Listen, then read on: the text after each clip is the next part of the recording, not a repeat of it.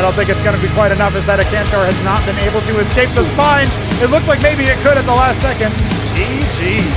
Where's that next Didact stasis? That's really what we need to see, as we've got 11 Zarkavicors getting splashed down. It doesn't matter. GG. With no other fire support, the plague fields are not enough. GG. AU64 pushes on, realizes, hold on a second, I can just stuff right through all the ground army. There's nothing here for Kasuga. Triple G.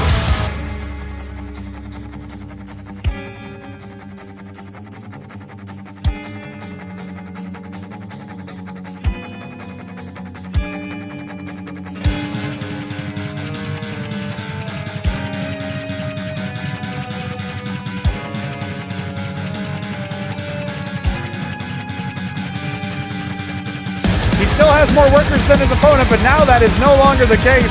No longer the truth. Kasuga has been demolished. HitEmUp 3-0s him, but they're all gone already, and the Eidolon count is out of control. He's got a dozen of them just ranging everything down. There's the drop at the extremists of the base. GG. AU64 proceeds to the semifinals. Oh, but it's the 1-2 punch. I can't believe that. Oh my god. And now hunting every single worker. Oh, he's gonna get hold of it. Oh my god. Storms get canceled. That may not have been what he wanted. Now he's on the surround. Now Krankendau pulls the ripcord. GG. Just like that, Neblime bites into it.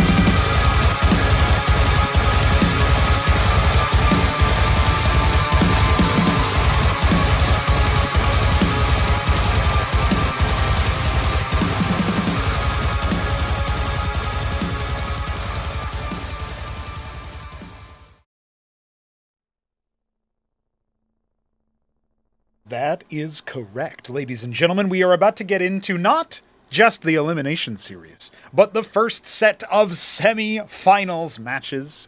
Well, I guess the only set, really, because there's going to be 2 of them coming at you thick and fast. We got 6 series of the playoffs, the Throneroom Stage of Acropolis number 3 to get through today. And we're going to go from left to right like any good Westerner, starting with Elimination 1A and building our way up all the way to Semifinal number 2. By the end of today, we shall know who is doing what and where everybody is. We will be sending 4 players home, packing goodbye. You will not continue your campaign within Acropolis number 3. And of course, if you had to talk predictions, I'm sure everybody's been waiting with bated breath, wondering what's gonna go down, what's gonna happen going into this next phase. Well, I'll tell you what's gonna happen. I'll tell you who's gonna go what and where's gonna go how. That's right. Ladies and gentlemen, Elimination 1A looms before us all. And I think it's worth talking a little bit to one of our players here. In fact, both of our players here gave interviews before their match went live. So I am pleased to bring you that map, that little interview there. Stand by as I configure my video device, because of course, who knows how to operate a broadcast? Well, we're finding out together right here, right now. So yeah, check it out.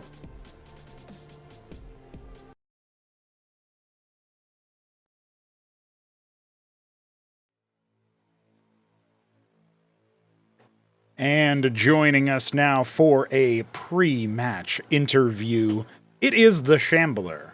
You are the higher seed in this series against Shopkeeper Dog, the favorite, in fact, and I'm catching you before any maps are selected. So, Shambler, tell me how you're feeling about this set, PVT. Do you feel like you're an easy shoo-in for the next round? I'll be pretty disappointed if I drop a game, the dog. Even though I'm coming in cold and haven't gotten a Terran practice in, he's no TopRamen. And I feel like I've got an understanding of the matchup now that he just can't compete unless he's like seriously leveled up. Yeah. Well, I mean, we did see none other than Shopkeeper Dog take Neblime down in what should have been 2 games, but actually only ended up being 1. One of the things that I always think about is maybe if Shopkeeper Dog doesn't defeat himself HitEmUp style, the mental game wise, then that could be a pretty scary opponent for you, or for anybody, really. And I also think that generally his TVZ ends up being pretty good, but he might end up exiting this tournament, and of course, if you have anything to say about it, he will exit this tournament without having an opportunity to show TVZ yet in the whole tournament. So with that in mind, do you feel like this matchup in particular behooves you? Do you feel like he's already kind of defeated himself before he even shows up? Or, is that something that you actually need to feel out whether or not has happened? Because I'm sure you caught that third game versus Kasuga where he just went double treasury and left. So, not exactly the most stalwart mental game there. Do you feel like this is a point where you're just going to have your easy dub in that respect? I feel like Terran versus Protoss is the most fair matchup, and it's also the matchup that I understand the second best. The first best being Protoss versus Zerg, but I don't think that's a fair matchup. So, so I think like I should smash here, and again he's not cool as a cucumber, when it comes to playing. So I feel like if I just win the first two matches, he will just collapse. So really, it's just a question of can I stay can I get the performance going cold and not fuck up my basic builds versus Terran, because it is fragile at the start. This is not going up before he plays. He won't be able to see this. No. Yeah, so if you think back to that first match versus TopRamen, yep. I feel like I got smashed there so hard exactly because I didn't do my build correctly, which is that if you mine gas too much versus a Terran, you end up getting like extra Hierophants and Ecclesias, to spend that down, and makes everything late. Right. Okay. But you can't fight Blackjack Man like that. Which led to Ramen having a lot more opportunities, even though there was some comeback on my end. Having a lot more opportunities to set me behind, as he did in that game, that just wouldn't exist if I had gotten my gas and mineral ratios correct. So if I can just get that going, I don't think Shopkeeper has the control of Ramen or the game plan of Ramen. And again, he's not consistent in terms of his morale. So if I can just, stick to my basics, off the top of my head, and not needlessly confuse things, I feel like it should just be a one-sided stomp. Okay. One thing I do want to briefly touch on before I ask you just one final question about this particular head-to-head, like this matchup racially, PVT. On the match against Hamster, one of the things you said at one point, I think it was in the chat actually, during the cast of those games, or after they had concluded, was that you felt like you didn't respond well, like kind of mentally, when it comes to, a cheese got the better of you, or a Gorg maneuver got the better of you. Like the mental reset between games was some area where maybe you had struggled. Do you feel like now that you've had the experience already in the tournament setting of dealing with that particular dynamic, that it's not as much of a concern for you, especially against an opponent where you already feel like you've got the mental edge? Is that something that you feel like you've already been able to put into practice? I just have made it a rule now that if I lose a game pretty one-sidedly, I'm enough to curse out loud, then I'm just going to ask for a 5-minute break. Because a lot of that Hamster's, like, I played a lot. The replays are in there, right? I played a lot versus Hamster, and I feel like we both really underperformed. I feel like if you took the me that was in those practice games and put him against the Hamster that showed up to our matches, I think that me just smashes him with all his cheese and stuff. And the vice versa, I feel like I really dropped the ball in my series versus Hamster, and I let him get under my skin, and that's not going to happen again. I'm just not going to let it happen. If I'm too tilted, I'm asking for the break, and then I'll come back balanced and adapt the way I needed to, like I did with TopRamen. Yeah, fair enough. And that Ramen series, I felt like obviously it was all 5 games. It was very close. Even the match on Mass Destruction, where maybe you could have ended at 3-1, that was a very back and forth banger of a match. And I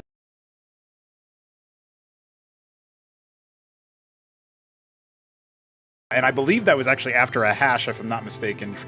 I pieced together that from looking at some of the chat logs afterwards. Yeah, you guys we basically practiced against each other because that one went long. Oh, okay. So it was two long mass destruction games back to back. Yeah. So just sort of thinking about that one, you said earlier that Shopkeeper Dog is no TopRamen. And, you know, TopRamen himself has been talking about how he doesn't think he's going to make the same mistakes that he made against you, against Kasuga in the forthcoming matchup, the fourth and final Elimination 1 matchup that we've got going on here. And that same, you know, PVT kind of setup. With that being said, do you feel like the way that you practiced and of course played and won out against TopRamen has really well prepared you for this matchup in that way? Or do you, more so in accordance with your previous answers, kind of just feel like this is, even if that hadn't gone your way and you wound up against Shopkeeper Dog, despite that, this is just a head-to-head where you feel really confident? Because you did beat him, although it took 5 games, you did beat him in the tribunal stage. You feel like this one is going to be a much more one-sided affair? Yeah, the ramen games really just have convinced me that Shopkeeper is just not going to stand a chance. A lot of the pieces to the puzzle fit together while I was playing against Ramen and grinding to get ready for Ramen. So it's just, I feel like I just have a solid grasp on the matchup, and Shopkeeper doesn't, based off what practice I've had against him before the Ramen games. And unless he's like really leveled up, and it doesn't sound like he has, from what I've seen, I just don't think that we're on the same level in terms of actually understanding how the matchup is supposed to flow and how things actually go. Fair enough, fair enough. Well, it looks like the veto is just about to begin, so I'll let you get to that. Thank you for your words beforehand, Shambler, and good luck in your match versus Shopkeeper Dog. I think it will be an exciting one, regardless of the scoreline. Well, I hope to at least be entertaining in my victory.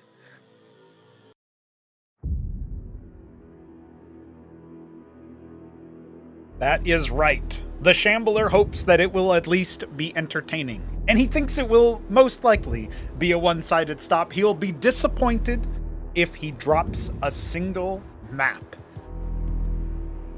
Of course, the Shambler has been one of our more storied players for some time now.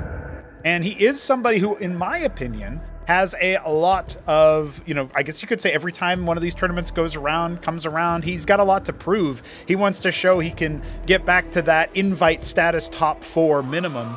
Seems like every time a tournament comes around, he is gunning for that sort of thing. But gone are the days where we see the Shambler in the grand finals. He's already been relegated to the lower bracket after dropping his quarterfinal match against Hamster.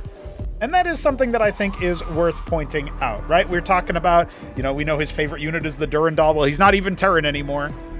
Of course, thinking that the Protoss versus Terran matchup seems to be the most balanced to him. That is in stark contrast to his opponent, Shopkeeper Dog, who is maybe a little bit more on the other side of that round. So here we find it. You know, this is the story so far for the Shambler. Battlements Group C wasn't quite kind to him. In fact, his performance, despite the fact that he ends up getting out, he gets out with less wins, or I should say more losses than his other compatriot there, Doglift, also an American Protoss, who doesn't make it out of the group. Wasn't able to convert any matches against Jack. We end up seeing him take one match against Hamster, but then we find out Hamster is trying to do some weird style-on move, as Hamster sometimes does, and then locked in for the remaining matches. Of course, he does upset TopRamen. We talked about that in that interview. Feels like that gave him a lot of experience going into any other Terrans in the tournament, that he could at the very least do some damage with his Protoss. And as mentioned before, doesn't really think Shopkeeper Dog is much of a competition for him. Of course, Hamster was certainly competition. Some choice highlight moves there that we saw in the intro scene. But it's not all about the Shambler, now is it? Sometimes it's about who you got on the other side. So, why don't we take a gander? Why don't we take a listen to what Shopkeeper Dog had to say for himself?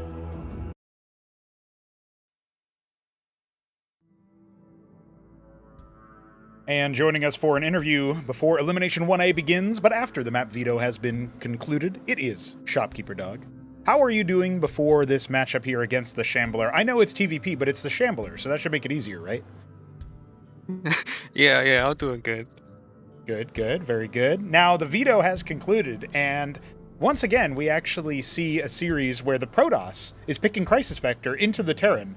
The Shambler has done this in the past, and of course other Protosses have done this in the past, but I've got it on good authority that Neblime actually thinks that this is a good map for Terran. How do you feel about this veto overall? Doesn't have to be Crisis Vector specific, just talk to me about the maps that end up coming through. Blackwater, Serenity, Near Impact, Crisis Vector, Mass Destruction. Any favorites here? Any happiness here? Any unhappiness here? I'm glad I got Serenity. I think that's a good map for me. And yeah, I'm glad I got a chance to ban Brainstorm too, because I don't like that map. Just for this matchup.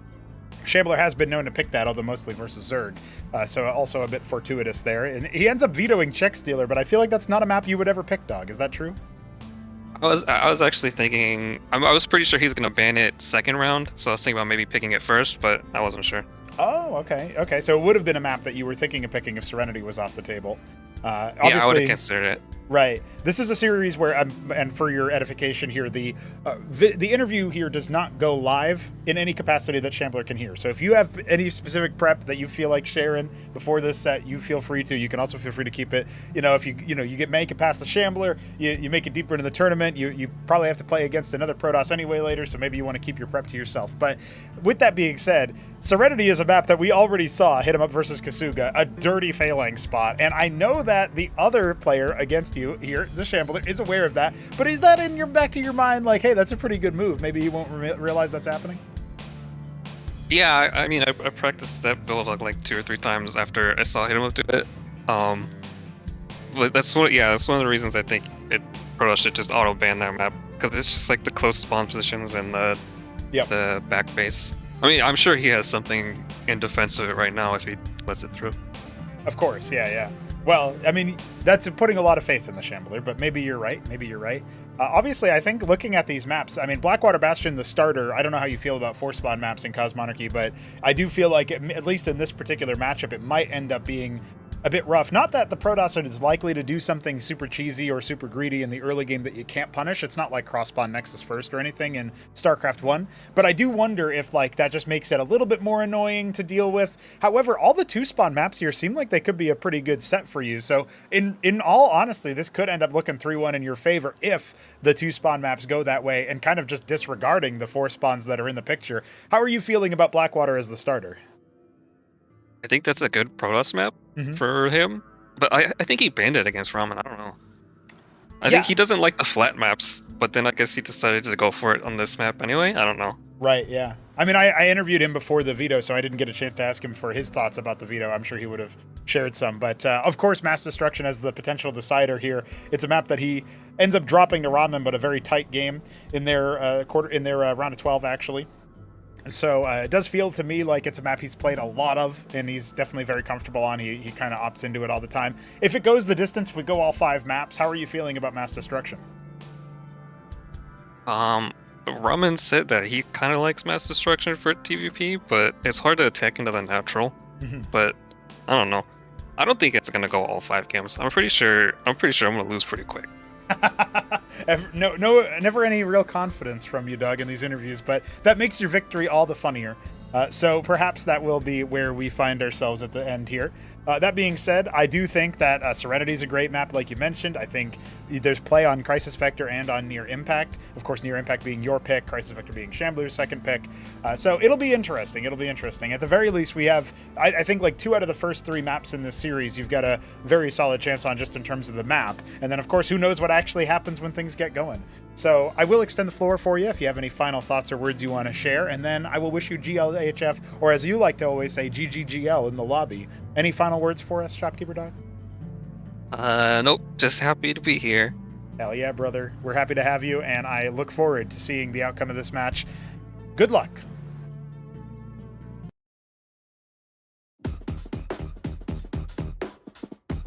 Good luck. Does he even need it? The veto that he was provided in this series is a layup for any other Terran versus any other Protoss. Shopkeeper Dog rocking out here with Serenity, with Crisis Vector that his opponent picks.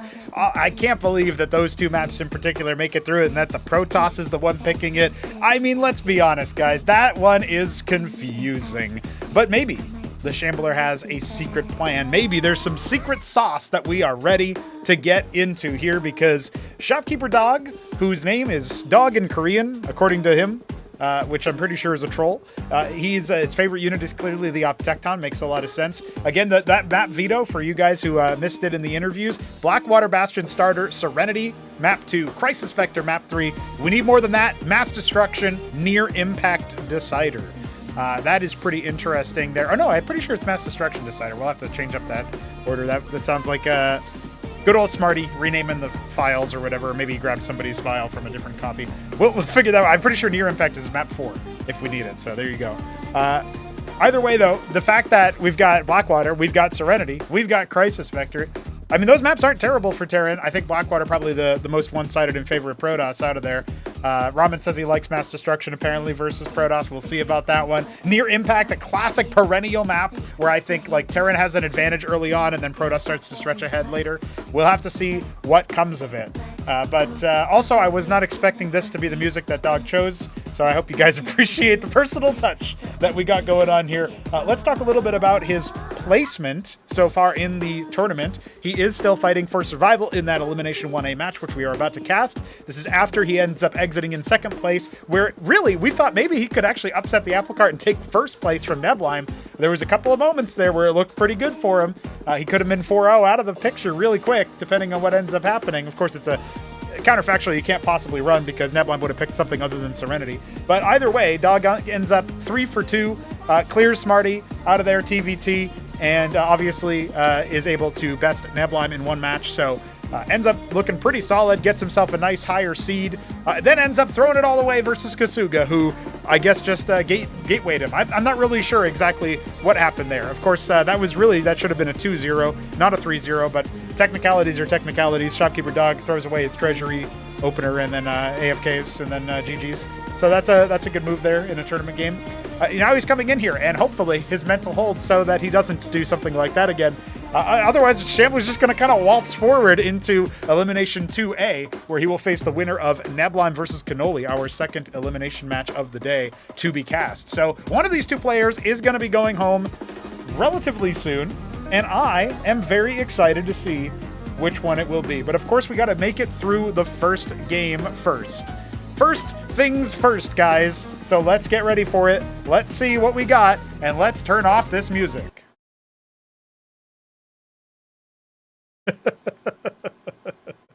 All right, lads and lasses, we are getting into a very important series of events. We have Shopkeeper Dog in the bottom left of Blackwater Bastion as our red Terran, and we have the Shambler in the bottom right as our brown Protoss.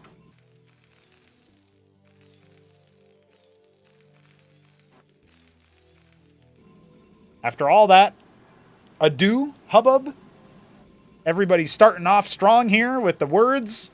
The Shambler saying, I'll be disappointed if I drop a map. Shopkeeper Dog saying, I'm going to lose fast, guys. Isn't it just beautiful? Isn't it exactly what you had in mind? Fulcrum start, gateway start.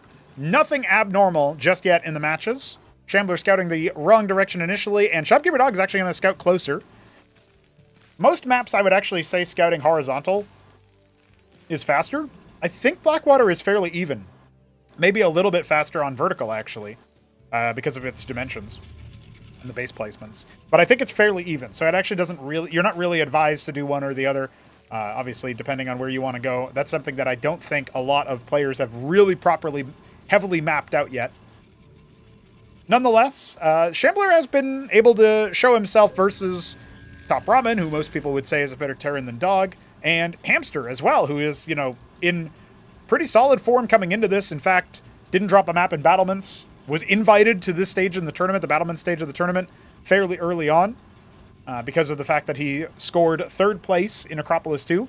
And so for Shambler to be able to bloody Hamster, you can say what you want about, oh, maybe Hamster was sandbagging, trying an interesting strategy like Hamster does. Bottom line is, on the record, we got to say, Shambler ends up posting that. He gets the better of Ramen in 5 games. Definitely coming in here as a favorite, with Shopkeeper Dog being the underdog. I saw that in chat, talking about the Shopkeeper underdog. Under Shopkeeper Dog, something like that. Draken in first, which is interesting because it's already something a little bit different than what we are used to seeing. Normally we see Hierophant first.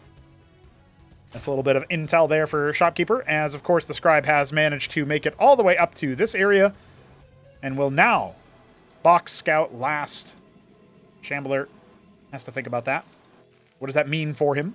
I don't really think it matters a huge deal for the super early stage of the opening, but, you know, if your opponent was doing something greedy, which Shopkeeper Dog has been known to do sometimes, although not lately, that is something that you got to think about.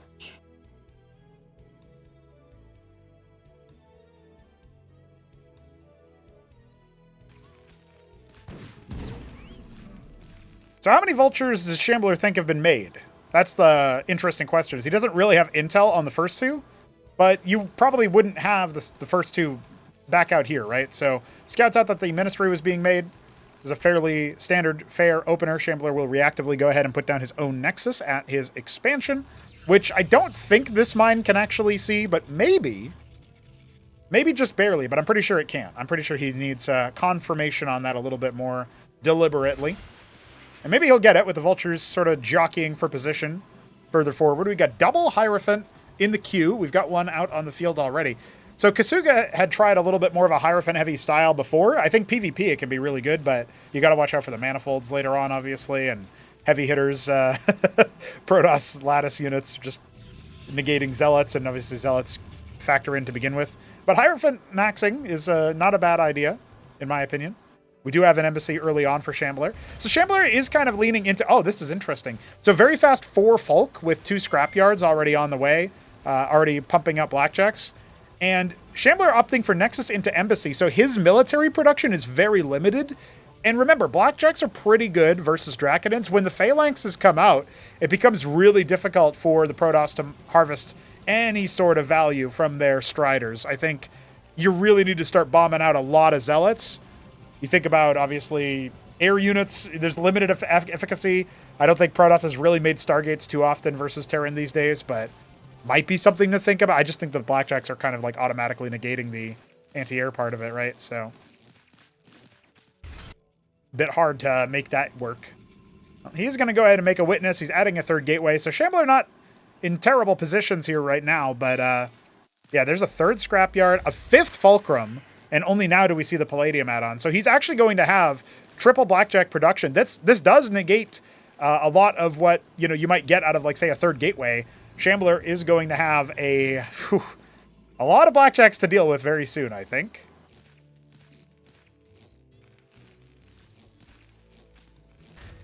We'll see what his I guess 5th add-on is, if it's going to be a 2nd Palladium or what. We also see a star pad coming for Shopkeeper Dog. So definitely investing quite a bit into that early game power. He's behind in workers a little bit here, but nothing too significant to write home about. It's kind of funny because his ministry was done before the Nexus, but nonetheless, Shambler can stretch even further ahead with the embassy as his witness has popped out. He's actually got one in the base and sees the 2nd Palladium coming. So that's his 2nd witness, which he can watch the military from. I think when you're the Shambler and you're seeing this kind of, military presence, I think you do have to start respecting that quite a bit. You have to start thinking to yourself, okay, like, well, hold on. It's kind of funky. The army positioning here looks like anti-drop, but I don't know if Shambler went deep enough with his witness to spot these blackjacks out. Like, does he have a complete read on how many blackjacks there are? I feel like Shambler should not be attacking right now. This feels very dangerous. The mines are obviously the early warning system here for Dog. And of course, his vultures will act as that as well. If I'm in his position, yeah, I try to extricate as many vultures as I can. Laying down the last mine that he's got, last couple. But, you've got 2 Palladiums out for double Phalanx production. You got triple Blackjack production. Like, you can swarm the army really easily here if it oversteps, right? That's like a big if, but now these vultures are actually going to come on in and scout out the Arden Authority at the natural. They'll be able to pick a single scribe. Of course, we do have a small handful of Striders out here from the rally point, it looks like. Cheekily putting down the last mine there to block. Oh no, the worker! Oh, the worker blocked him. Blocked him in. He might still be able to get a kill. Yeah, there you go.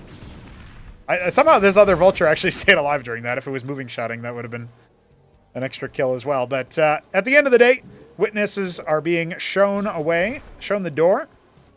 Shooed away. And there's a Trojan on the way as well. I wonder if he's just going to scrape one of his phalanxes up into that Trojan and then shove that bad boy down here somewhere. But the Wardens are expertly placed here by the Shambler to negate any drop in the mineral line of the natural. Unfortunately, he is getting clogged up on his way out, so he loses a Strider for free so far. Yeah, Dog's push timing is actually really scary. We do have the first Acantor coming. I really don't like Acantors into this, though. I feel like you almost need, like, really a large number of gateways and try to, like, slow down the push as it comes in. Unfortunately, though, oh, that Anseal on the front lines, that's going to be brought down very quickly.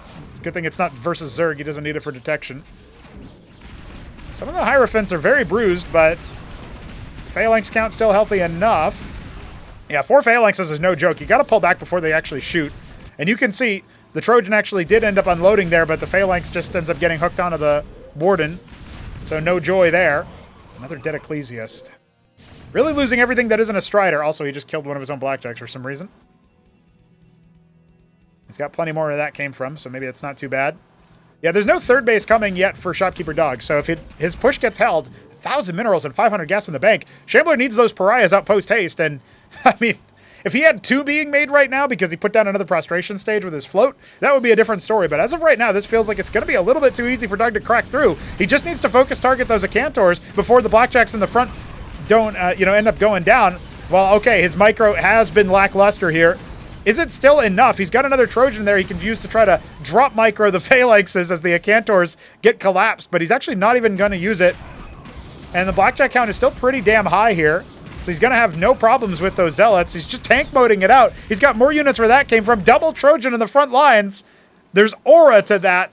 And it looks like Shambler might end up dropping his first map pick. Remember, map 2 is Serenity, guys. I don't see how Shambler's going to get away with this. He had so much money in the bank there. He's adding a Warden just sort of randomly in the middle. His Pariah's already lost shields. No hope for it to get out of the dodge. Yeah, he's not going to get another Pariah out of that frustration stage. He could warp in a Crucible right now and it wouldn't finish. Not with this many Phalanxes and Blackjacks knocking down the door. Trojan just spying on it. I don't know if Dog realizes how far ahead he really is. He just snipes out all the tech, and with it go Shambler's hopes in game 1. GG. Well, just like that, Shopkeeper Dog in sub 10 minutes posts his first dub in the series. And whew, if you thought this is going to be straightforward, I guess, remember, Shambler said he'd be disappointed if he drops a map. He's already disappointed, boys. It's happening.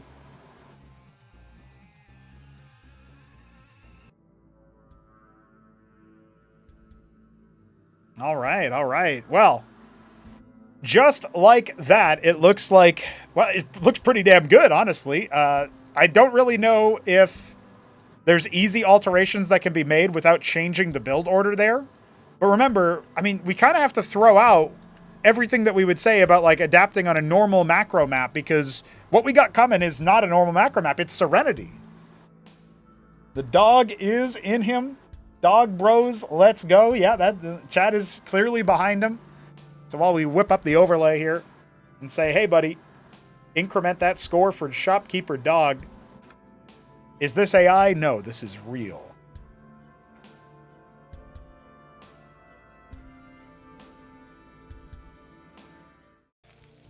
Here we are.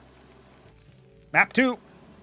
The Shambler sits here as the Black Protoss in the top right.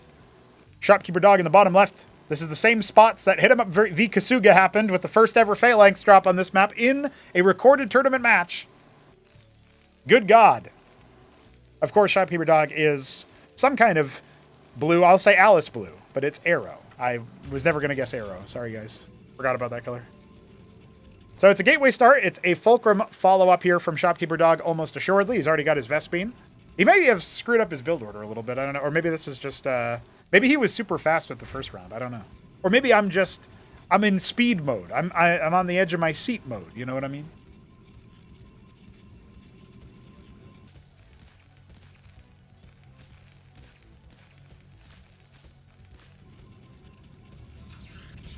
Second gateway on the way for the Shambler. And, I mean, if this one goes the way of Dog, based on the map alone, you'd have to give him a little bit of favoritism.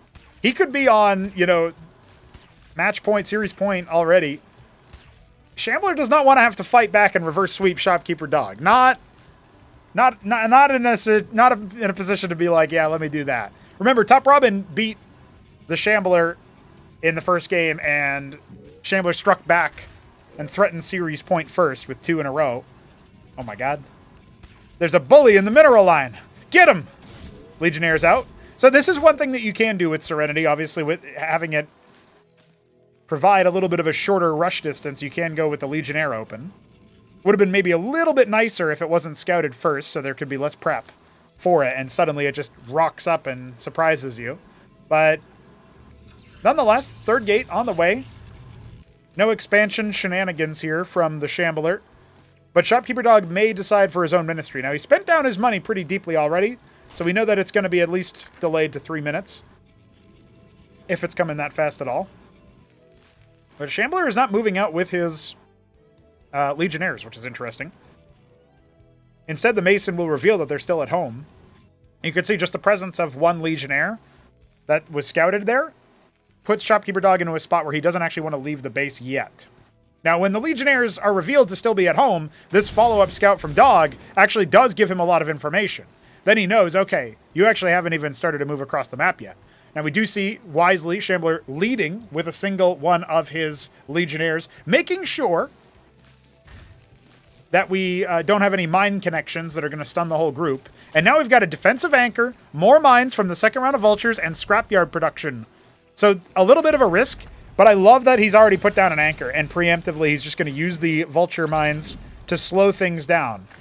Oh, and Matador first, and then a Blackjack after. That's not bad. Now remember, the projectiles do miss the target during the teleportation. So this is still going to be a deceptively tanky set of Legionnaires. Unfortunately, some of them were stunned, and others were just coming down from the rally. And while he picks the first 2 Vultures, the anchor is up. It's a little bit too much. Matador deploys. It has 4 armor. You deal 6 damage to it instead of 10. Just an unreasonable amount of damage reduction for the Legionnaires alone to deal with. Dancing back and forth. Legionnaire still threatening to try to overcome. Does end up camping right on top of the Blackjacks. That's really good timing for Shambler. He could maybe try to pressure the scrapyards next. And Shopkeeper Dog still kind of forced back. Loses 3 Blackjacks for less Legionnaires than that. Now going after the scrapyards. I love this play because it does force Shopkeeper Dog to rethink things. And this is completely off the game plan, right? I don't think Shopkeeper Dog ever practiced versus a Legionnaire spammer. Dirty Legionnaire spammers now switching into some Hierophant production, as well as a single Zealot. You can see he wants to see if he can deal with this Matador from afar. And he has dealt with the scrapyards, but there's still a couple more Blackjacks coming out that were started before the scrapyards ended. Now going after the mineral line, but that's an easy drill. This might be a bit of a throwaway with regards to the Legionnaires. You can see him teleporting just to disengage, so he doesn't actually have to worry about anything else, and he'll teleport, try to maybe bop the scrapyards. He doesn't have the DPS left over anymore. Now, he has a lot of Zealots, and the Hierophant is almost here. I feel like if he had a round of Striders, like Dracodons in particular... Oh man, he's got a couple idle workers at home. Unforced error for sure. But I do think that this is an opportunity for the Shambler to just build on this advantage. Problem is, his worker advantage was the 3 workers that were there, right? And so they've been tasked already. Got to fall back now as the anchor has airlifted over to the next location. That Matador ends up being pretty instrumental. If it was just another Blackjack, you could have pounced on it with the Legionnaires, and this game would have been long over, I feel like.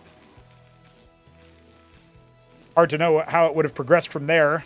Would have had to hope that he ran into the mineral line or something and took care of business that way. Having to reinvest in the scrapyards. They're not so expensive, but the 3rd Fulcrum has been put down. Palladium on the way. I will say, good crisis management out of here, out of Shopkeeper Dog in this game. Didn't just fall over like Shambler was probably hoping. Even still, an impressive 4-gate, gateway-heavy military over here with the Warden for anti-drop. But I think we know what's coming next. And without a drop to counter this, Shambler needs to be setting up with Hierophants and Striders out here to catch the Trojan, right? That is his one chance, because if the Trojan with the Phalanx gets behind enemy lines, you can probably call this for the all-in. Shambler will need to win just by smashing through the enemy's base. We have a Ministry started. We're presumably going to have a second Phalanx. He is going with the first Phalanx. He's going with timing here. So that is an opportunity here. There's like a couple of ways this can play out. Shambler will either break him on the push, although this many Blackjacks is really hard to break him. There's still more coming. Not at all ready for this. Not at all ready to tag it. He's going to put down a Nexus instead. I don't think Shambler has accounted for this at all. Shopkeeper Dog said he probably has something, some defense for it. No, it doesn't look like it to me, man. Doesn't look like it to me.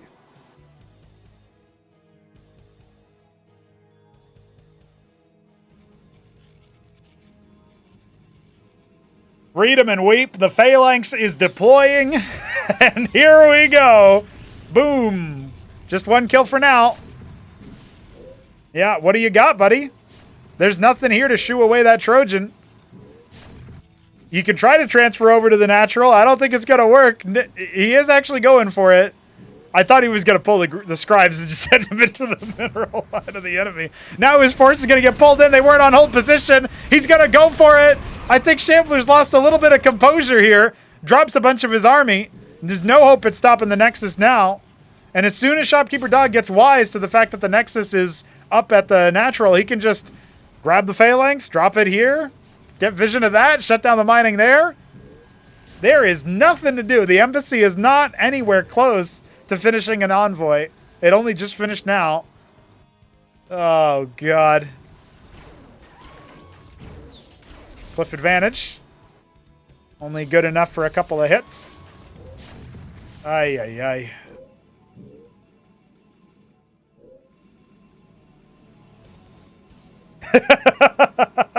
Shambler has had some bad experiences on Serenity. 6 pooled by Hamster. 4 gated by Dog Lived. Phalanx dropped by Shopkeeper Dog. I mean, it's just ridiculous.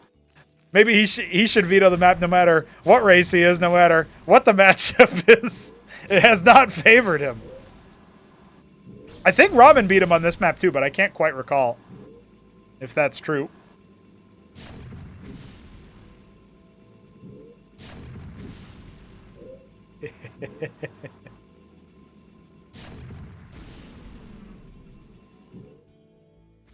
Well, he's going to send the army across, but there's an entrenched position with 21 Blackjacks. Shopkeeper Dog's just having too much fun, so his 7 Masons will remain idle. Another Fulcrum on the way. I guess the military units will take priority. And that's the idea here or something. I'm not really entirely sure, to be honest. Trojan's actually been beaten up a little bit. I will say, Shambler has recovered a little bit from the economic deficit imposed by the Phalanx. The problem is he's down 10 workers, so... Only lost 3 of them. Now here comes the push from Dog.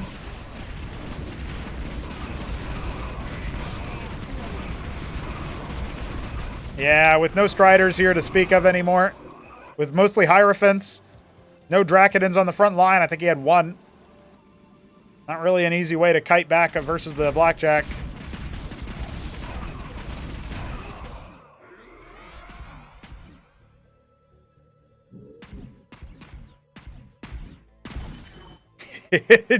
Neutron in the chat. Not a very serene map, yeah. Not a very serene map after all. Absolutely the case. I don't see an easy way for Shambler to stop the Blackjacks from pushing forward. He's doing well in that little fight up there with the cliff advantage, but when that goes away, he's not going to have that many units left to throw at the problem. The Blackjacks can deal with the front line. The Phalanxes can deal with the back line. Anseal getting sniped is pretty good, but there's another one where that came from, and oh, the splatter. A lot of those Dracodons are also very low. One of them even getting hit by the splash on the way out. And Shambler calls for a 5-minute break. He said before he'd only do that if he got tilted. Maybe that is the case. Shopkeeper Dog is now up 2-0 in the set. Let's see if Shambler can strike back. He's going to have to do it the hardest possible way. I'm not willing to write him off yet. I'm not willing to say it's over yet. But I will admit to you guys, it does not look hot for our American Protoss.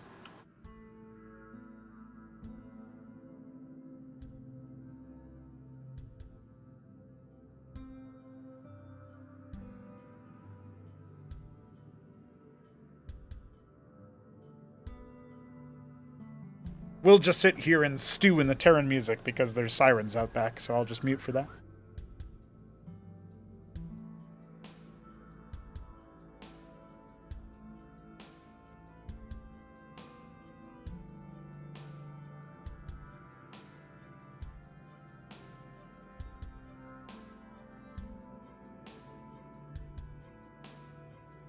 Unbelievable scenes so far in Elimination 1A. Shopkeeper Dog scoring 2 dubs already. And it's not really like it gets easier from here. The Shambler needs to beat him on Crisis Vector, a map where Shopkeeper Dog almost took down Neblime, if he wants a chance at extending the series. I'm not saying he can't do it. I'm just saying it won't be easy. So, let's see what awaits us here. Ladies and gentlemen, the Shambler is in the top left as Arturian Purple Protoss. And we've got Shopkeeper Dog in the bottom right. I believe he is Mango Terran.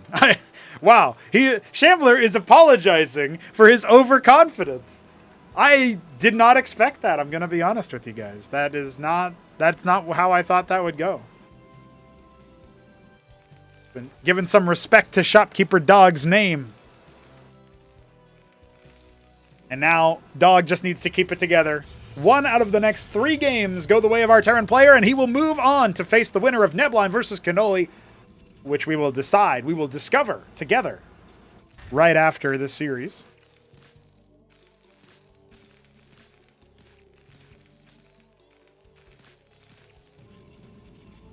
We'll have to see who's the real underdog.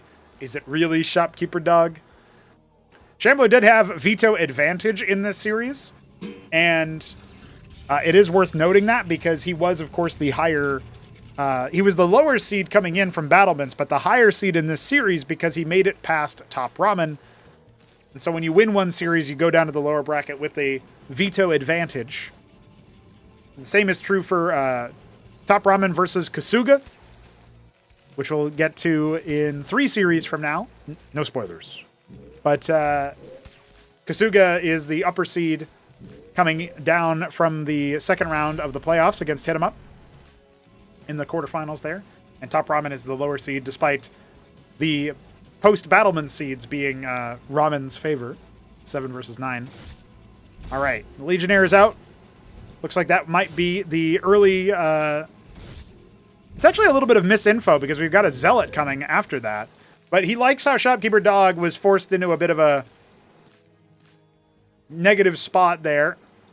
A defensive maneuver, courtesy of the Legionnaires. And so if he can make Shopkeeper Dog respond that way, but then have more firepower, more staying power, then maybe it doesn't really matter if he goes the Legionnaire style. But, I mean, the secondary Mason Scout actually only sees 1 Legionnaire. So are there going to be some thoughts about that? Oh, no. Okay, he got it. I wasn't sure how long it would stay alive. All right, 4 Vulture, probably straight into the scrapyard. You can see the anchor response already here for Shopkeeper Dog. This is a build he has considered as a response. We've got Legionnaire, Zealot, Drakodin, and we've got more Zealots and more Drakodins on the way. So that seems to be the MO here for Shambler. He could throw down another gateway. Does he want to expand behind this instead? I guess so, yeah. So he's actually gone for the Legionnaire fake out just to put Shopkeeper Dog into a more defensive posture, right? And all the Vultures lay their mines defensively. Do we have any mines left? We do. We actually have 4 mines left between these 2 second round Vultures. He's going to have the Blackjacks and the Anchors. And the Nexus is all the way on the way. So Shambler is actually going to play more towards the macro style. This is a really nice mind game from him. Impressive stuff there. So what's the follow-up going to be? The Shopkeeper Dog won't have as steady an expansion timing, won't have as steady an economy, won't have the same push timing as before. Maybe that'll be enough time for more Cantors and Pariahs to come out if we're going to see a repeat of Blackwater Bastion. Of course, horizontal spawns or vertical spawns on Blackwater are a little bit shorter than Crisis Vector's rush distance. So that's also another factor. If Terran doesn't have to push for as long or as far, then you don't have to worry as much about the timing. Now, Shopkeeper Dog has clearly figured out he's been faked out, and he's actually delaying military units so he can put down another ministry. Get that expansion going. Very nice. Embassy on the way. Third gate on the way. Shambler just going to grab everything that he feels he needs for the macro game here. So how long does Shopkeeper Dog stay behind for? He's at 3 worker deficit right now. That's only going to increase with the second Nexus starting to pay out dividends, although it is in Vespine so far.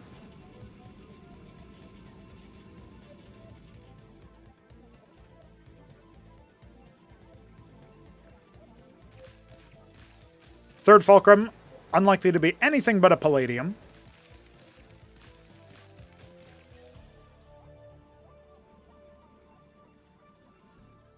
Those 4 Survivor Mines end up getting laid on the doorstep of the Shambler, and specifically his third base.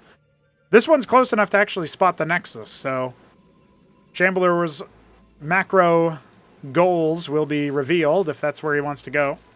Fourth Fulcrum now. Still no star pad.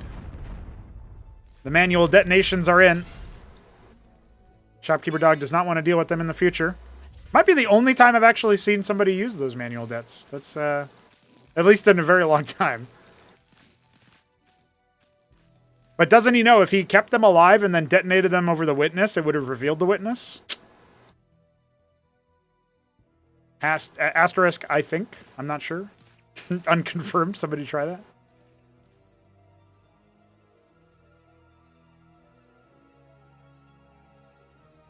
Vultures will sweep on over, and eventually they should arrive at the natural and see Ardent Gateway. Actually, there's no defense for the workers here. So there's an opportunity, in theory, for these vultures to get some damage.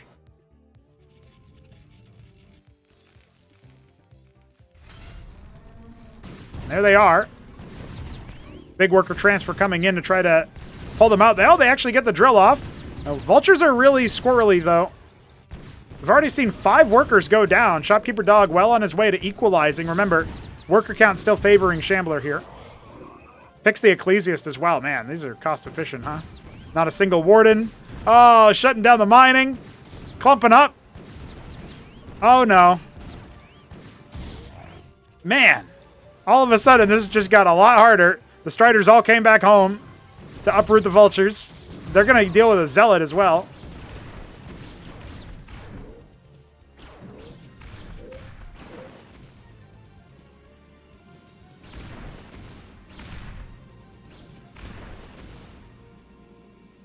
All right.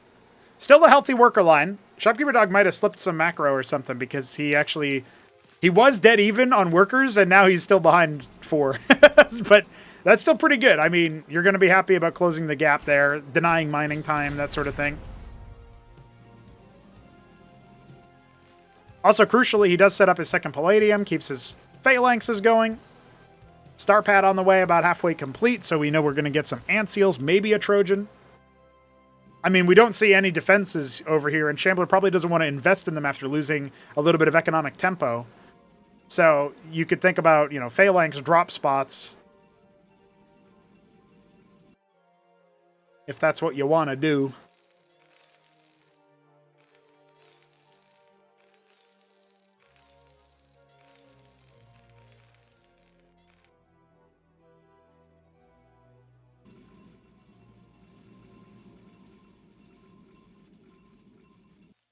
Anseal on the way, double Phalanx, triple Blackjack. That seems to be the new ratio Shopkeeper Dog likes. He's going to leave with 2 fully stocked anchors full of Blackjacks.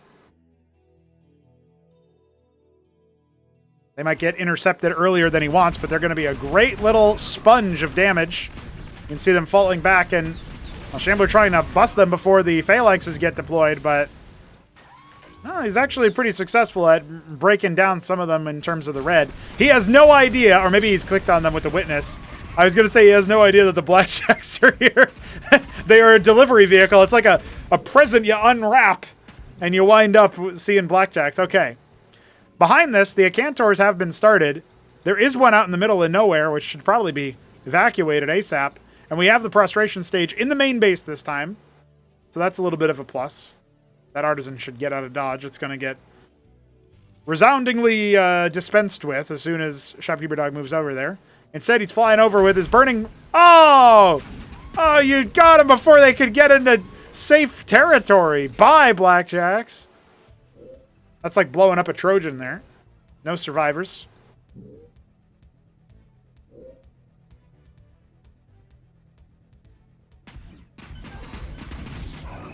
Gonna need to see some cost efficiency here from the Shambler, as he is behind in terms of military in a big way. Got a bunch of Zealots on the way, but it's gonna be a while before they show up. That Acantor has already done some pretty good damage, but the Phalanxes are deployed, and you gotta fall back as soon as the Zealots start to die. Oh, buddy. Be careful now. I'd say if Shambler fell back like 2 seconds earlier than that, would have been a different story. He needs to make sure he keeps his Acantor alive. The area damage is what matters here. Oh, it just gets crushed. The second one has been done in the meantime. Anseal finally being brought down. Blackjacks might be thinned out, but he would need to get melee range with those Draconins, and with no Ecclesiast. Well, never mind. One of them did fall further down and speed them up. Oh, the Acantor getting picked by the Blackjacks is so painful. Could have turned around and gotten a couple of kills. There's a Trojan here as well for the elevator or for some kind of harassment drop if need be. Oh, no, instead it's over on this side. There's already one dropped that's got a couple of frags onto the workers. Shambler routed a little bit further back. He needs to keep taking pot shots with the Acantors. He needs to do something about the Phalanx count, but he doesn't really have enough. Oh, the focus fire was there from Dog as well to crush that Acantor. The splits are okay, but you need to close the distance. You need to stop the Phalanxes from killing your Striders, and he still hasn't done anything about this one. It's up to 12 kills in the main base. And Shopkeeper Dog continues to push the army back. The scribes rotate downward, but our first pariah is finishing only now. And Shambler's on the typing.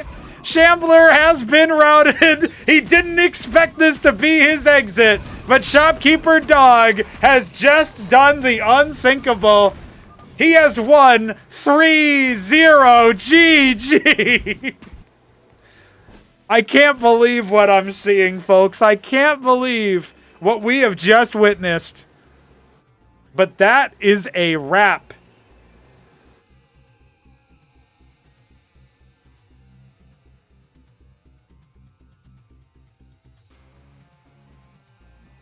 Unreal. Unreal. You know what this calls for? I gotta play his music again. The Shopkeeper Dog has just waltzed into Elimination 2A. He'll face the winner of Neblime versus Canoli, which we got to find out. 3 games, and some of them on the quicker side, others not so much. I was not expecting this kind of output. GG indeed. And how can Shopkeeper Dog rage against the matchup? How can Shopkeeper Dog talk about how PvT is so easy and TVP is so impossible when he just rocks up in 3-0s? I guess we'll have to see. I guess we'll have to see.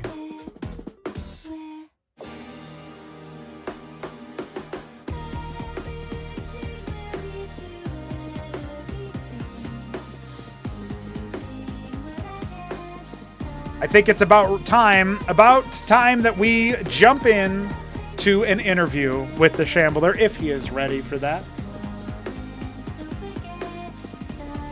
I will have to give him a quick ping.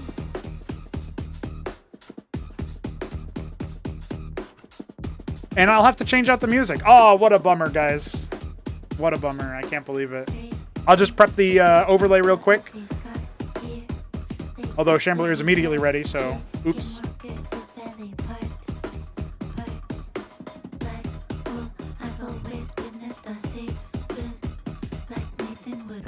I gotta be honest, guys. I was not expecting that. I thought we would still be here, or maybe it would be the other way around. But Shopkeeper Dog has done it, and that puts us in an interesting position. It's all nothing until it's everything. That's his background music, and apparently it's all OP, it's all unbalanced, it's all impossible until he wins. That's That's the new title of the sequel to the song, you know what I mean?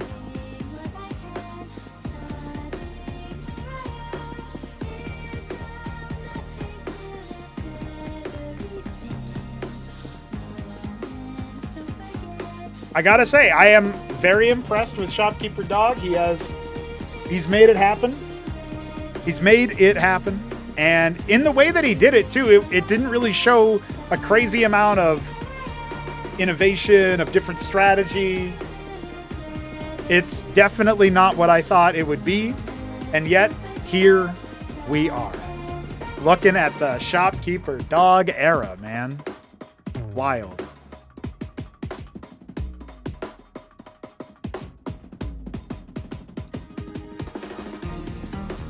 Well, he's still going to have to, most likely, if we're honest about the next match and who's favorited, he's going to have to play TVP some more. So I hope he's comfy. I hope he's happy. I don't think anybody would have predicted this exact result, even if you thought he might upset the apple cart and win. I don't think you thought he was going to do it in this manner, in this way. I feel like the odds of people assuming that, pretty slim, for sure. But here we go anyway. He's definitely doing a damn sight better than his last finish. We talked about Battlement Stage. That's where we saw him last in Acropolis 2. That's where we saw him off. He was gone. See you later. And yet here we are looking at him get a little bit deeper. Survive the first test in the elimination bracket.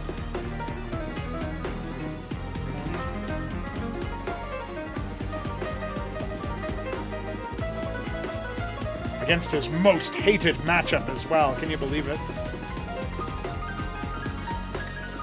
So our story continues.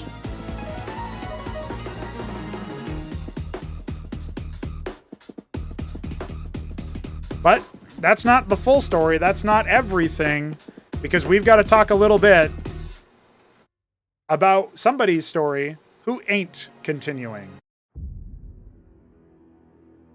Unfortunately, this is where we say goodbye to the Shambler, but the man is here, waiting for the moment to give his goodbyes on stream, which I am very grateful for.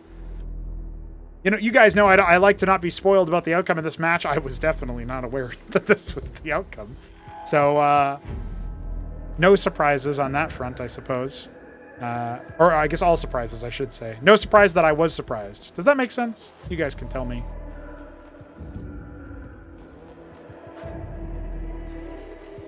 So now that I have just about wrangled the overlay here,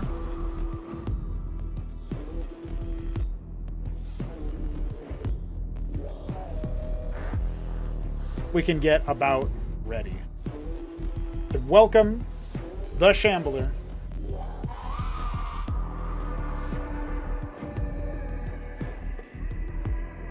Hello, Shambleman. Are you with us? Howdy. Yes, you are with us. Let me just, oh no, I've already got the audio set up, so you're good to go. I gotta turn your background music down a little bit, I think. But other than that, we're good.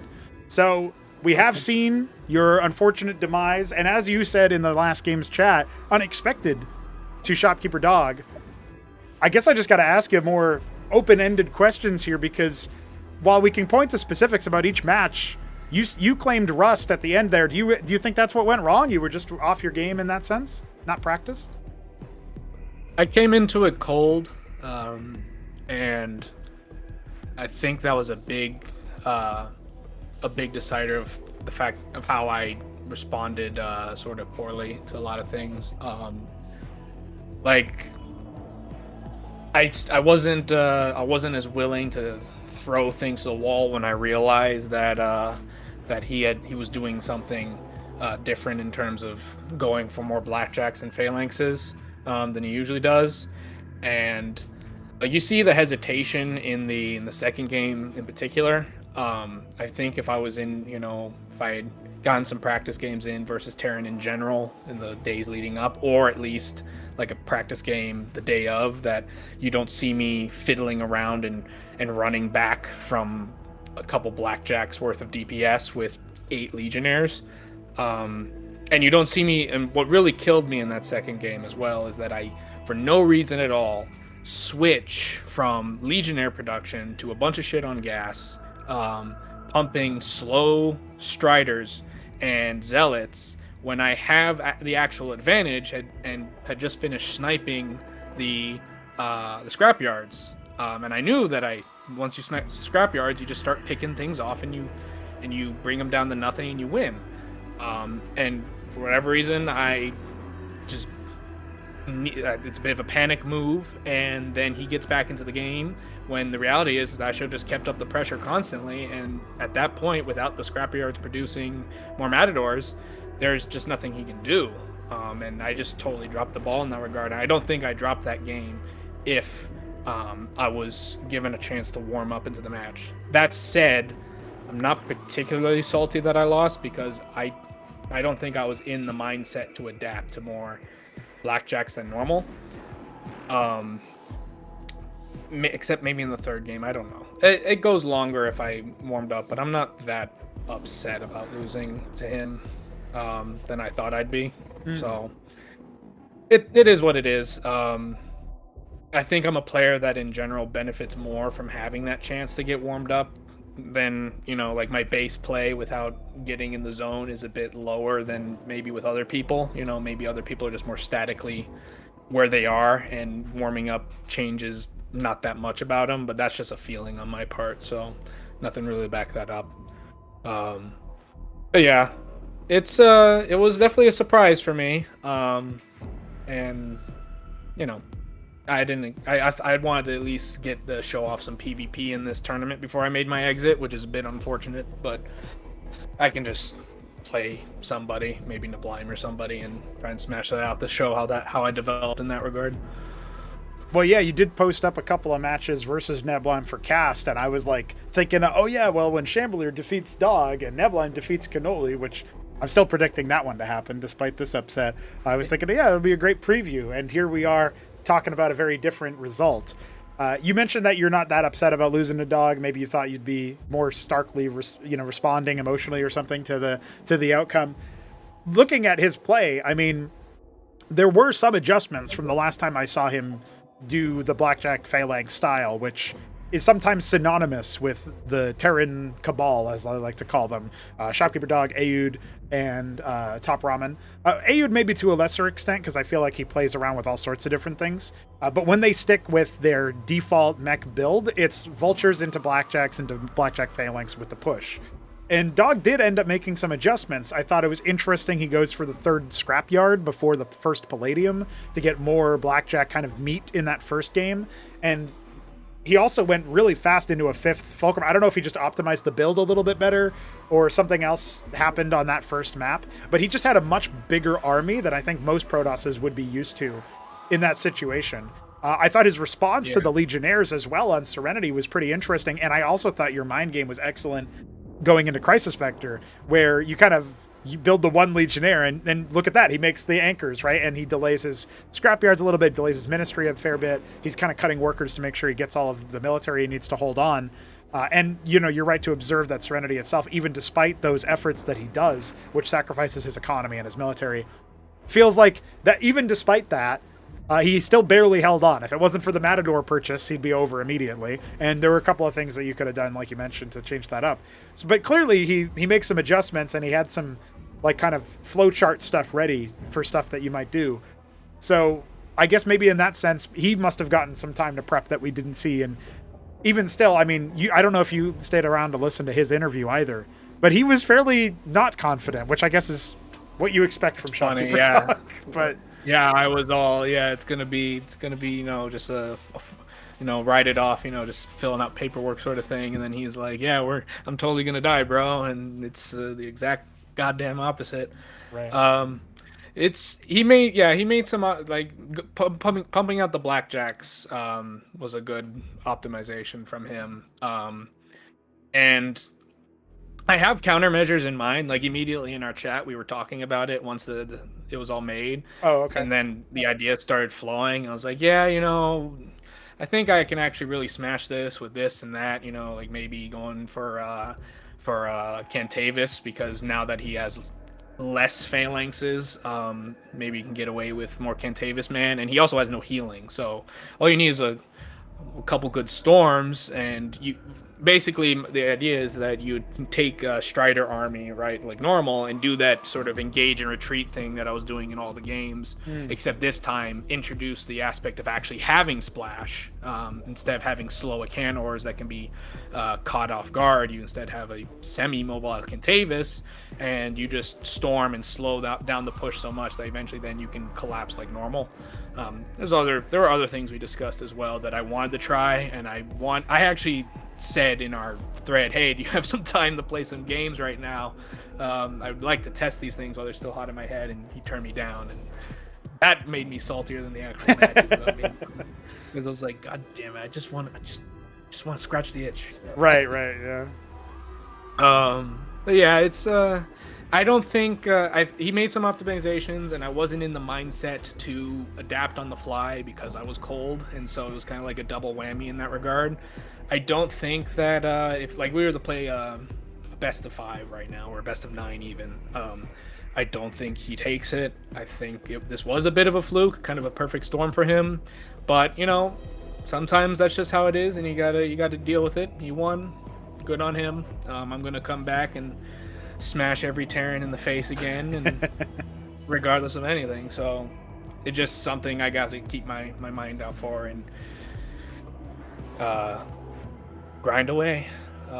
Because I think at the end of the day, I still think I'm the better player. It's just some bad luck, and the stars aligned for him. That they did. Well, we do have an interesting prospect now because it looks like more TVP in his future. If I can, I guess, ask in that question, do you want Shopkeeper Dog? Do you reckon if he beats Neblime and performs the upset of the century, assuming Neblime takes care of Canoli in the next series, which is certainly my prediction, then suddenly maybe it more legitimizes this victory for him and your defeat by him. But are you actually instead thinking or rooting for even, actually Neblime's just going to take him down, like it's going to be easy? I have to root for Neblime. He's one of our best, and he needs to kill HitEmUp for me, you know. So okay, you know, get that vengeance by proxy. Sure, yeah. So I'm definitely gonna be grinding with Neblime if he's around. I think I could mimic the style of Shopkeeper pretty well if he ends up facing him. I have to root for my fellow Taz. We're not the favored race to take this tourney right now, with the Zerg Menace running around unchecked. So I have to root for my fellow Taz, so that there's maybe a chance that he goes up and actually makes it all the way. Yeah. Fair enough. Well, I mean, the Zerg are eating their own. We got 2 ZVZs today between one of the elimination games after Neblime Canoli and one of the semifinals, the last one to close us out today. So they're definitely running around, and I guess they'll have into self-police at this point. But there's some more Protosses going at it. Neblime, Kasuga later on, same matchup PVT as what you ended up playing. So we'll get to see. I saw him in the chat saying T is OP. I don't know if that bodes very well. Maybe it was maybe he wins it and he's like, damn, I shouldn't have had to try that hard, because he's a funny guy. But in that sense, you're rooting for Protosses to extend their play. I mean, in theory, like, I don't think it's quite likely, but in theory, we could actually see the Protoss extinction today if, you know, upsets galore occur across the whole lower bracket. We would only have HitEmUps random at that point. Then I'd hope Protoss die if it's just HitEmUp left. You know? You can't have that. You can't have a filthy, you know, Cosmopolitan changing skins all the time. You know, he can't even make up his mind on what team he's on. That's it. Can't root for a guy like that. Gotta pick a team. Gotta pick a side. Fair enough then. Well, Shambler, that is That'd going be the to worst case scenario. Yeah. I listen. The worst timeline could be upon us. Maybe HitEmUp will just conquer his fears and be untouchable for the remainder of all tournaments. You never know. But we'll see if that's the 1,000 years of darkness about to happen or what. But with that said, this has been your event. You know, the end of your line here in the event. But I do think that there were some interesting matches for sure. I still remember some of those highlights and some of those close matches that maybe didn't go your way. And obviously, I am also wondering, oh yeah, what might have been with Serenity if he just collapses, or if the series gets extended. There's going to be some what ifs, but I appreciate you giving us your thoughts afterwards. It's a nice little way to close the book on this particular set, and I hope that you will, like you said, you're going to come back into the next tournament and beat all the Terrans. There might not be so many at that point. You might have to be performing in a SCSI purge instead. We'll have to see. But That's all right. No, lizards don't have rights, so we can just smash them. Fair enough. The SCSI will too be smashed then. GG's, my friend. I will see you around, and thanks for your words. Any final words you want to give us? Yeah, hit him up, go die in a pit, and Neblime, you have to stay alive. You're my only hope. A mixture of banter and hope there. Copium, perhaps. We'll see. But hey, Neblime certainly has this ability to optimize and adapt over time. We're going to see him take to the stage virtually and quasi-temporally, all in good time in just a few moments here. GG, Shambler. We'll see you later. Peace. GG. All right, lads. That concludes our time with the Shambler's music. This is now a Terran stream as far as the jamming is concerned, because Shopkeeper Dog has won. He has won, ladies and gentlemen, and defeated the Shambler 3-0. I gotta be honest, I said in prediction that Shambler should take this 3-1. I could see it being 3-2. If Shopkeeper Dog was gonna win it, I swore it had to be 3-2 for his favor. I had never in a million years thought 3-0. There's no way. But here we are. This is the situation we find ourselves in. So we got many more series coming at you. There might be a little bit of a longer break in between the last Elimination series and the first semifinal, depending on what's going on over here. Might be like a 10, 15, 20-minute break or whatever. But we will instead take a shorter one, somewhere between 5 and 8 minutes, I think, should be good enough for me as we get ready for our next round. Elimination 1B coming at you. Neblime versus Canoli. So stay tuned for that one.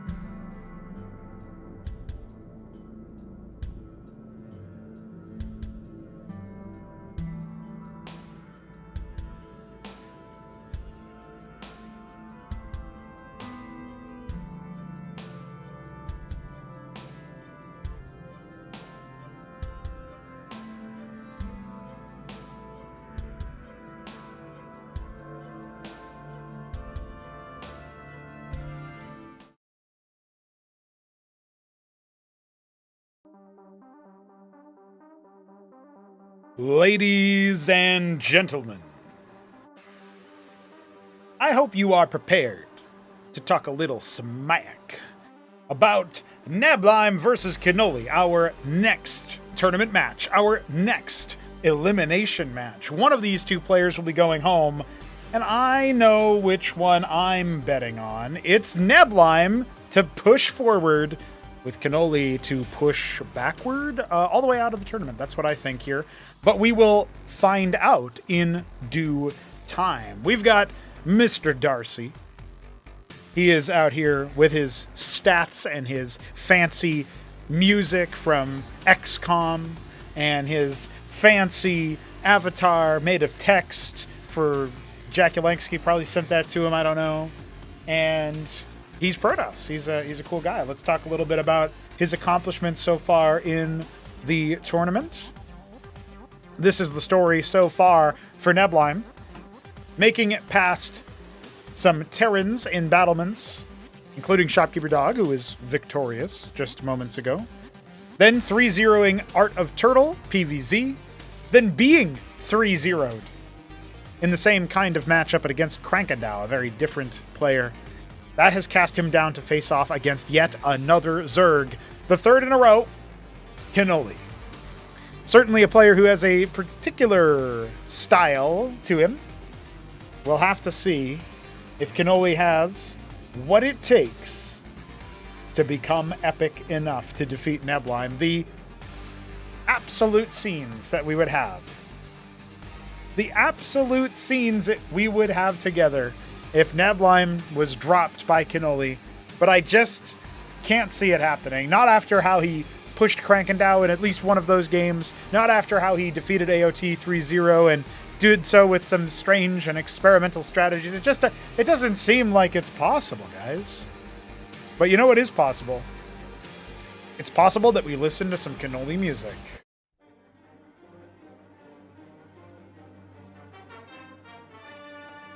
Kenoli! He's on the screen! He might not be for long. That's all I have to say. I don't know, I haven't listened to this music before, but it's Ren and Stimpy music, so pretty good. Here we go. This is Kenoli. He is Zerg. He is a bunch of question marks, which is kind of, in some ways, what people say when they face off against him. They say question mark, question mark, question mark. This is not his first time in the Throneroom Stage, but it could be yet another time where he is eliminated with no wins in the Throneroom Stage. For he is up against a Titan in Neblime, and he has already been 3-0'd by jakulangski earlier in the tournament. So that was how his round of 12 began. Of course, he was in a battlements group with Ayud, of all people, but was still able to defeat Sausage in 2 games and escape out that way. So an interesting situation. The reigning champion dispensed with him in TVZ. Then he played some ZVZ against Jack. So now he's had the full gamut and can play against Neblime ZVP. So I don't know, man. He's going to play all the different races, you know? I'm just waiting on a Scozy to be added so somebody can face him as a Scozy. Definitely an interesting setup here. And certainly interesting music to talk about it with. Now, unlike our previous series where I had both players give an opening interview, I actually was suddenly thrust into a situation where I could not do an interview. So I don't have either of their takes before the set. But I can tell you that Kenoli was probably going to say, I'm going to hatch first. And Neblime was probably going to say, I don't know if he will hatch first. And as a result, Neblime will be indubitably bamboozled when the hatch first does come, and then he will probably still win. That is my prediction. I feel like it's just kind of exactly what you would expect at this stage in the tournament for us to start culling the chaff there, you know what I'm saying? Or separating the wheat from the chaff. But do you cull chaff? I know you harvest chaff with a scythe. You chop chaff. You call the weak, but I didn't really want to call Kenoli weak, because for all I know, he's jacked.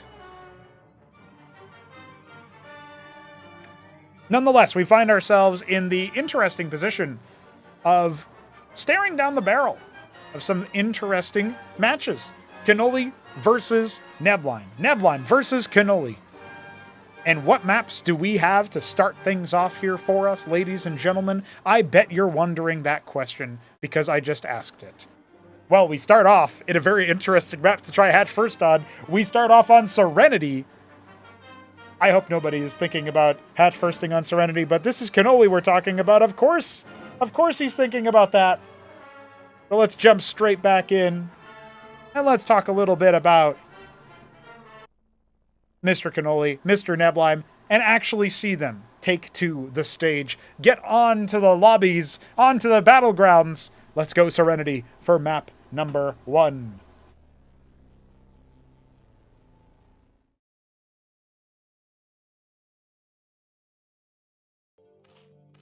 Kenoli is in the top right as our pumpkin Zerg. And in the bottom left, we have Neblime. He is our glacial Protoss. No, electric blue Protoss. Neblime, curse you! Wait, I can't curse. I'm not Shambler.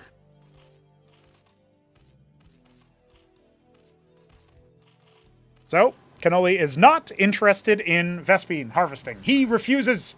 Hatch first, incoming. Neblime is 6 latticing. Is this the hardest possible counter? It's time to find out. Does anybody remember that line from Acropolis 2 hype videos? Phew. During the break, I washed my water glass. Oh, baby, it looks so sterling. I'm going to drink out of that. I had some more water saved up, but this one just looks too yummy.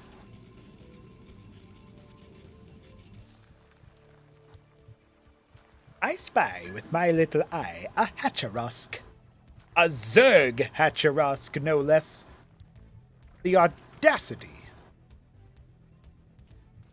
There is a simulacrum in production and on the way out of Neblime's base. See ya.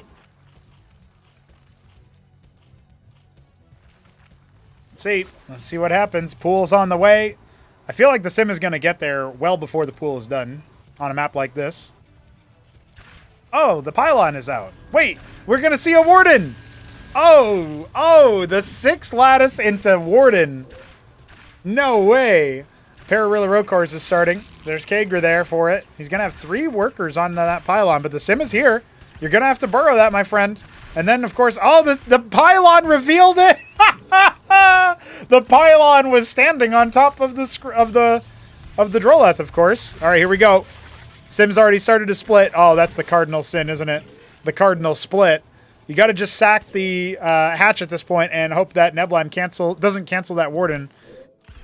Oh, by the way, there's a sim over here the whole time. I don't know how. It didn't get any kills, so I don't know how that happened, but the splits are happening. The splits are happening.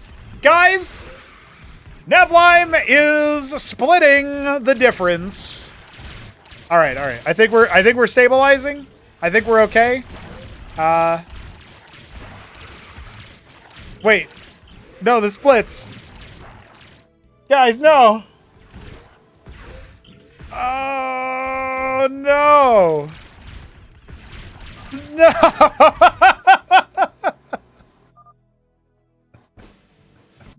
All right. Yeah, sorry guys. I wasn't expecting hatch first to work versus Neblime, but I wasn't expecting it to not work to that degree. That is impressive.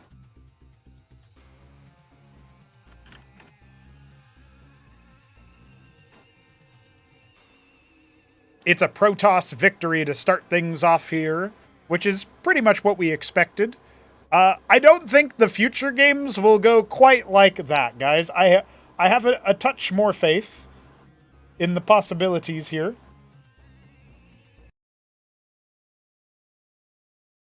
But I do wonder if maybe after that he will change his tune and decide to go something other than hatch first. There's something about how that match went. I just don't know. I'm not entirely sure.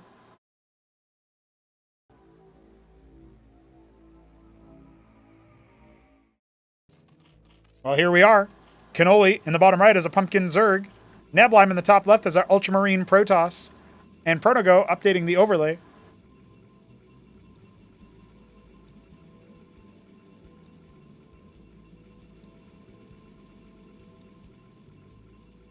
if Neblime scoots to victory without too much ado, I guess we'll make up for some time, right? Because I was allocating about 45 minutes per series mentally to, you know, what we would be looking at here as far as casting them.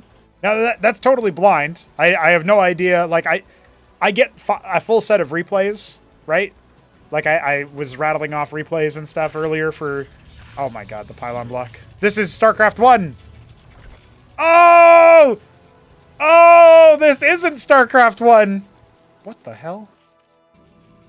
Anyway, the point is I have been anti-spoilered for all of these, so... for all I know, something silly will happen and work.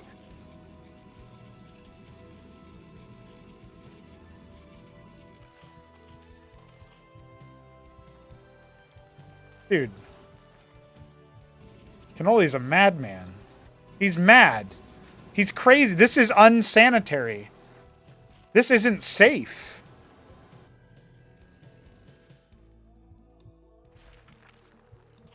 Like, how is this happening before our very eyes, guys? Brand library.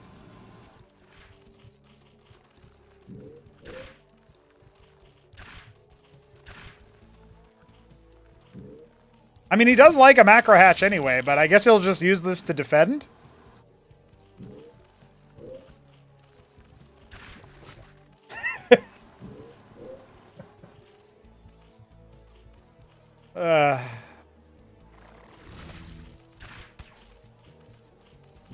Well, sorry, I'm desperately trying to regain composure. But the Scribe is going to continue stacking up that damage stat, dude. It's almost dealt as much damage as it's taken. Attack the hatch one more time. Oh, no, you'll actually do too much damage. Don't die! It's going to die.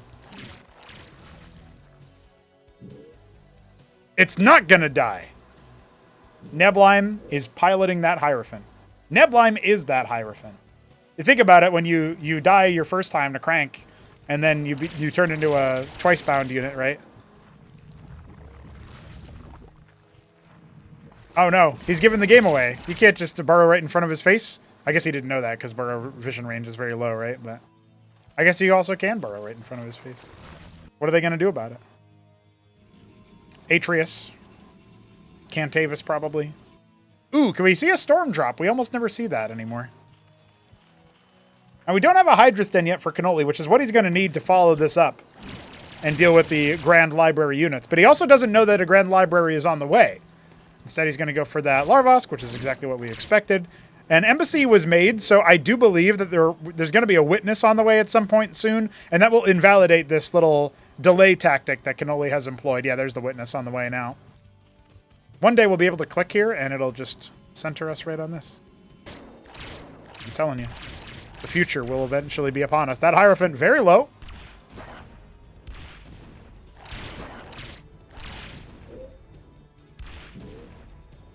Flash shielding certainly paying out dividends right now. There's the burrow. Witness about to finish. Still no Hydrith Den. Canoli has the money for it. Instead, he's going to pounce on the army. Snipes one of the Hierophants. But how can you possibly deal with the Amaranth? Oh, actually, he has enough claws that he can. That's wild. And Neblime, you saw Neblime like, wait, can he deal with the Amaranth? He figured it out eventually. The witness is on the way, but it looks like the burrow has been canceled. The burrow move is no longer active. 6 Droleths. A very fast prostration stage now for our Protoss player.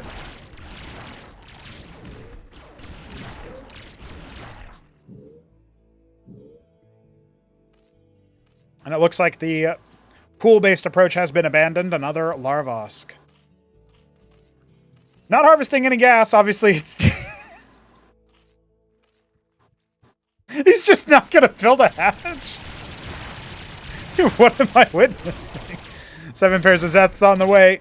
I guess you could go Vornath if you really wanted to try to extend play here. This is ridiculous.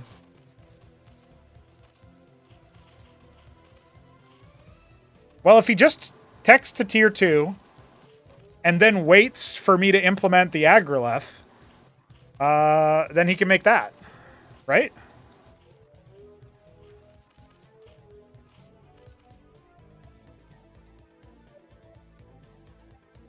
Hydra's Den now on the way.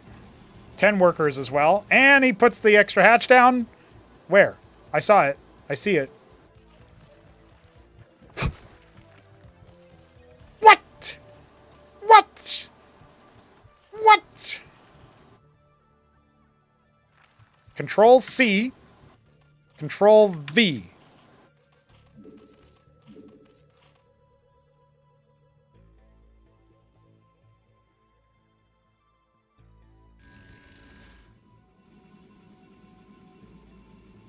It'll be Mine Tyrant Pariah. Party Town, USA. Kenoli. He's trying to have a party. He sees the scribe. Neblime will be allowed to expand with that. If he wants to. The drop is in! But there were already units waiting for it. Wounded ones at that. Ooh, so close to killing the Hierophant. They get hooked on the Pariah, though. Hey. Get out of here, you sack of air. That's the music that was playing earlier for Canoli. It's playing now, live. Who's playing that music? Ooh! Neblime has died.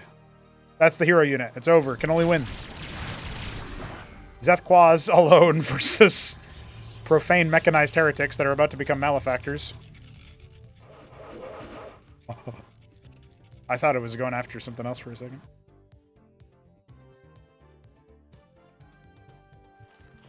No! What?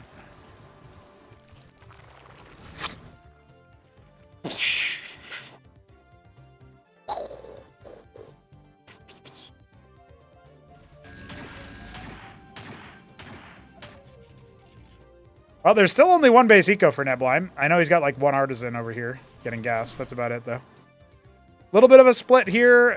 The Hydra count pretty low. If he converges on him, if Neblime kind of bites on this, there is a chance that some big army units could be picked. Oh, man, the problem is the Mine Tyrant's still here. Kenoli has to go after the Mine Tyrant. He had an opportunity there, a golden opportunity at that, but he doesn't pounce on it.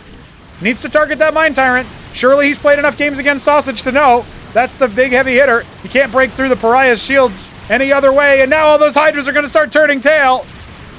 Where's the collapse? Yes, the Mine Tyrant is popped. Kenoli, giving it a good college try here, is going to clear out those Zerg units that have turned over, but he really needs to be engaging a little bit better. Finally, the Pariah will be brought down within touching distance of death. Now just rotating around while the Khaz'trith is mutating. It does not increase the movement speed of your workers. Makes them attack 1.5 targets. They can mine 50% from another mineral field. It does not, in fact, do that.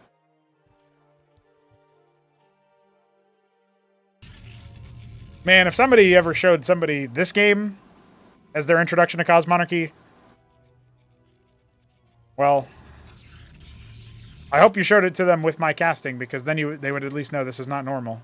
This is not normal behavior. This is abnormal, aberrant, and unbelievable.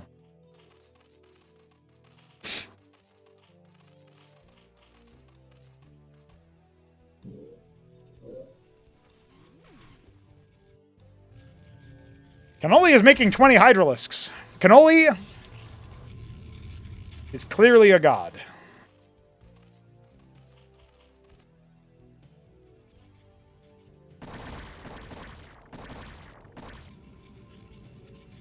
But now Neblime is up material economically. You can't defeat me. I'm an Amaranth.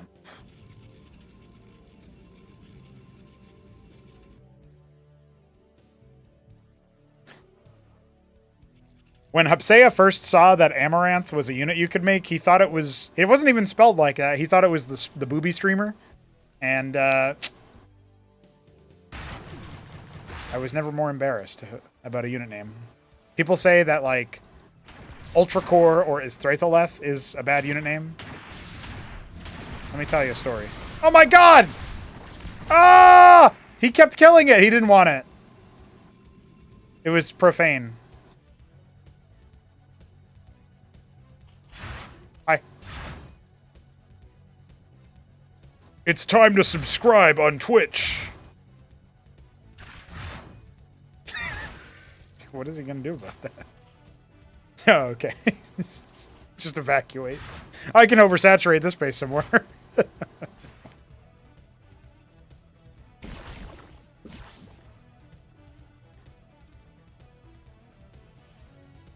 You flashed the last Twitch chatter, Amaranth.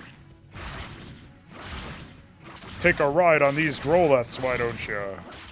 Oh my god! Amaranth can't keep getting away with it!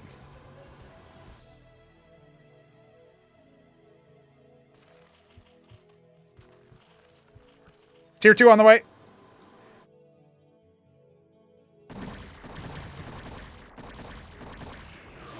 Thank God, I thought Goku would let me down. But Cosmonarchy unit names are a mouthful for most. A single up Tecton is on the way. It will immediately terminate all Zerg presence on the map as soon as it is made. Especially if Kenoli clumps up. Now he goes after the pariahs. That's a good target. Ooh. Nice moves.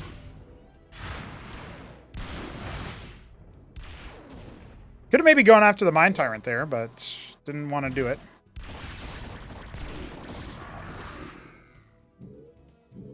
Remember what they say. Make up Tecton, win. A couple more Maelstroms are dispatched.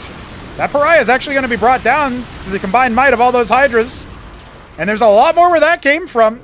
Canoli has a humongous amount of Zerg here.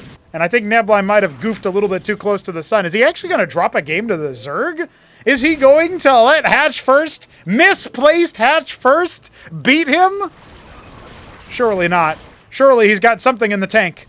Ha ha ha. The Mind Tyrant up Tecton. Give me that Hydralisk.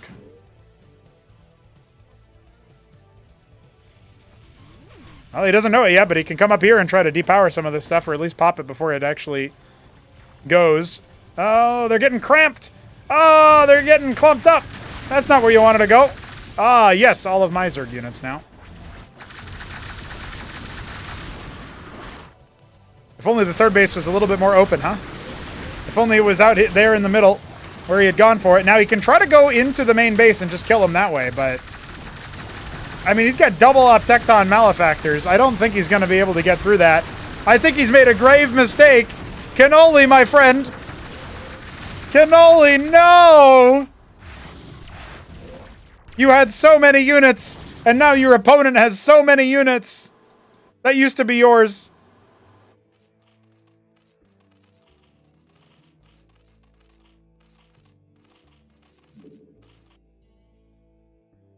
Now, I like Almaxilisks for this purpose. There's almost no anti-air. Now, unfortunately, there is a Hierophant. But it shouldn't be that bad. You just pop these Mine Tyrants and you're good to go. Ground Army shouldn't be engaging, though. That's a mistake. We've got more units where that came from. It's actually all the Zerg, funnily enough. It's only got 9 Almax, and he's got a couple more coming. Tethvith Swamp on the way. Probably wants those Tetzoricors. Yeah, I really feel like what he needs... What Canoli needs to do is just pop the Mine Tyrants and then just call Neblime's bluff. Almax have been revealed. Izzy's get through. Neblime should be aware of what to do here. The one Zethra blocking the expansion no longer. Where are those Almax? They're just kind of fighting lazily here. They're not really going after the main threat. They could be tearing apart the Mine Tyrants right now. Denying any opportunity of mind control, of tyranny of the sun. Instead, all the Hydras are clumped up. Oh, there's an Archon field as well, but it will be brought down. Finally, the Almax kind of ranging around. There's a Patriarch for splash damage, but it doesn't quite look like it's going to be enough. Remember, when you're a Malefactor, you get extra movement speed as long as the Mine Tyrant's nearby. Is it going to be enough for the Almaxilisks to be dealt with? Looks like the answer is no. Some Zealots and Archons offered up. They'll actually clear out some of the ground army, and here's some Hydras. Not a whole lot of good they did. Ah, yes. A great witness spot. Trying to spin down the mineral bank. He has no Zorka's Shroud. He has no Ultrav Cavern. So it feels like, you know, his only recourse at this point. Oh my god. He's actually going to pressure this 12 o'clock. And he's just going to keep him interested over here on this side. The Mind Tyrants are just leading in. Neblime playing so sloppy, but will Canoli punish? Maelstrom to slow down. Allowing the Pariah and the Archon to catch up. Oh, he malefactored a Zealot! That's just BM. That's like building a scout in StarCraft 1. Don't do that. Kenoli has spent down his mineral bank and replaced it with a Vespine bank as he's making Tetzora cores.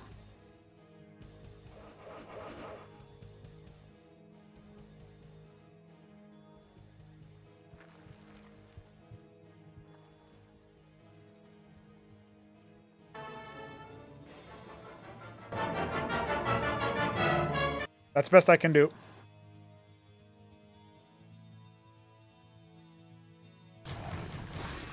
I can't believe it's still in the game. Dude, it started with misplaced hatch first. And here's the fight. Here's the engage. The Tetzoricors are out, but all of the Almacs on top of each other. Splash danger. He'll start to fall away.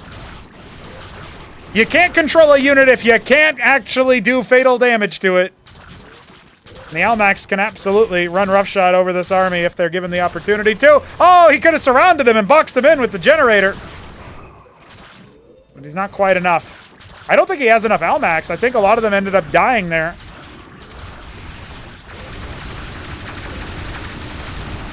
That's one malefactored up Tecton gone. In fact, the other one is not malefactored anymore, or maybe it never was. There's so many Archons, though. So many Archons, a single Zealot chasing 4 Iziricors. He's got triple Ancestral Archives. He's making only Archons. And an Uptecton. Unbelievable scenes. Almacs have taken to the skies, but they're not on an attack move, so they will be brought down. That's 3 of them for free. Well, maybe only 2. Rest of them are kind of flocking over to the top right, where, ironically, there's a witness to spot them. What on earth has happened? The attempted 5th base is not going to get off the ground. The 4th base hasn't gotten off the ground yet.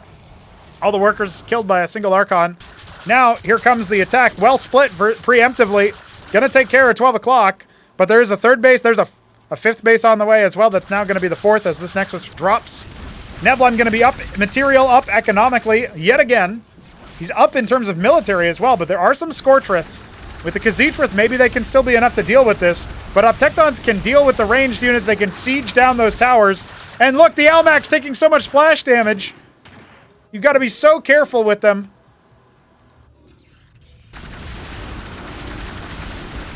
And they start to flee, but there's Archons hard on their tails.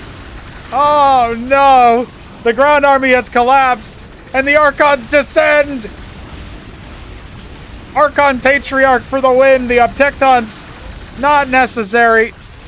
The Tyranny of the Sun, not even a relevant aspect at this point.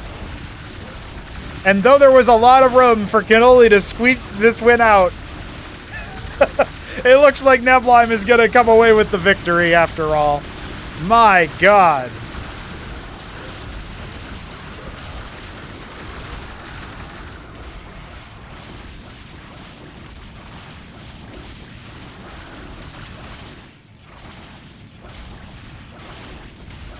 A tough pill for Kenoli to swallow, as he was actually within spitting distance of winning this game, as absurd as that statement is.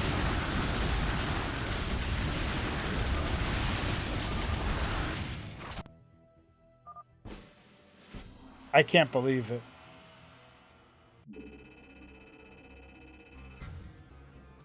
Not a better resource score, thank God, but a better unit score. Look. Ridiculous.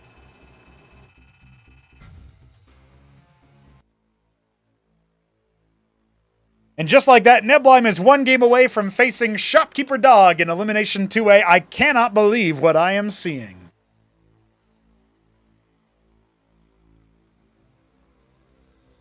But is he actually 1 game? Or is there more?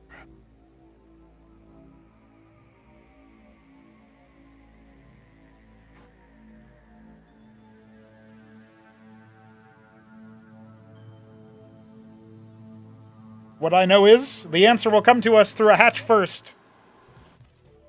Kenoli in the top right is our Pumpkin Zerg. In the top left of Decapitation, Neblime's pick. It is Neblime, the Cyan Protoss. I finally guessed a Neblime color right.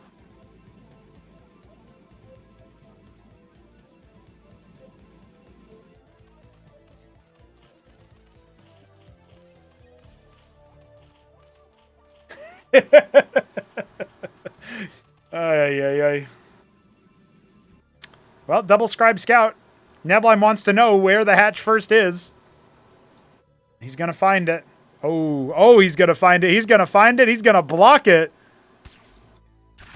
Canoli figured for sure he had the ability. Just do it. Do it, Canoli.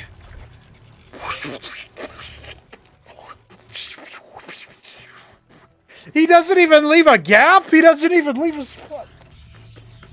What? Who's him or what? I said what? Wow.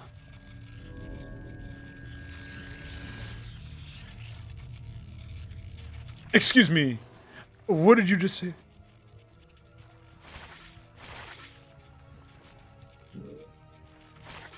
Yeah, get him.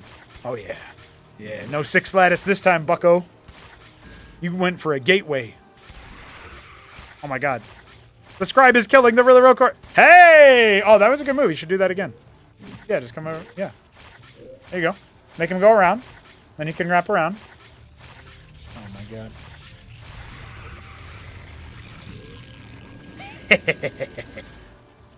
That's why he put the hatch over there, so the warden doesn't reach it. Genius.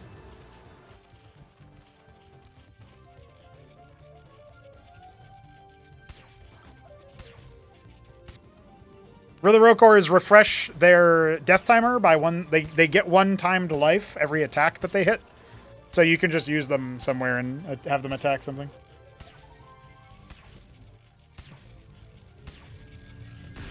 Damn. Next time he'll build it further away. If he built it here, it would have been safe. Hit him up. You might want to go back to work. This one's a tough one.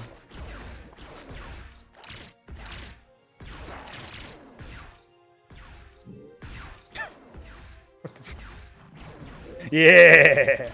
Yeah. No, you gotta. Yeah. Now burrow again. Burrow again. Burrow again. No, you're losing death. Somehow he tested Neblime's multitasking with that. Second Hierophant, though. It's going to get ugly. Here we go. And here the Hierophants are for the flank. Oh, no, their attacking speed. The attack speed's increased. I can't believe what I'm watching. I can't believe what I'm witnessing. Warden Rush counters hatch first confirmed. Oh, he's lost a Hierophant. Remember, the other one very low. Ironically, this is not over yet. He might be doing him a favor killing this.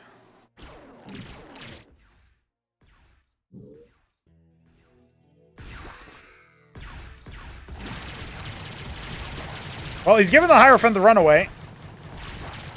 Now he can go after the wounded pylon. Devastation.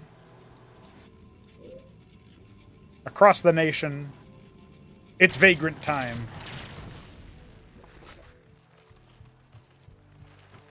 Well, at least he's closer to the minerals than he was last game. Yeah, remember, he doesn't actually know where Neblime is this whole time, but he will find him.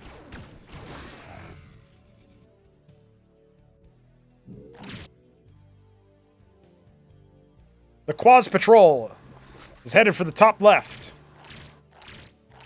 See ya.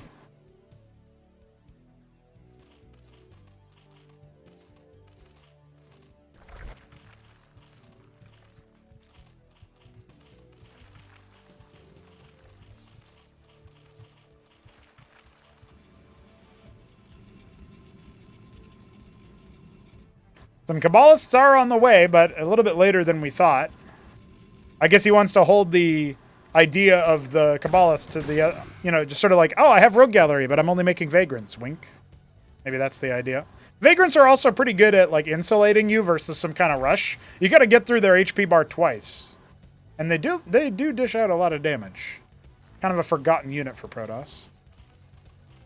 As of right now, Canoli is going to be focusing mostly on defending, holding it with the Quas on the ramp, but no Avaleth, and probably not enough units to kill the Kabbalists before they snipe the hatch, is my thinking. Oh my god, he made 3. Yeah, this is 1,000% going to be a...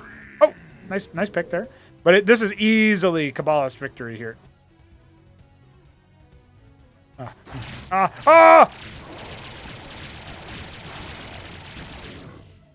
Never mind.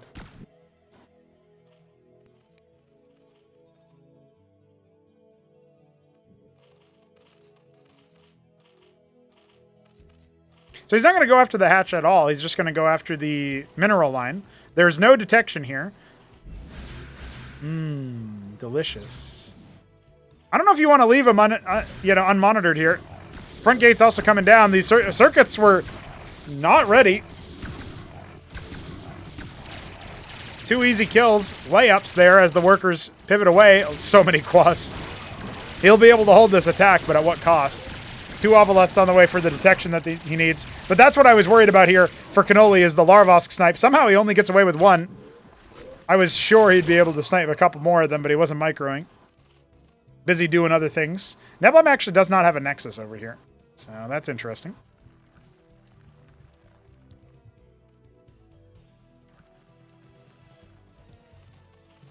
Dude.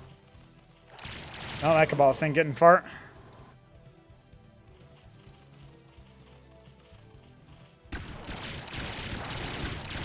If Neblime had a Cantavis, this would be a different story.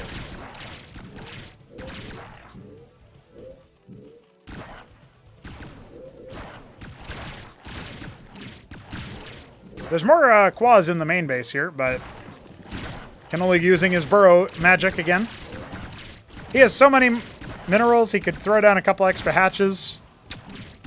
You know.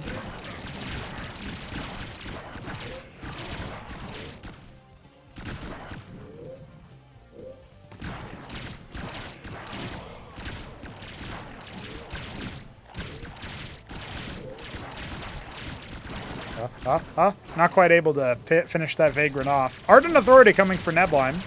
His Nexus is almost complete. Worker parity accomplished here for Canoli, but he'll never truly be... Oh my god.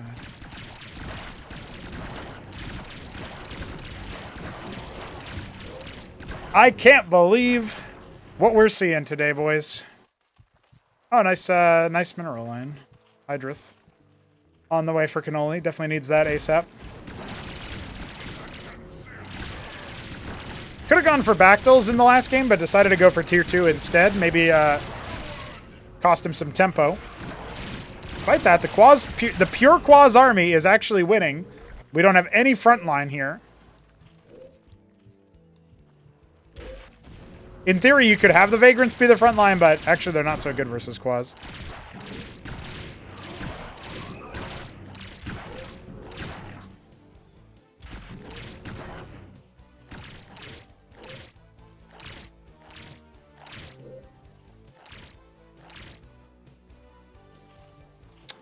The reverse sweep is required of Kenoli, and I just don't really see how it's possible, but he is once again stabilizing. Although he's down workers, his army is moving across the map, and there's not really that much that can hold him off right now, but that one of Cantor can kill Infinity Quas if set up right. How confident is Kenoli? How brazen is he willing to be? There's the split. Ooh, second connection much better. No DPS over here versus armor. Trying to extricate, but he's just going to lose every Quas to the Vagrants. Hydra's coming in for the flank, but there's only 2 of them. And they're actually immediately turned on. Yeah, look how fast that was. And he still is able to burrow some. Only 2 Quas isn't going to actually kill too many workers there. He shut down the mining for a little bit, I guess. He's got so much money in the bank, I think he's just going to go tier 2 again. This is kind of a problem. I mean, he goes for Hydras instead, so his mineral bank is spent down. But one of the issues, I think, as Zerg specifically, when you float, when you're not like good enough on the mechanical side to keep spending your money real snappy, is you end up in a situation where there's no opportunity to, like, you see the money that you've got, and you're like, I could go tier 2. And you got to, like, train yourself to not do that. So Canoli, to his credit, decides to go for Hydras instead, knowing that he needs to stay alive now. It doesn't cancel that, so he doesn't get his worker back. It's the third time in this game that that's happened to him. Has to do a little bit better. Double a Cantor now for Neblime. Notice we don't have any envoys. The Qua's on Burrow, but it's actually just held off immediately by a Matrix. Meanwhile, at the same time, Canoli being crafty, he's attacking out as he does that little distraction move, and good micro on the Hydras for the most part. That last shot, maybe not so much. He spread a lot of his damage out, so the Vagrants get a lot more mileage than maybe he was hoping they would. His next round of units is just going to be Iziricors, so his DPS is going to be lacking quite a bit, especially if he wants to pounce on those Acantors. I mean, this one Acantor has dealt over 1,500 damage, so Iziricors will try to be a bit of a front line. Ooh, it's not going to work out. Ooh. Forward pylon, I don't know what Neblime's thinking here, but a Bulwark could help. Still some Quas to try to block a Nexus from going down, but unfortunately they weren't placed exactly on it. So even though that Scribe goes down, Nexus will be placed and unlikely to fall. The Acantors do get surrounded and brought down, so that's good. A little bit of something there.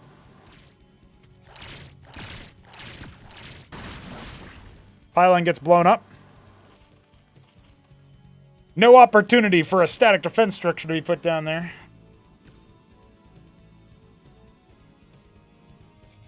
Cantor and Vagrant count is still pretty good, though. I really don't see how Canoli can possibly fight his way through. Yeah, he's got 4 Acantors and 2 more on the way. The Aural Iris is starting in the main base off of 2 base eco, with less than 2 base eco at that distance. And the third is already coming for the Protoss. He's going to just saunter over and deal with that Acantor immediately. There's 3 more where that came from.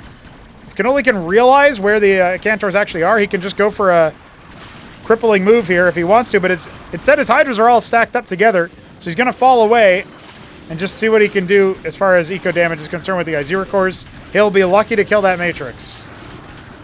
He will not kill the Matrix. All right, well, has he stalled enough, right? He's hoping for a tech switch in tier 2. He could go Spire with the Mutas, try to break down his opponent with Mass Muta. But it looks like he's just going to go for the Lyralisk instead. And this is despite the presence of so many Acantors. I was thinking an air unit would be nice. We have a Positron switch now because Neblime is worried about that exact possibility. Canoli just gets absolutely shellacked. All the Hydras going down. If he doesn't parlay this into a really well-saturated third base and really, honestly, a fourth base at this point, I'm worried for him. Zorki's Shroud coming, could go for Ultras eventually once that's done. Where's he making that? Okay, down here in the bottom right. The lake is almost complete. The Monuments of Sin are being brought down. 21 Lyralisks on the way. That's the bank gone. What more does Canoli have for us? These are questions.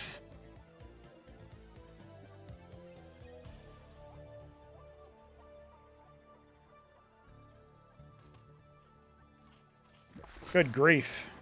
Yeah, Neblime is by far and away, like, he's probably more than just the worker count shows. He is significantly ahead, economically speaking.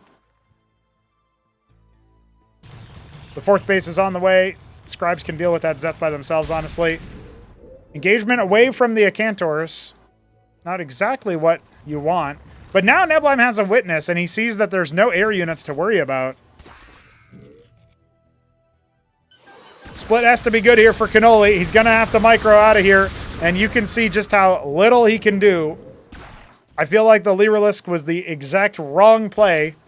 Unless you're trying to abuse the low mobility, then you could try to counter-stab them or deal with static defenses, but now you're going to lose your third before it even gets up. And it looks like he might just drop his third game in the set right after.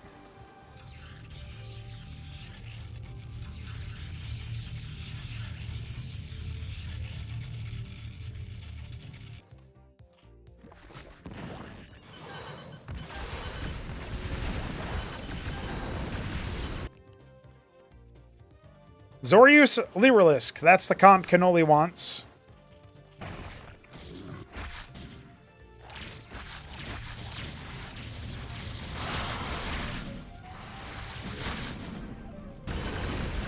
Hey. I can't say I'm a huge fan. I don't think it's going to work out versus all the Acantors. They're charging down the ramp, but they're actually already regressed from an earlier scuffle. And it looks like the Acantors are just going to absolutely rip out their spines. Neblime's going to wipe this army, man. 7 Gorgacores are started. And admittedly, all the Positrons are taken care of, but it's a very, very late rise for the air. He's trying to play dodgeball, but he's only got the Zorius.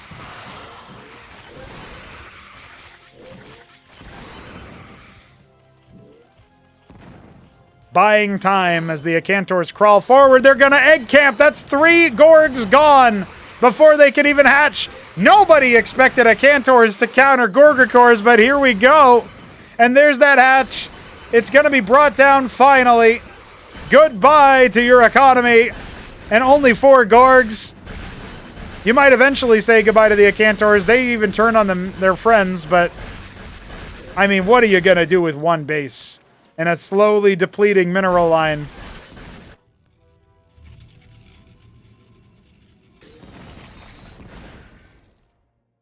We are watching the slow motion demise of Canoli.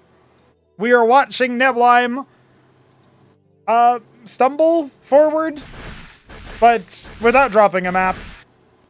And while game 2 looked very shaky, this one, it's been a drawn out slugfest, but it has been very one-sided. The Gorgs are going to go after the mineral line, but there are matrices here. We'll at least get to test if his theory is correct. Yeah, only 1 worker goes down, but I think the Gorgs could have probably committed.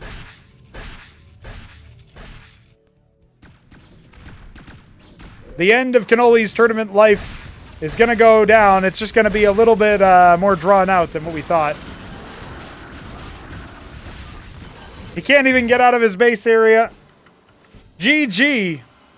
Neblime pushes on 3-0. And he will face Shopkeeper Dog PVT.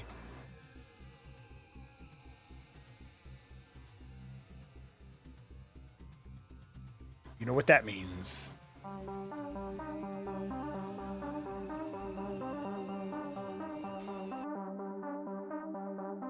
Neblime has done it. It is the end of the line for Canoli.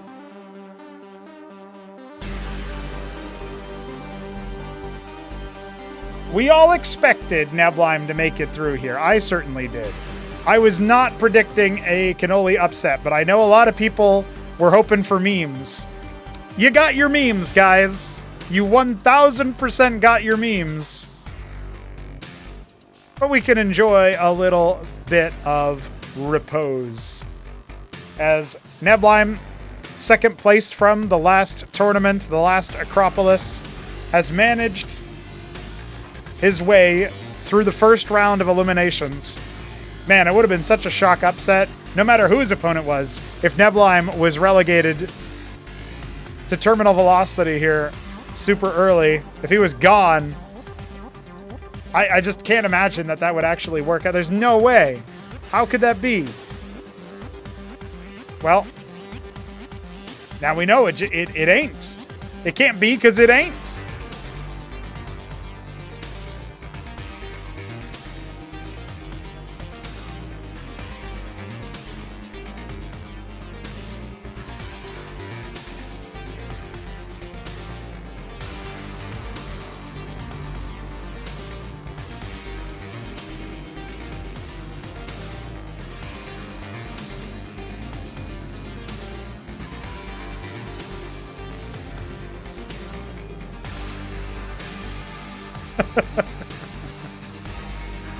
Yeah. I was not expecting the games to go quite like that. Though, to be fair, Neblime did kind of fool around, I guess you could say. He's trying to not show his usual level, his usual style.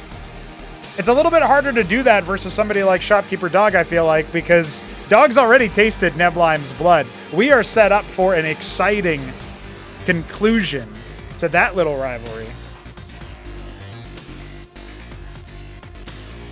Certainly something that I am looking forward to as the tournament continues.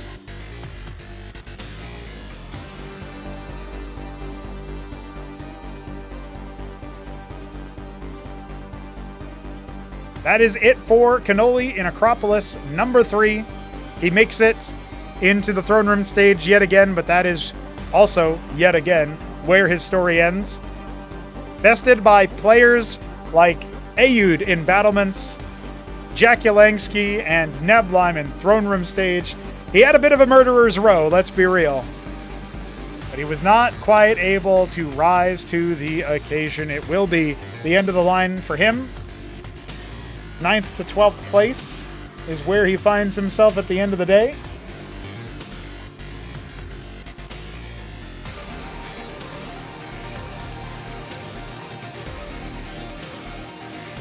But hey, it's a cool time to be into Cosmonarchy, you know, when we get wacky games like that. They certainly delivered. They knew people would be watching. They decided to go in a way that I don't think really anybody thought it was going to go. Nobody could have predicted that quite that direction. Our elimination series will continue. I'll take yet another short break here while I prepare everything for the next round and maybe grab myself a quick snack. But I am excited to continue on. We're going into a series that was just played this morning. It'll be Jakulangski versus Art of Turtle. If you enjoyed watching Kenoli play Zerg, well, you're a mad lad. But also, check out the fact that we're going to be going in to a different set of matches because it's going to be more Zerg action for you. Front-loading our Zerg here. Of course, we end with a ZVZ as well, which is an exciting possibility. So I guess all I can say is don't go anywhere. We'll be back very shortly. I'm going to put it at 10 minutes, so I will see you about then. And I'll let Neblime's music play us into the more usual theme. Ladies and gentlemen, the action continues. Stay tuned.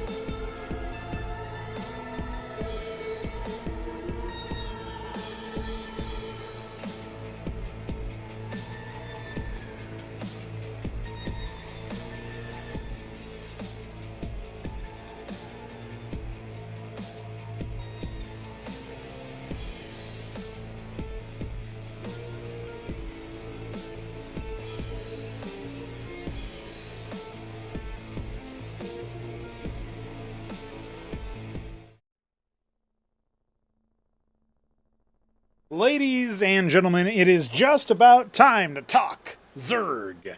Talk Jakulangski versus Art of Turtle here in Elimination 1C. You know what you need to know about these two players?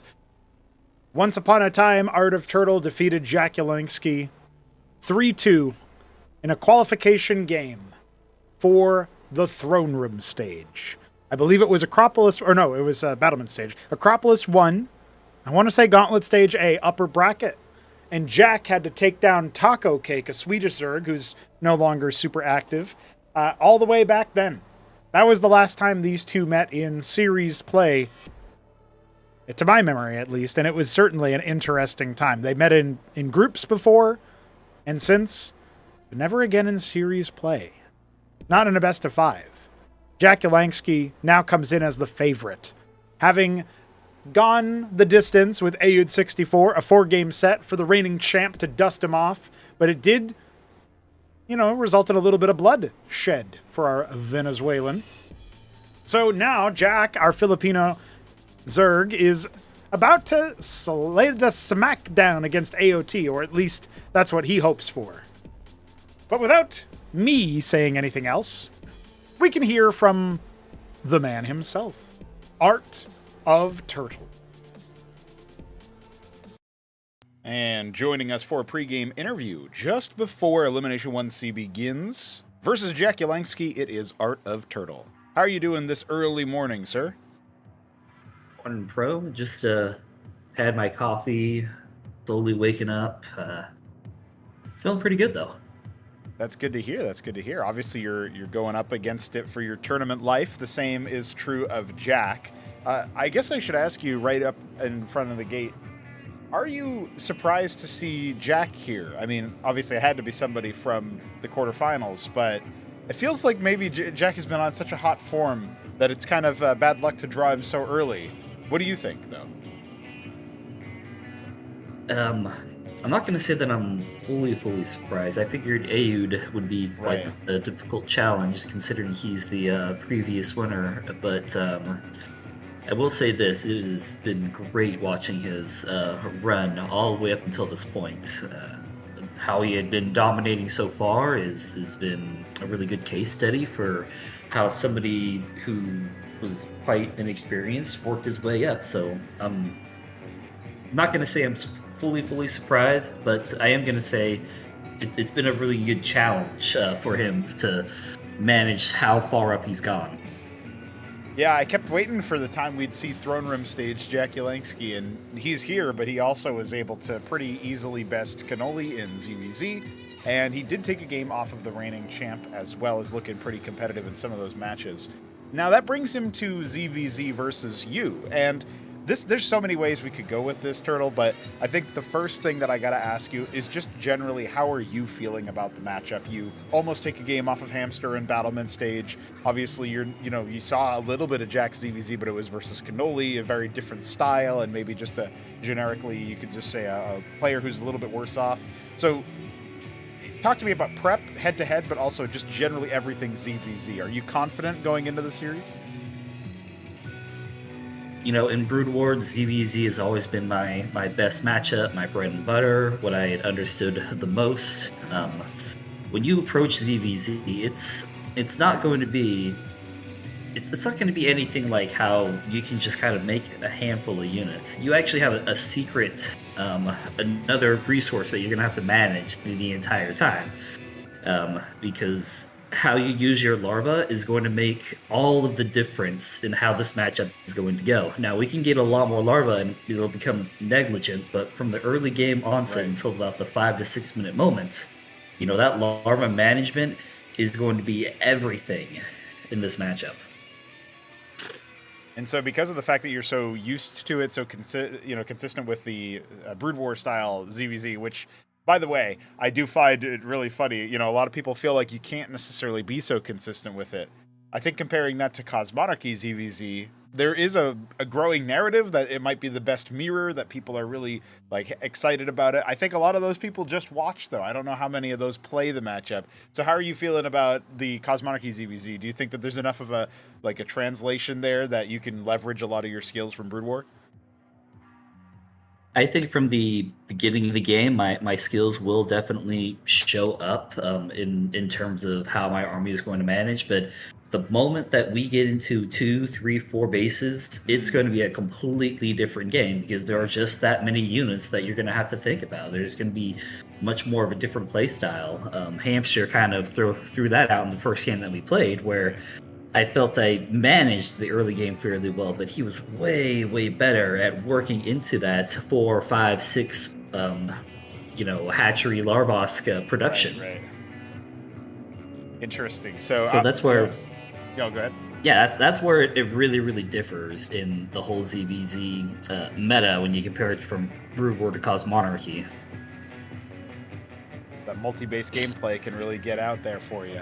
So in that case, I suppose another question that I have is, we're looking at Jack. You talked about his rise and the fact that it's been cool to see. I happen to know that you were taking notes versus, his battlements group was right before yours, and his PVZ build, if you will, his opener with the 12th Shroud and all that, may have helped you score a couple of dubs against Arbuz Budesh in battlements. It may have prepared you for ZVP in that sense. So now you come into having to deal with him head to head. And I also want to go all the way back to, I think it was Acropolis #1 Gauntlet Stage A in the lower bracket.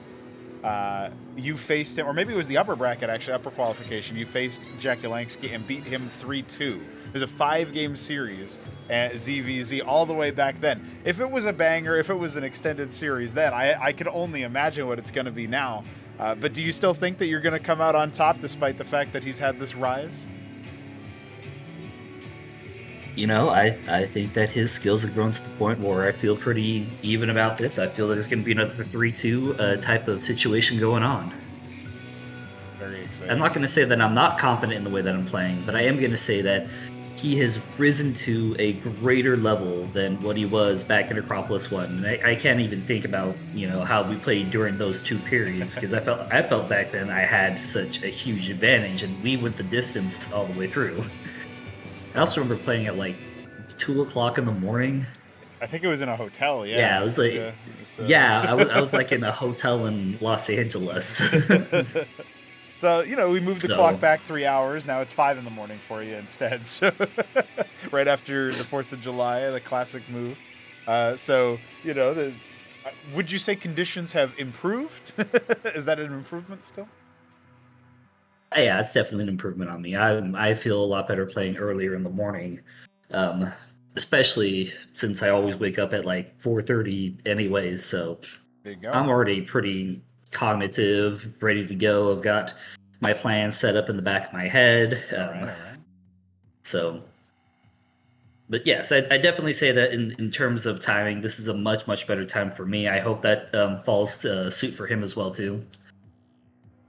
Very you gotta be showing off the the old gamer carpet. You can't be like, oh yeah, my opponent lost because he was tired. So hopefully the time zones work out. Obviously, we're talking about PST for you and PHST, a whole 15-hour difference or something for him. So very very different road there. But that being said, we're still looking to get this match underway. It's going to be ZVZ. We obviously saw the veto come on through. And I just want to pick your brain about that briefly before I let you go.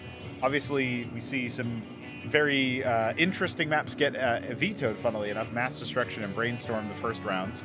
Nobody really wants to play on Blue Storm, I noticed. That's fine. That makes sense to me. But then we got Radium and Decapitation and Near Impact. Those are the first 3 maps. You end up picking Decapitation. You also get away with picking Czech Stealer second round.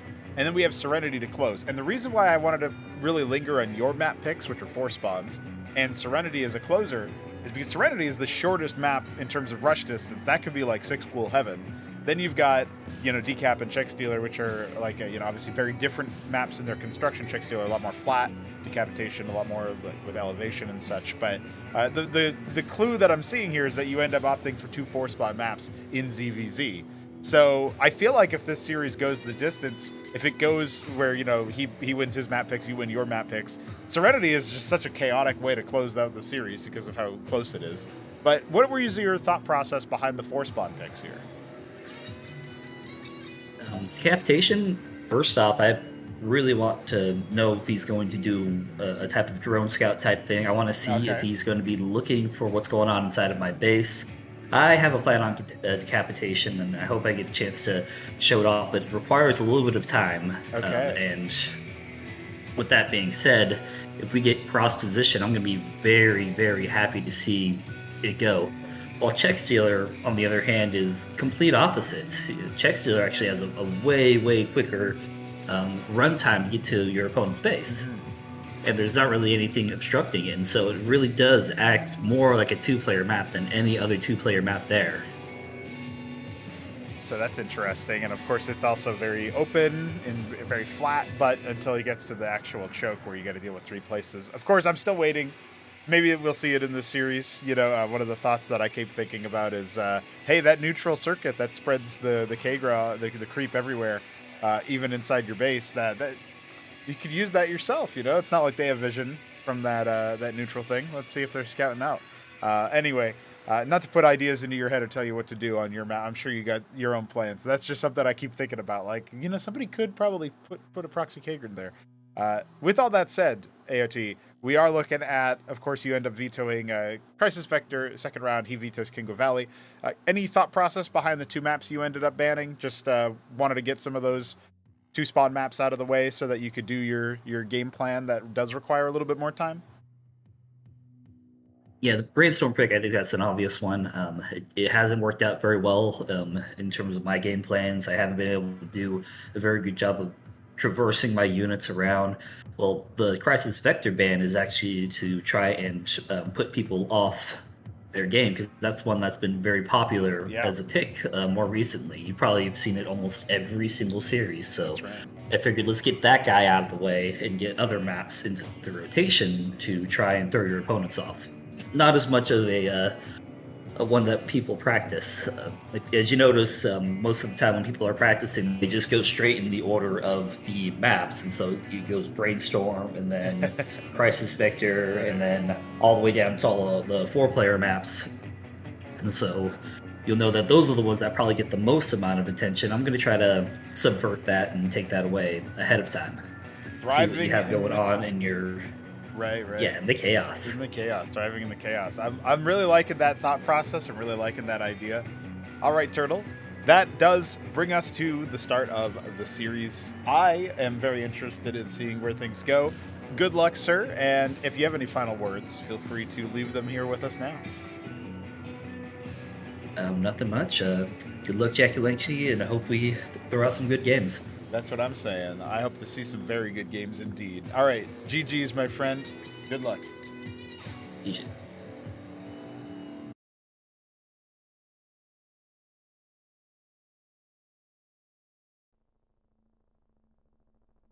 And just like that, a very lengthy interview there to start things off, to get us in the mood for this series. I think we can honestly start with Mr. Turtle, since we started with his interview after all. We can have a listen to what he's all about, and of course the selection of music from him.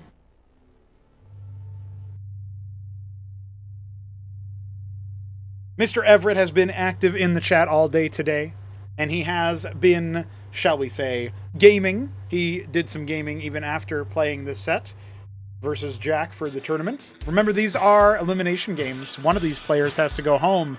And AOT over here representing a veterancy that very few can sport, very few can claim.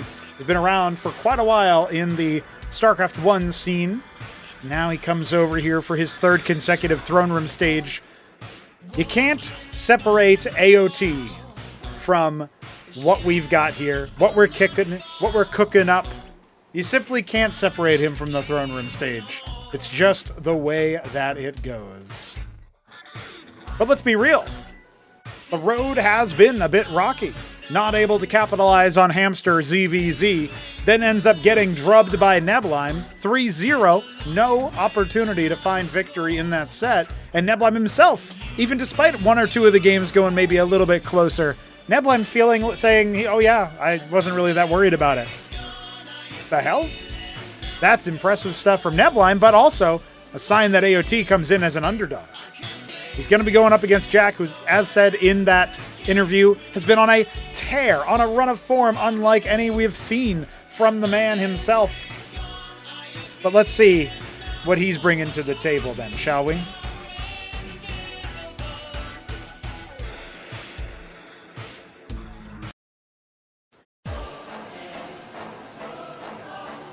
Jakulangski has been rocking out with Cosmonarchy for 2 years now. But he has never made it to the Throneroom Stage until this tournament, until Acropolis number 3. He's made it to battlements 3 times in a row, and it took him that 3rd time. That was the charm. That was the opportunity for him to find victory, find first place in his battlements group, no less. But showing a little bit of shakiness in a couple of games, including dropping one to Dog-Lived, means that he ends up having to fight through the initial round of playoffs matches. He has to go to the round of 12 and defeat Kenoli 3-0. Then he has to go up against reigning champion Aud64, where he is defeated. That's actually an error in the overlay there. That was a 3-1 loss. He did take the first game. I'll fix that later. Jakulangski now finds himself up against Art of Turtle, a man who has been around for quite a while. And in a Zerg mirror matchup, can we expect Jakulangski to do it again? Well, that's a question I want to answer. That's a question I want information about. So I say we find out together. And we will start our affair on Radium.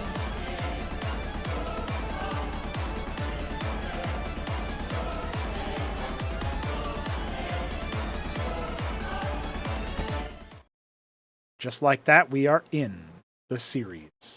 It's going to be a good time, guys. I can already smell it. Jakulangski is our Zerg in the top right. Is he Beaver? He's Beaver Zerg. Beaver just played the scenario that is currently available for pre-testing if you're a donor at $12 a month or more on our coffee page. Very epic. And so shout out Beaver. Beaver Zerg. Art of Turtle in the bottom left is our Tyrian Purple Zerg, switching away from the Japanese Violet, and he's going for a very early pool, this guy, but so too is Jakulangski. No way. The mirror matchup has a mirrored build? That never happens. Oops. Nobody needed that again. Come on, Jack. All right, let's see if those pools are going to be good enough, are going to be fast enough. Really, what it's going to come down to is whether Jack decides to go for, like, how the ratio of Zeth to Quaz. That's what we're going to be looking for here in this series. And it will be an interesting time.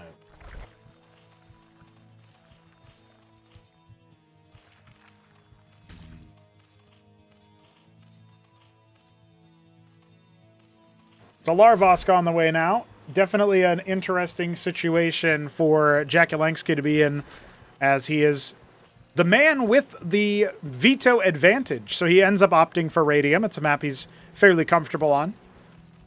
How consistent can you be in Zerg versus Zerg, I wonder?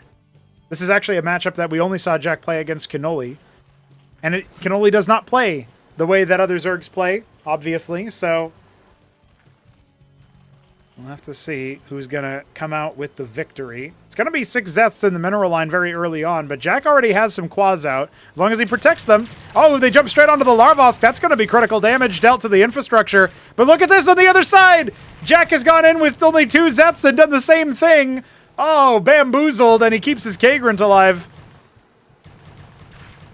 Could actually go after a full kill here. Oh, does he want to do that? Oh, wow! The wizard with 2 Zeths does what 6 could not. Full kills, double Kagrant. Unbelievable.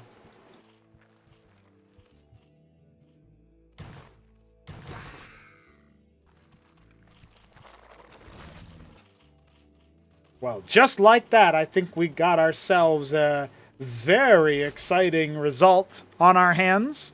It feels like now Jack is absolutely ahead in the early game, going for a very fast Shroud follow-up and a Hydrith Den out of AOT. Well, he said that his early game was usually his best. He's going to have to prove it now, and he's already down.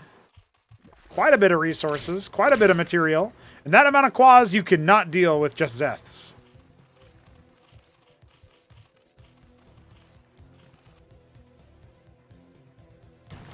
Trying to pounce on that quas. Latency might be getting the better of him. Shout out to Jujic for adminning this series. Jujic and Smarty Cakes adminned the vast majority of the series here in this stage of the Throne Room. We did have Shambler adminning the series between Neblime and Kenoli. So, besides that, it was all Jujic, all Smarty. Big fan, big fan. Shroud about to pop, and an Ovaleth with it. Jack is insulated versus Zorki's Shroud shenanigans on the other side. And AOT has brought it back into a one-worker game as far as the difference there. Kept the map control on his side, and he's isolating the scouting very nicely. Now, when the Ovaleth leaves the building... does he want to show it early? Looks like he wants to scoop the quas. Doesn't look like AOT was actually able to spot that. So that will come as a bit of a surprise. And that really could be counter damage, the likes of which we have seldom seen. Although a single Lakis and a single Gorgakor are all that we have to show for this Shroud right now.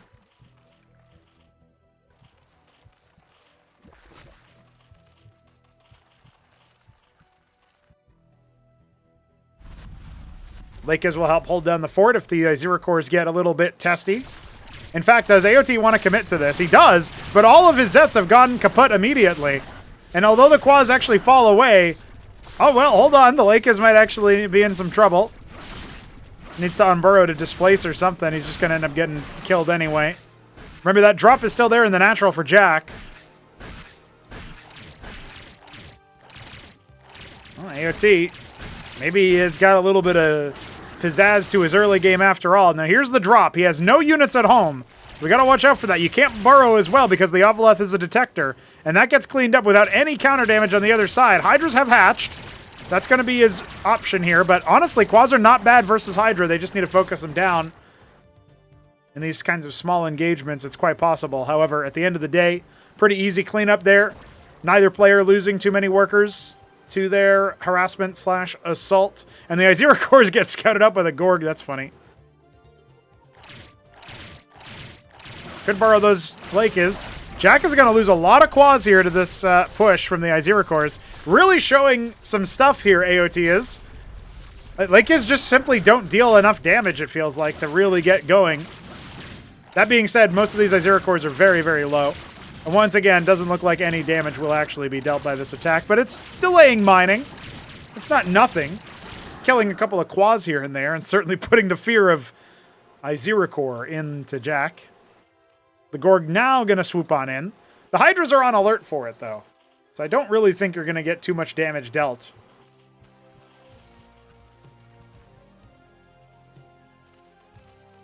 Here comes Gorg. Munching out. Oh, yeah.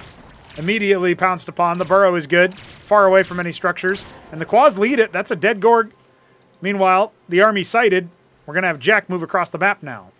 Which makes a lot of sense. It's exactly what you would expect.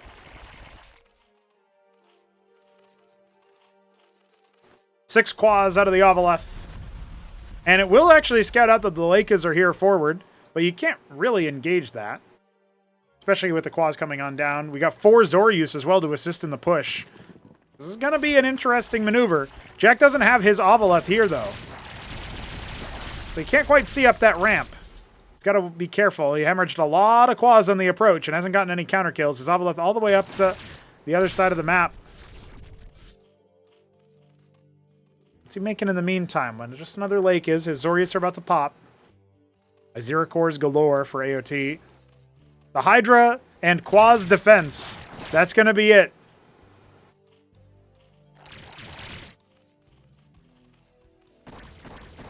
After that early game, I really thought Jack was going to be able to just sort of swindle to victory, but the Iziracor run-bys certainly cut out a lot of his momentum. Coming in with that Ovaleth to detect. Picking one of the Lakis before the Zoryus arrive is really big. Now you can just pounce right on him, and there was not enough there for Jack to get much of anything done. Look at all the quas and hydras behind that, too. I don't even think Jack is aware of how many units AOT just hatched. And he's still got enough money to expand if he wants to.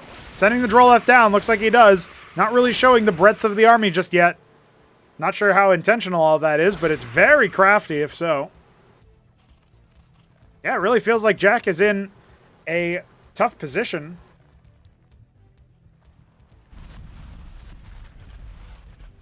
Going to put his own hatch down. Both players expanding at pretty identical times. Vornath on the way for AOT.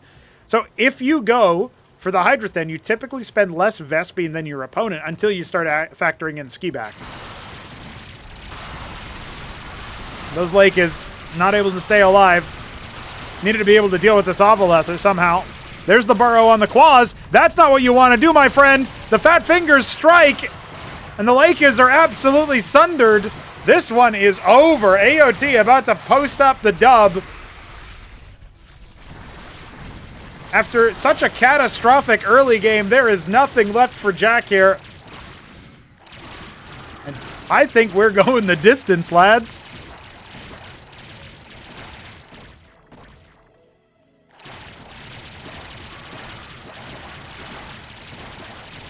Got 6 more pairs of Quaz coming up. Zorius will help out.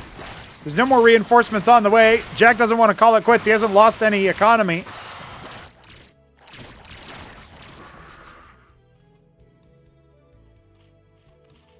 And AOT probably thought that was over. Spends down his bank on Zeths. Goes for the ski backed. He'll grab some Vornath Hydra. Maybe Vornath backed. That's a deadly combo that you very seldom see. Lake is kept at home. Jack definitely in disarray.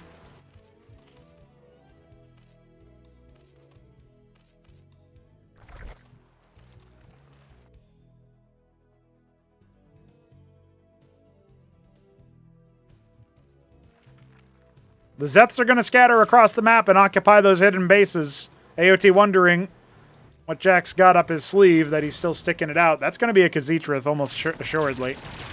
Just waiting on the Vespene. Pounce on those Quaz. Another unforced error.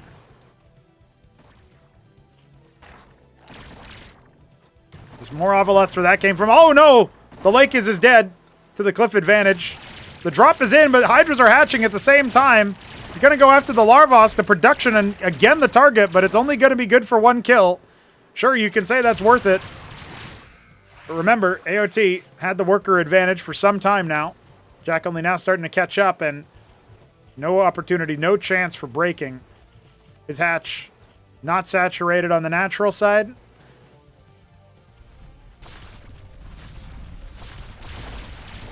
Yeah, too fast with the Ovaleth there. Immediately sniping that Lake is. Oh, he doesn't actually move his Lake is. I don't think he's noticed, but AOT is allowing him to get away with it for now. He's going to go for the Zeth drop and the Hydra drop behind it. Lake is have extricated. Only now do we see the Hydra then come up.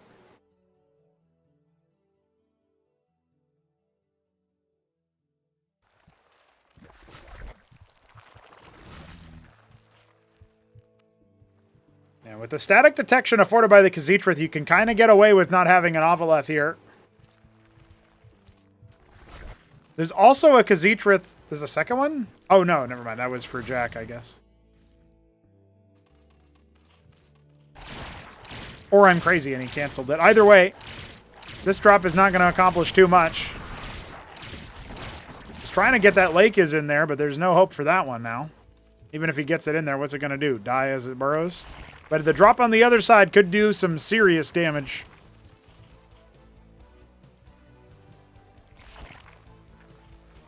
Going to try for the run-by with the Lake is.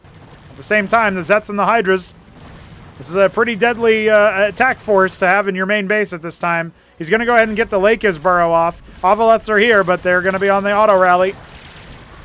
Popped multiple Lake is already. We'll check in on that Ovaleth drop, or the Lake is drop. Oh, we can't check in how many kills it got, but it looks like about 4 or 5 before it was crushed. A lot more damage dealt on the other side, though. Similar worker deaths, about 7, 8, maybe 9, but also popped 2 Larvosks. AOT still very much in the lead. Jack has a ton of money in the bank.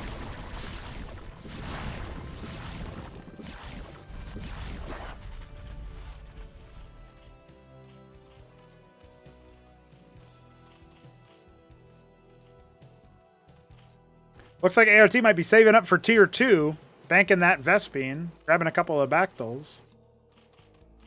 Jack, meanwhile, just making Hydras for now. Yeah, man, he's got so much money. That Ovaleth, not likely to get out. Maybe he can thread the needle.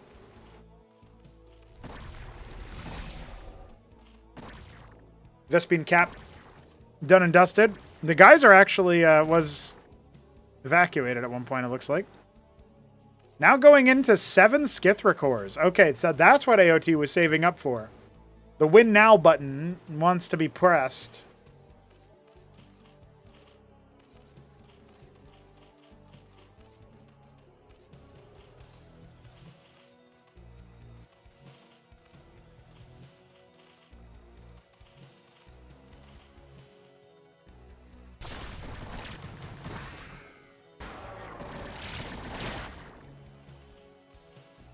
Cowering back behind the Khaz'trith. Now there's the Bactyls on the front line. Jack going to be leveraging those. 12 of them. That was his big money. His big bank. But look, he gets pounced upon just at the worst possible time. Oh, I don't think these are going to finish. Rest of the supporting cast cut down immediately. Egg's focused. Lake is sniped. And of course the cancel has to happen. The jig is up. Let's say goodbye to your Ovaleth as well.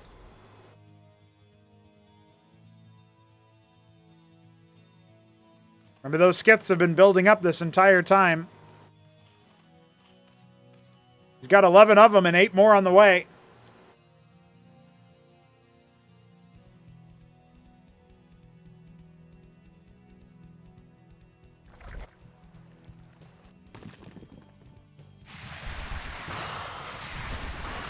Diving right in, onto the back. The Lakers can help. This Hydra Sack is not going to get very far. Meanwhile, this Ovaleth was a bit of a feint. The problem I'm seeing here is that the Corrosive Acid does not have any armor pen. And the Scythicores have 2 armor. And they are in such number that I don't think you can deal with this. He's going to go after the Khaz'trith. That'll make it a little bit more possible. But look, get right on top of him. And where do the Bactyls even go? No bounce attacks. Still a dozen skiths. I think he's still got those 3. Yeah, he's got a lot more than 3 idling in the main base. He doesn't even know how powerful he is. AOT has amassed the Doom stack. And the tools were not there for Jack.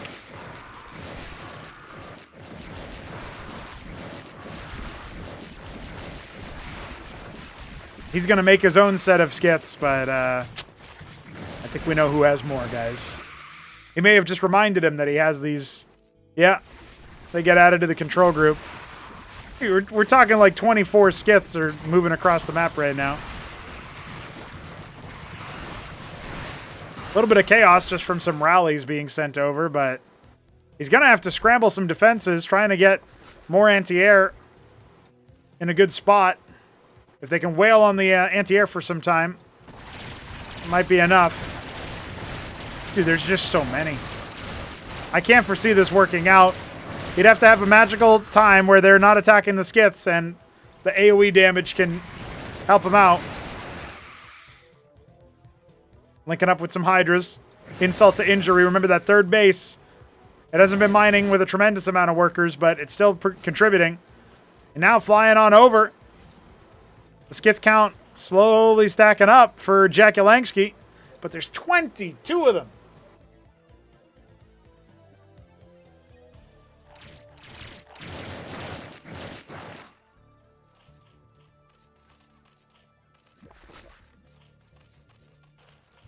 Down a base, down 18 workers, or counting, actually. Feels like it's looking pretty grim here.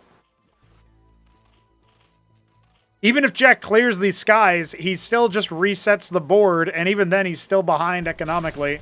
The lake has come in to try to shut this one down. And the Ovaleth is kind of buried inside the natural, as well as the main base. Oh, he's got a couple more with him. See ya. Not very many.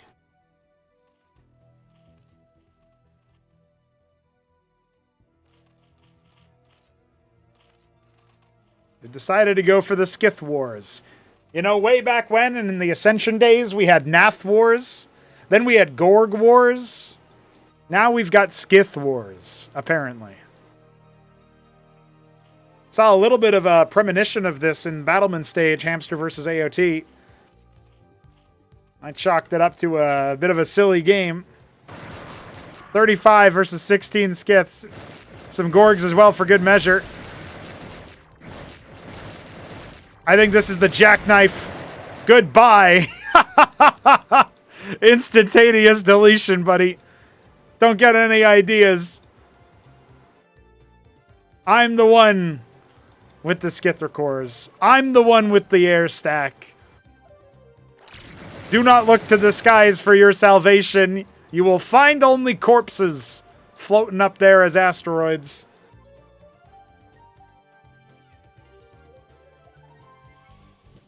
Sent to orbit. A third base denied yet again. There just is not enough in the world to stop the Skiths from tearing these air units asunder. Oh, he's got enough to one-shot Larvosks, brother. Say goodnight.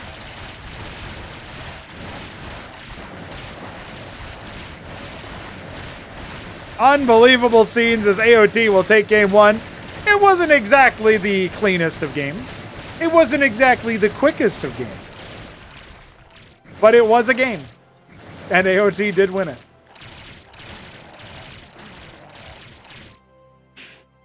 Jack is being very stubborn. There it is. The GG is called. Too much damage. And that is a wrap, my friends.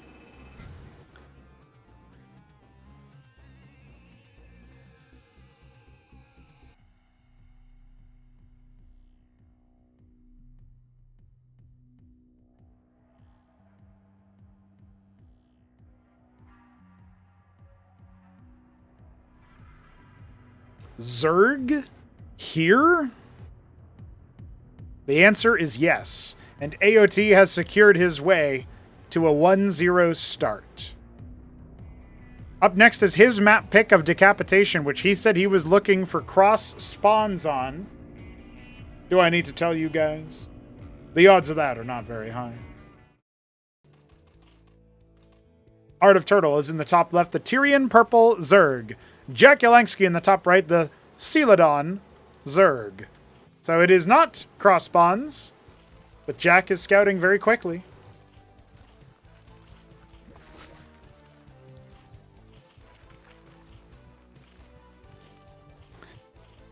$20-minute ZVZ. 20-minute ZVZ at tier 1.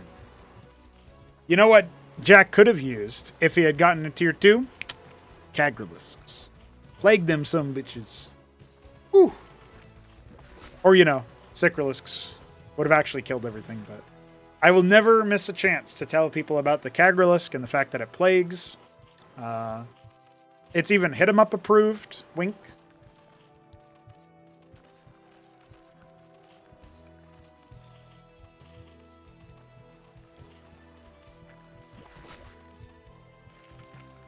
Jack will scout his opponent last. He's going for the pool. AOT a bit more on the greedy side. No way! He's going to do double Larvos. And he's going to have really Rokors out. Well, that really favors him that Jack scouted him last. This is a pool before Larvos here.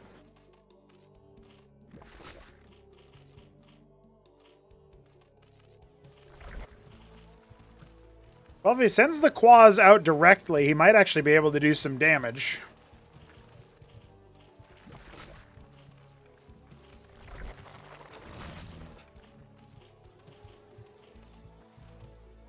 Looks like he's going to be standing his ground, worried about a very early pool like in the last game. I think when you see this many rills, you're like, wait, what the hell?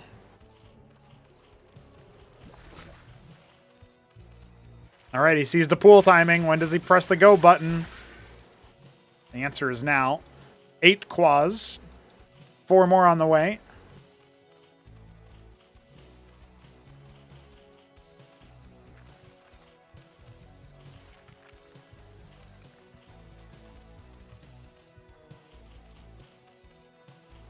You know, it sounds kind of silly because it is. Because you only need like 2 Spraiths to deal with this completely. But if you have this much gas banked up and you're not actually teching with it or building more production, you might consider the Vornath. A couple Naths or something. Let's see. Man. 9 pairs of quads? Really? AOT has got this build mathed out. The Rilla Rokors will soften them up. Keep them entertained.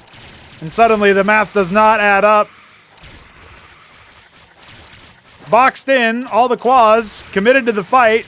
They pick one worker. Not quite able to get a second.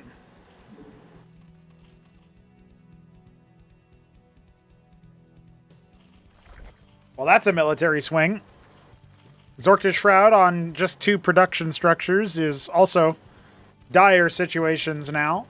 And AOT is going to start filtering in Zeths to catch up with the army a bit faster. He's operating at a surplus of quads, but is it going to be enough to deal with the number of advantages you get from being on the high ground? I'm not sure the answer to that is yes.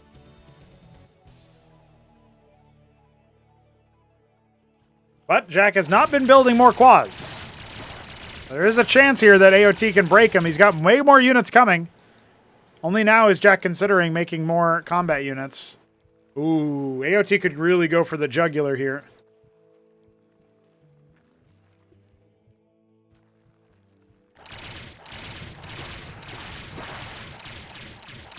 Yeah, looks like he's going to force his way up this ramp. I don't think Jack has enough to hold. He's making 4 more pairs of quads, but they're going to come out well after the fight is well and truly lost.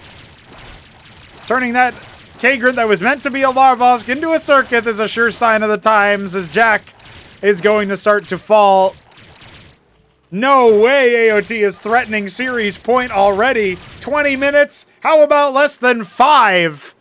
GG. And we go to the next map with Jack teetering on elimination. I don't think that was on my bingo card.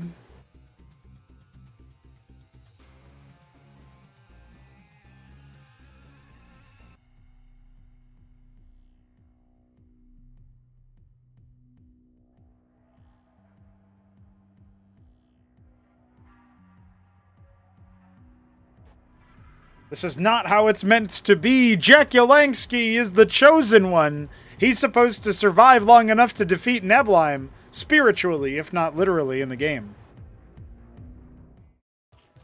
But here we are, and Jakulangski is in the bottom right. He is our chestnut Zerg, and AOT is the Tyrian purple Zerg in the top left. Well, if AOT 3 zeros, I have guessed every color correctly. Let it be known. I am epic.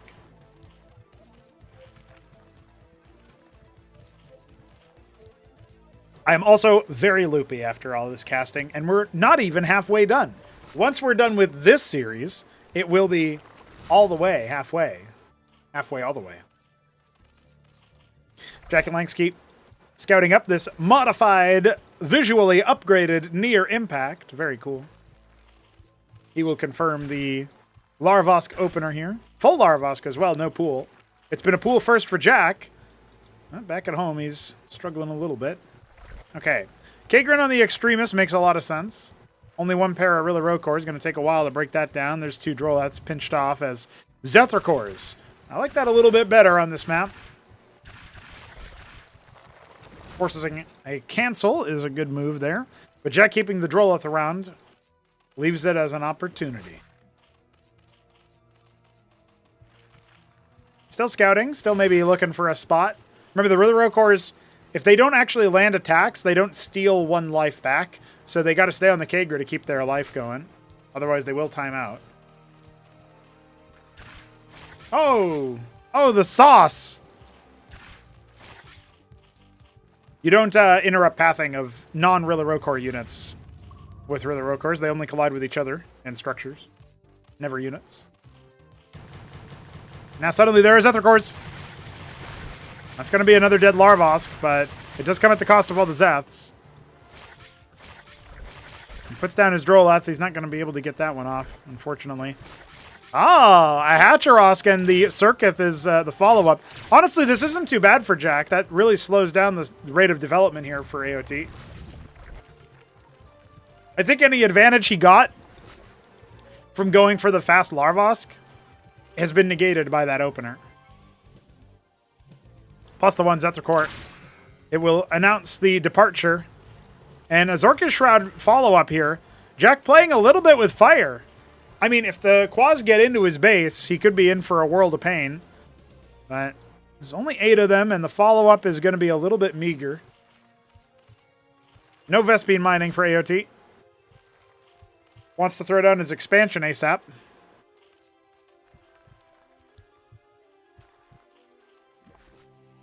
A single lake is on the way. Can certainly assist versus the pool units, and just with Aura alone, as well as that cliff advantage, AOT will have to contend with Jack's entrenched position. Confirming no expansion is good. Maybe he wants to chance it like he did on Decapitation. See if he can't push his luck.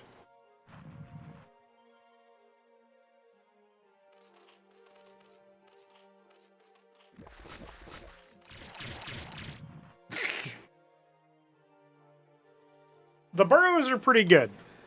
I'm a fan of those. Now here comes the lake is. Talk about a burrow.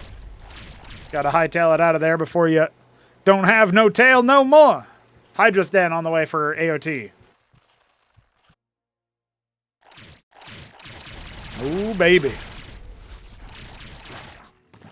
Quit targeting corpses, Lakizalisk. Not that much in terms of army here. 5 more pairs of Quas are on the way. AOT certainly rocking out with that, but I do fear that he's not going to have Hydras up in time. I mean, that den is not going to complete before the first Lakers arrives, that's for sure. So, you know, if he gets lucky, AOT's Hatcherosk will be the target, and Jack will kind of waste too much time there, and then the Hydras will come online. But I think Jack is a little bit too savvy for that. He's actually going to come up here, and somehow a bunch of Quas wound up in that Ovalith. There's 3 Quas in that Ovalith, only now unloading. Oh, baby. Now remember, this whole time, the Lakers are not actually active in the fight. There were more coming. He burrows in the back, not able to get a single set of spines off. Jack may have just bitten off a little bit too much. Hydra's now starting. He's got to get out of there while he still can. The 2 Lakers retreating, but they did force a big committal there from AOT. But still, that extra hatch is done. Let's look at the production. We've got 2 larvae compared to 3. And you get a little bit more income, and you have repelled the attack. It feels like Jack's committal has missed its window. There's no way we're going to get 3 back-to-back 3-0s. That's simply impossible. AOT certainly making it look possible now. We got the expansion coming. I suppose at the same time, if Jack is making the right move here, we'll know because of the fact that AOT won't be able to break him. AOT going for his own economic development.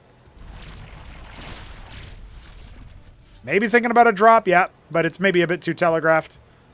Does Jack have anti-drop defense? Not right now, but he's actually recalling his army, leaving the Quas to kind of stab out off to the side. Maybe he can link up with an Ovalith later on, load those Quas up, and send them into the main base. But well, for right now, actually, he's not. He's going to have to respond relatively quickly to this attack force. Or just have lucky timing with his own Quas hatching. I'm going to go after that Larvosk. Not long for this world. Quas hatch, so maybe that'll be enough.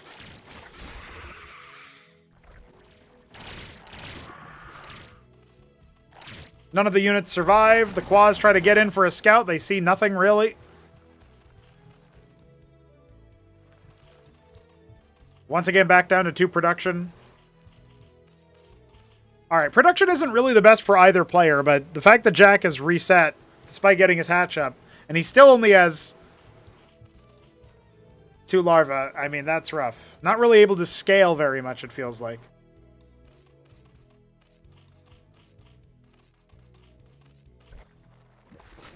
You gotta scale your income sometimes, guys.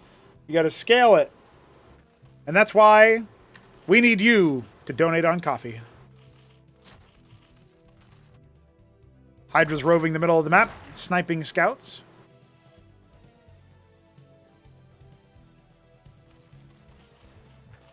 So far, it feels like AOT is doing what he needs to do. He's even got anti-run by over here with the Khaz'it. And of course, the Hydrith then turning into the ski-backed Scab is going to give him a ton of value.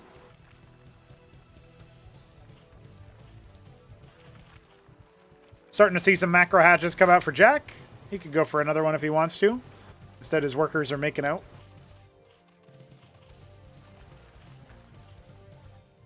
I guess that's allowed on TOS, right? Nobody gonna ban me for depicting kissing? Alien kissing?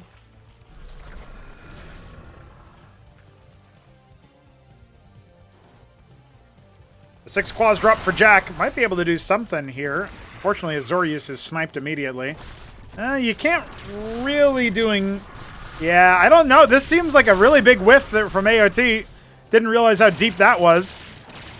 He's going to catch the drop at least with no damage suffered, so only really loses a little bit of military tempo.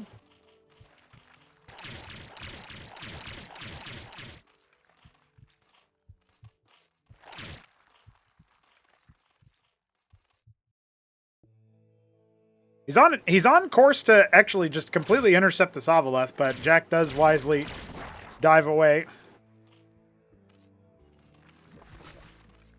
Double Escagan. So Jack wants to cap his ridges, and I guess he's just going to try to entrench here until he gets to tier 2. That's my sort of speculation right about now. Jakulangski.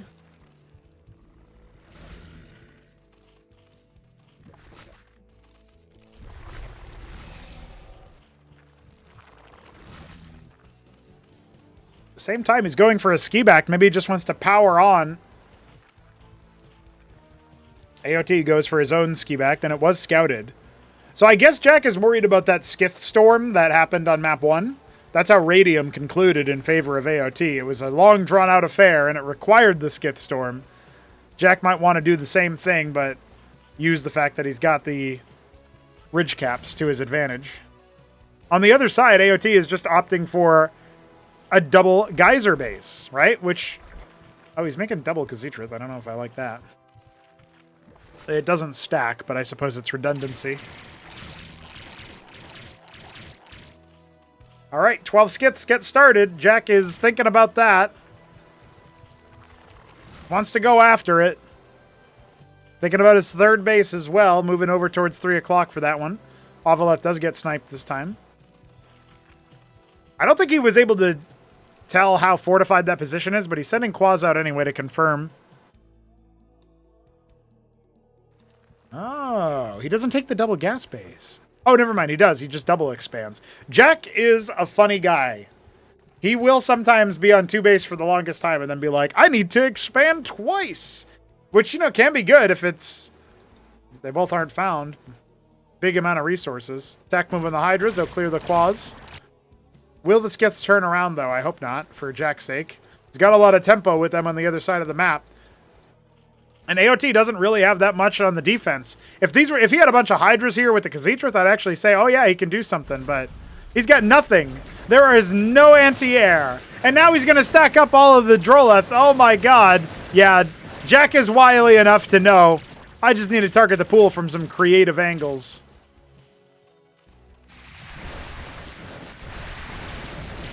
The Eraser has hit AOT's natural. So far, only 5 skiths have met their fate. Oh, God.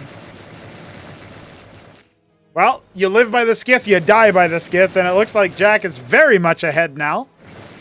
The anti-ground army wasn't really able to force the issue on the other side of things, right? So...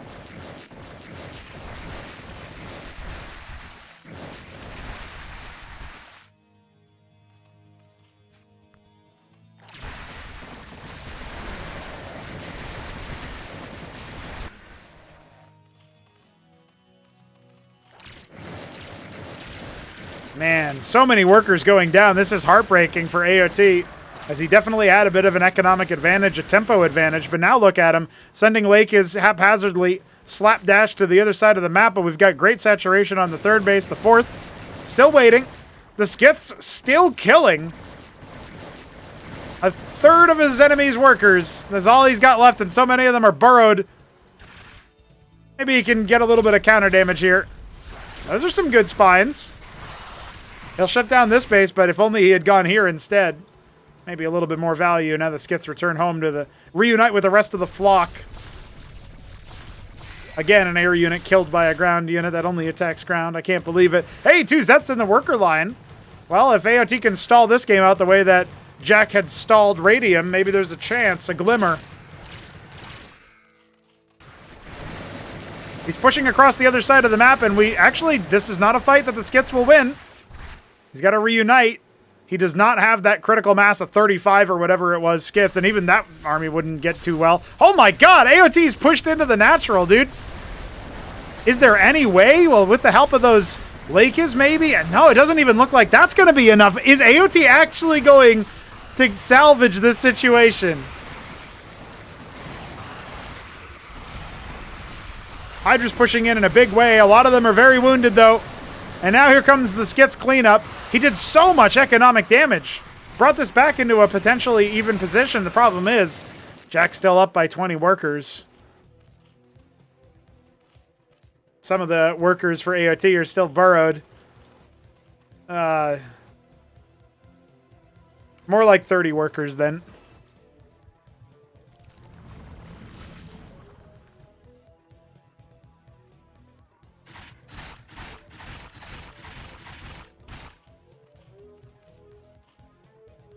With the Khazitrat, the Hydras do get just a way better attack versus this. I don't know if the ground army is going to be enough to overpower the Lakes and Circuit combo, but they'll certainly try. Yeah, with the Lakes kind of firing in all directions, it certainly helps. And now here comes the attack. They've taken care of a Spraith, or maybe it was never turned into anything. That looks like maybe it's more that speed. Yeah, now down to a quarter of his opponent's workers.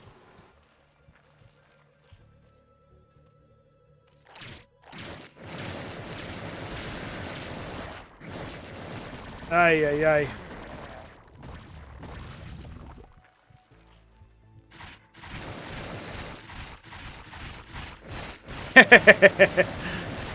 It's really, you know it's bad when the skiths are killing a Spraith. But there's some good damage dealt from the ground army. AOT really holding on as best he can, but he's not mining at all. He's got no mineral income right now. Stuck on 5 minerals. He's going to have to concede, surely. Got this Hydra stack. But there's 10 more skiths, 2 Zorius on the way.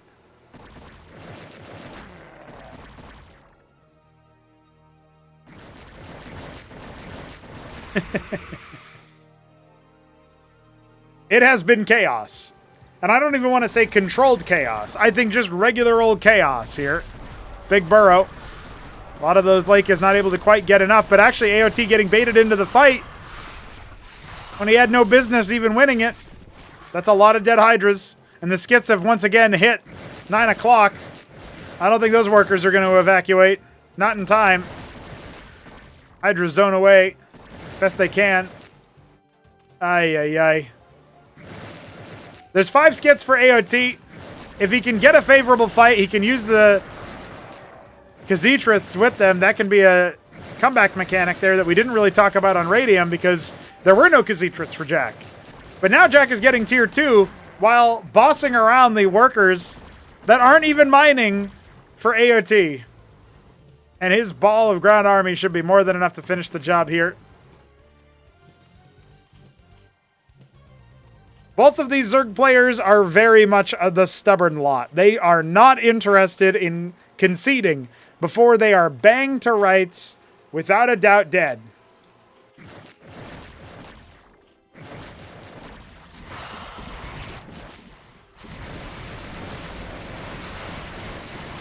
First favorable fight versus those skits that AOT has taken. It comes at a time when he's being stormed by Quaz, Zorius, and Lakes. This is way too much of an army. Jack has such a steep advantage in this, just in this map, just on near impact. And tier 2 Hatch is back in the main base. I think this one's a wrap, ladies and gentlemen. Ooh, baby. GG. And Jack extends play. 17 minutes, not quite 20 minutes. But still, you gotta give it to him.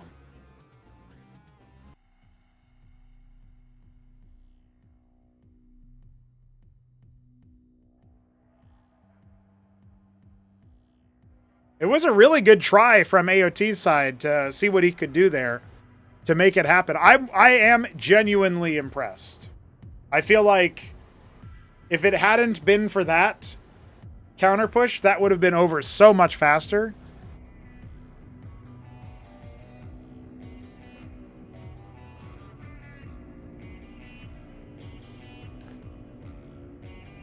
Well, AOT will continue on. He will keep on trucking in the series.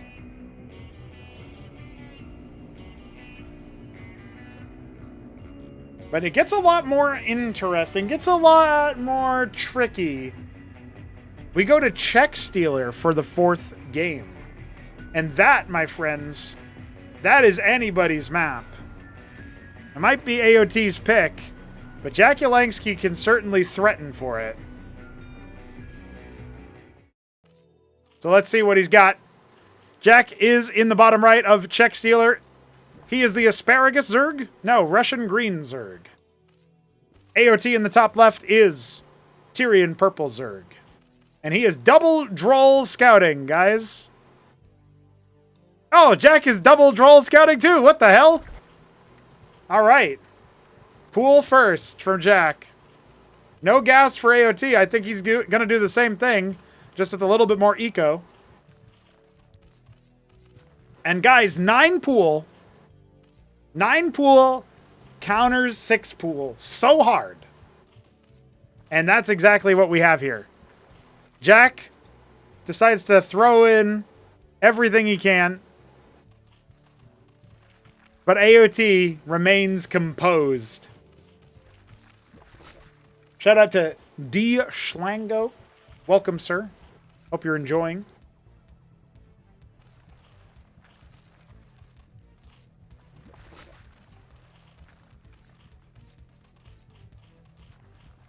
I certainly am enjoying. I'll tell you guys that much. This has been a zany, exciting back and forth ZVZ. If Radium had gone Jack's way, I think it would have been maybe even more juicy than that. Jack going to go ahead and pair his early pool and his Quaz units with a Kagrant that AOT is allowing to finish. Not interested, not really worried about it. The cross spawn distance a little bit too much. He expands right past it because he knows his Quaz are going to hatch in time.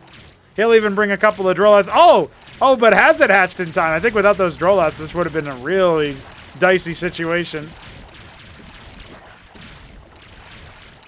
Well, the Quaz are going to storm across the map. He's going to remorph it right then and there, but there's more Quaz where that came from, so he has to cancel. Can't make it happen. He burrows his Drollouth. I don't think it's going to be quite enough. And now we enter in the dance.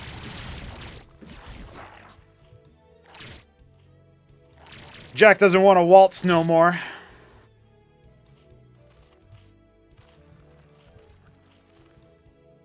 No expand. I like the Zets over here. I have to think that he was thinking about a proxy hatch.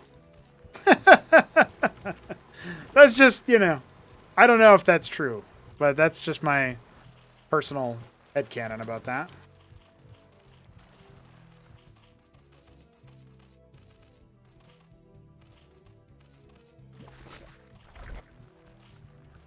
Hydrathen very fast here for AOT as his hatch finishes up there for the expansion.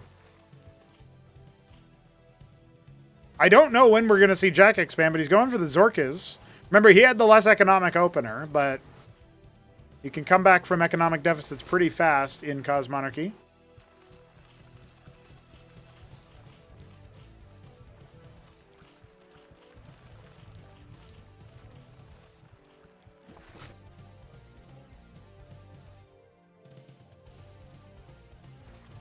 The expansion looms for Jakulangski as he gets ready for his second Larvosk to pop. His shroud is complete. And with that, his plan will fall into place. I am interested, man. I really don't think that the shroud has actually worked out so much for anyone who's leaning on it in this series. But maybe Jack can tidy it up and perform a little bit better this time around. Who knows?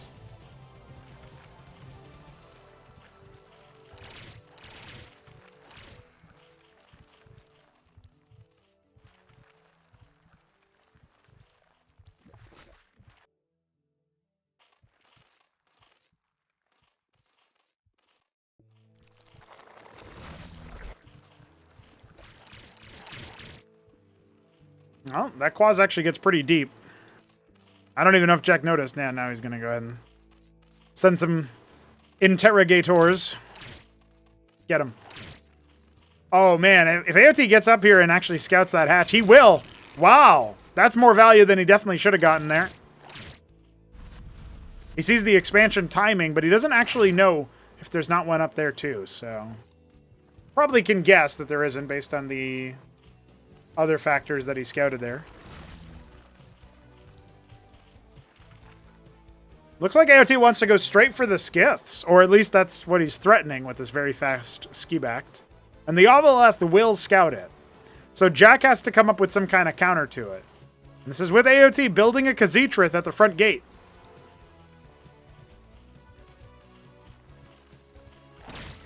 Now that Ovaleth ain't getting very far. Still sees the ski-backed, though.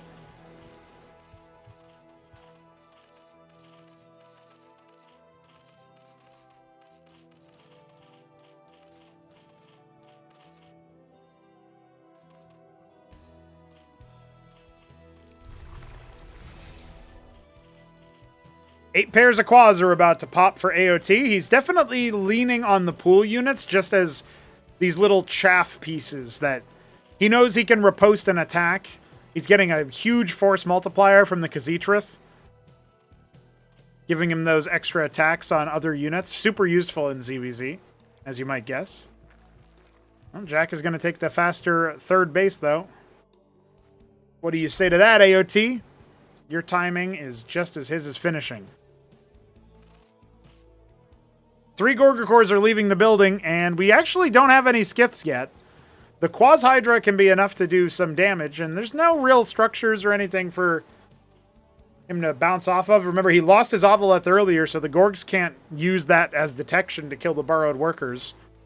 Still a very valid strategy here. But we're all waiting with bated breath to see if Jakulangski can get a little bit more value. Ooh. That's going to be 4 dead workers. That's nothing to scoff at. But here comes the attack, and Jack is kind of willingly walking into it. He actually kills another worker. I feel like this is a big whiff. He only notices a little bit too late. Clearing a couple of other scouting units that have been dispatched, but not every single one. You can see all the corners of the map have been exposed to AOT at this point. These are expensive units, the Gorgakors. You can't just get away with chucking them away.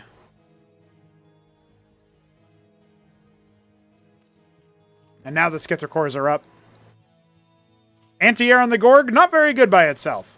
Can be really useful versus Skiths if you got Bactylisks or you got Hydras or even Quaz can be really benefiting from fighting with the armor end, but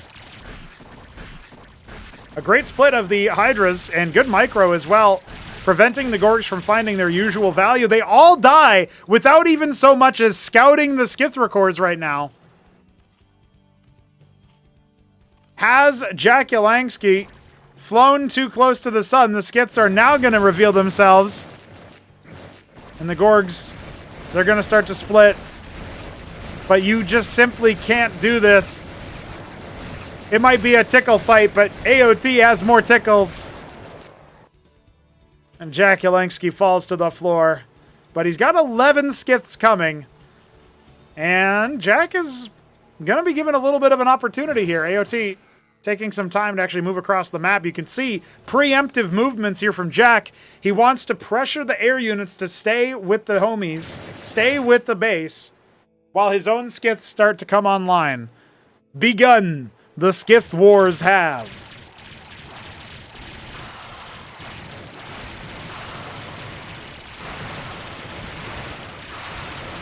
Skiths have decided to return. 17 Skith cores with 8 more on the way. No real way for any Skith cores to be brought down in that fight. But he can try to go after some of these with the Azorius. Just trying to ignore as much as he can. Not going to be enough to break that vulnerable structure, but he will clear a couple of Drolets with the Rilla Row cores. And here comes the raid. 11 of his own arrive. Just in time to start heckling the worker count, bringing it back down to within spitting distance. And now it's going to be all down to control. Remember, these players are very far apart from each other. Oh, losing so many is not good. I'm sure the latency is quite high, but Jack cannot afford to clump up so much, and he cannot afford to drop Skiths. He has decided to go for the Skith War. And he is very much losing the arms race. He's up at 18 at home to 27 with 3 Spraiths. Is it going to be enough to do anything here? Trying to pounce on this lower spoke. Ay, ay, ay, on a knife's edge. Jack trying to get as many as he can. He does not have the superior economy, but you can't quite say anybody's got the greatest eco. 12 o'clock being taken, by the way. The first time we actually see Czech Stealer have one of these 12 or 6 bases taken. Remarkable. The Skiths are gambling wrong, though. Drolets, very quick reaction time there from AOT. Still, he's going to have to hit the stop key if he doesn't want all those workers to get shellacked. Oh, burrowing them too far away for any splash damage to hit. A little bit less so true over here, but now I think maybe the Skiths have been boxed in. He's only got 16 of them, remember. AOT, he's up to 38. Oh, it's over. All the Skiths have been shot out of the sky. And jakulangski drops them all. He's going to see if he can counter damage at 12, but I think that was it, man. That was his one chance. His best chance. The best we've seen jakulangski play. To get this far, to get to the Throneroom Stage, to take the reigning champion to 4 games, and now to take Art of Turtle to 4 games, but it looks like that veteran Zerg has it in him. I can't imagine how he's going to try to come back from here. We don't see a single Khaz'trith. We just see mass Spraith. A 4th base over at 9 o'clock. Little feints and sorties trying to keep his opponent on his toes. 12 o'clock once again going to be attacked by a ground army just as the workers arrive. And then the Skiths that have been remade are going to go after this base. But there's only so long you can delay what feels like the inevitable. Oh, and there was a parry force here. Waiting and ready. Not a cost-efficient trade. Tier 2 on the way for Jack. His only hope of extending the series is Tier 2 or bust.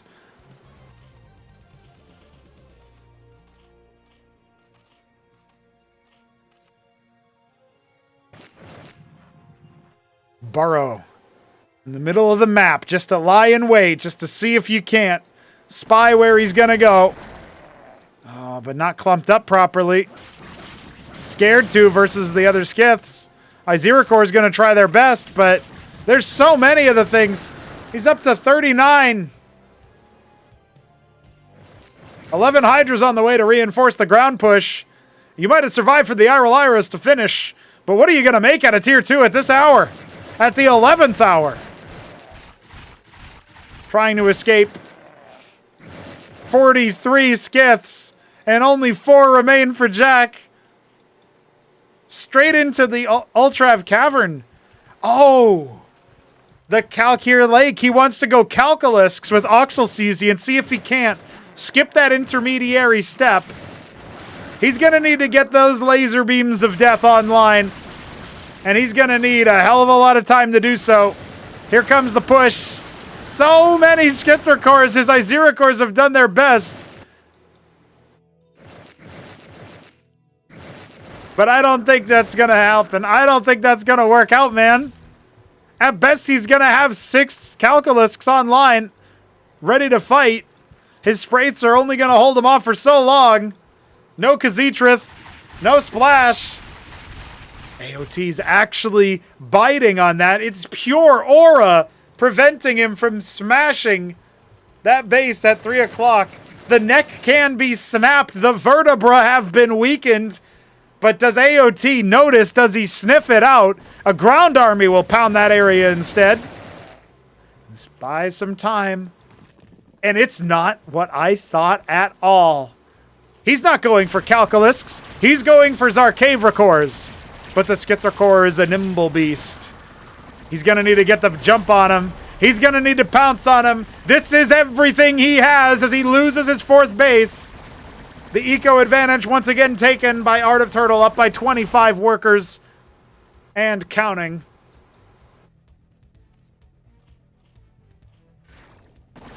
He's also got to deal with that ground army. He's going to have to show the Zarks. There's no way for him to clear all the Hydras any other way.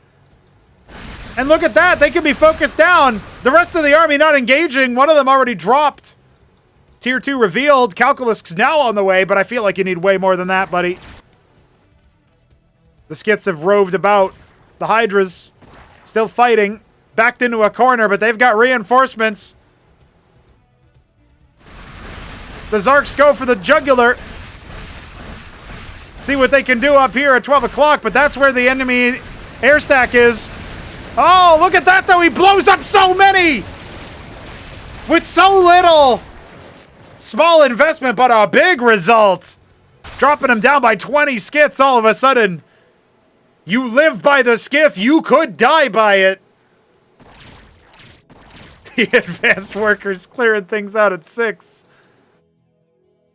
Jack just trying to hold. He drops Calcs at 3 o'clock. No way.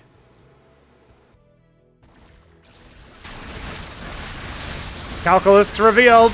Jack barely holding on. Remember, he has almost no money. He needs to trade so cost efficiently. It's all down to this V of Skithrakors charging in for victory. Can it be enough? These Zarks are so low.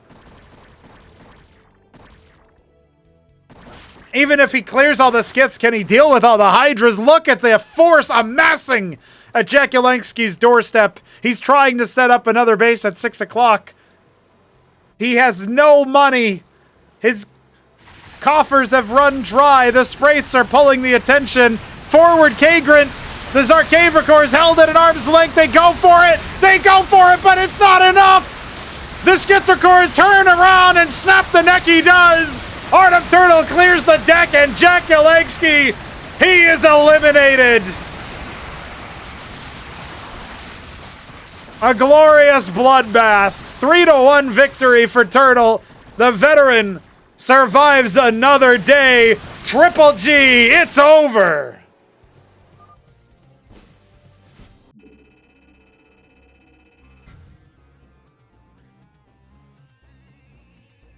Now, I did not expect that result. I did not expect Art of Turtle to secure the dub. Certainly not in that fashion. Whoo, boy. I guess I got to take some ZVZ notes. But you know what that means.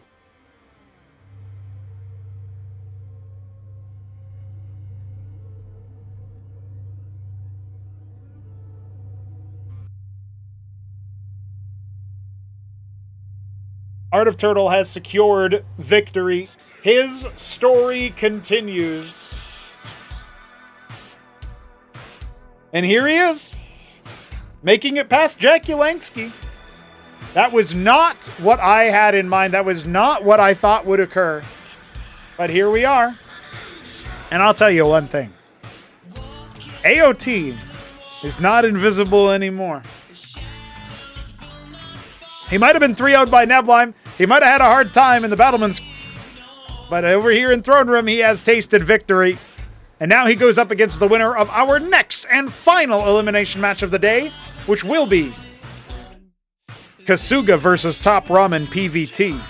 Either AOT is going to have to redeem himself in that ZVP matchup, or he's going to have to do it versus Terran for the first time in the tournament so far.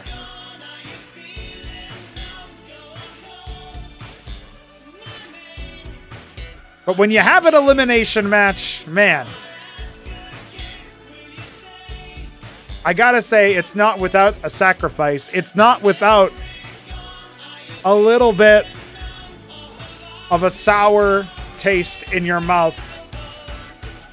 When you're feeling like Jakulangski's feeling, when you were feeling like you had your best chance at powering through, a loss at this stage, the end of the line,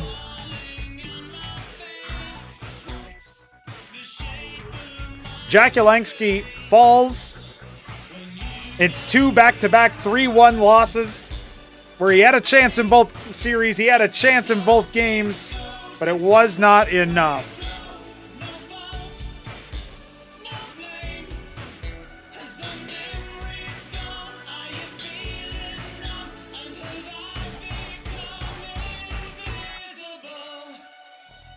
Well, that has changed our calculus in the playoffs, ladies and gentlemen. The Throneroom Stage, of course, it will continue. Of course, we will be here for a while longer. So, I am seeing some of the Europeans start to log off, but maybe some of those Westerners, those Americans, those Canadians, maybe some of y'all will stick with us here as we get a little bit deeper into the Throneroom Stage for the cast. It's going to be a good time. Halfway done for the day, as we have one more elimination match and then 2 semifinals. Ready to go, ready to be cast. Of course, that does mean that we've qualified to a break. So that's where we'll be going now. It's over for Jakulangski, and it's just beginning, perhaps, for Art of Turtle. Don't sleep on the man. He's looking potentially quite hot.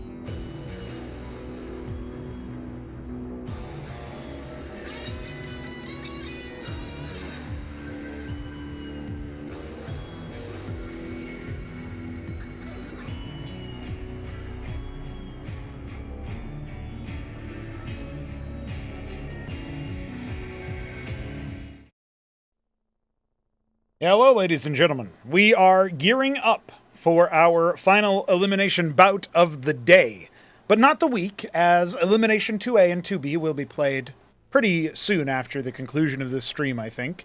In the next few days or what have you. We are going to be going into this PvT matchup, though, with a whetted appetite. We already saw Shopkeeper Dog, underdog Terran, take on the Shambler and defeat him 3-0 earlier in the day. Now TopRamen will be dueling against Kasuga and hoping to do a similar sort of upset. It would be an upset in name only this time, though, as Kasuga is a much newer player. A player who is just not quite as storied within the annals of Cosmonarchy in terms of competitive history as somebody like TopRamen is. So, let's take a gander at what we might find going in to an interview with TopRamen himself. All right. No, we're all set. Tell me, TopRamen, what you were just saying about Kingwa Valley. As you said, it's a wider Serenity. Yeah, I think it plays kind of like a wider Serenity does. Interesting. Yeah. And, Serenity's obviously very short in the brush distance, but Kingwa's not that far off, is it? I think it is probably a little bit longer, but yeah, I think it is close. And the main Nat third structure is pretty similar. Fourth is where you're going to start seeing some moderate deviations, but I think otherwise most of your early game is going to play very similarly. And so far we've seen that early game favor Terran a lot. I mean, Shopkeeper Dog took a map off of Neblime on Serenity without using the Phalanx cheese. I haven't actually seen how the, chronologically speaking, we will know the outcome of Shambler versus Dog. I don't rate Dog highly, his chances in that set. Maybe that will age like milk. But one of the things that I think looking at that series is, and I saw the veto for that series ahead of time, it actually looked like there was a lot of maps that went through that looked Terran favored. So it kind of feels like Terran in this maybe has a second hope. You know what I mean? Like that, just in terms of the veto, the way that maps are going, it doesn't really feel like Protosses are, crossing their T's and dotting their I's. Kasuga bans Brainstorm. How do you feel about that? That's probably okay with me. I think Brainstorm is actually both of his bans are probably my two least favorite TVP maps. So I'm totally okay with that. Dude, you got 4 bans in this series, is what you're telling me. He banned Brainstorm, you banned Decap, then he bans Radium, and you banned Czech Stealer, the other 4-spawn map that you decided to omit. So, I mean, this is kind of like you were banning on both sides, just helping you out. Yeah. I got all of my all of the preferred 2-player maps. Just Blackwater, Bastion. I actually think Mass Destruction would have been a better TVP map. I think. I think that one's decent-ish. Mm-hmm. But I'm not unhappy with Blackwater either. So one of the things you said to me earlier was that you feel like Kasuga, you're a little bit worried about his play, but you got HitEmUp practice that went really well, or at least some of the games went well. You're feeling confident based on that, it sounds like. I also want to talk a little bit about your play versus the Shambler. He ends up taking it in a close contested series, 5 games. As a resident member of Clan Ass, the Anti-Shambler Society, you're obviously not happy about that. But I feel like maybe this is a good thing for TVP specifically for you, because at least tell me if I'm wrong about it. I'm going to cook a little bit with this narrative. You tell me if I'm at all off base. But I feel like a lot of the Terran players, I'm going to say there's a Terran cabal, and HitEmUp actually isn't part of it. It's you, it's Dog, and it's Aoud. And I feel like you guys will take turns playing PvT, because some of you tolerate TVT less than others. And you guys take turns playing that Protoss style. And you guys have actually developed, from the Terran perspective, what the Protoss style looks like versus other Terrans that play, comparable enough. Obviously, there's a lot of disparity with how you guys roll Terran, but you guys have a shared style, I feel like. And that extends to your Protoss. Well, Shambler, and to a lesser extent Kasuga, don't play Protoss like that. Neblime definitely doesn't play Protoss like you guys play Protoss when you're playing PvT, just for practice. So do you feel like getting a little bit of a check-in with how some of the Protosses that aren't in that Terran cabal play Protoss and how they're very different? Has that given you some more fundamental understanding of the matchup and like what is strong that maybe you were blind to a little bit, or you didn't quite notice, or you weren't quite thinking about going into that series against the Shambler? I think so. Okay, so I actually haven't played a ton with Aoud. Okay. Mostly, and I actually don't play the Protoss side very much either. Okay. I mostly just play Terran into Dog's Protoss. Got it. And but I think you're right that I think I think Dog has developed the PvT style to play. Okay. And I'm not, so I've done a lot of theory crafting about how to beat it, and I think actually games versus HitEmUp have taught me some things, but I'm not, I don't know. I would say I'm not. I think the styles that we've been seeing in the tournament are fairly close to the optimal way to play TPP, but I could be totally off base. I think I don't know. I would say I'm like 70% confident that this is the way to play the matchup from the Terran side. So basically, you're thinking that you've got. Was there a percentage shift really that happened after the Shambler set? Because you end up dropping that series, but obviously it's against a player who plays completely counter in some ways, but different at the very least to the Protosses that you're used to facing, especially if you're usually facing against Dog's Protoss, which, by the way, it was really funny when he was dropping games. I think it was in Battlement Stage, and he's like, I could one-handed beat every Terran with Protoss. Like, so, he's got some strong opinions about Protoss in the matchup. But regardless, apparently, I assume that means that his Protoss is reasonably good for practice. But playing against a Shambler, do you feel like now you've got like an even better, more ironclad style? Are we going to see like more of a quintessential Terran baseline? This is how you play macro Terran in this matchup from your series against Kasuga here? Like lessons learned applied from the Shambler set? Yeah, I think the games versus the Shambler. So like the 4 Stockade Huracan stuff is like for some reason it felt way stronger like 3 weeks ago. 3 weeks ago it was like it seems like the new way to play TVP, and I don't know what happened.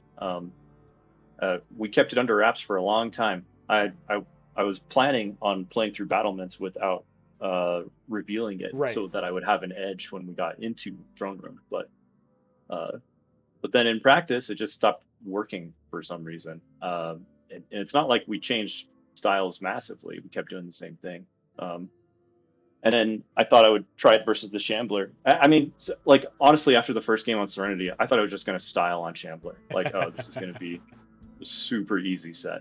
So I thought I would showcase some of the other styles that I had developed, and both of those went terribly wrong. Okay. So I guess I would say, yeah, like maybe like a 10% shift that, okay,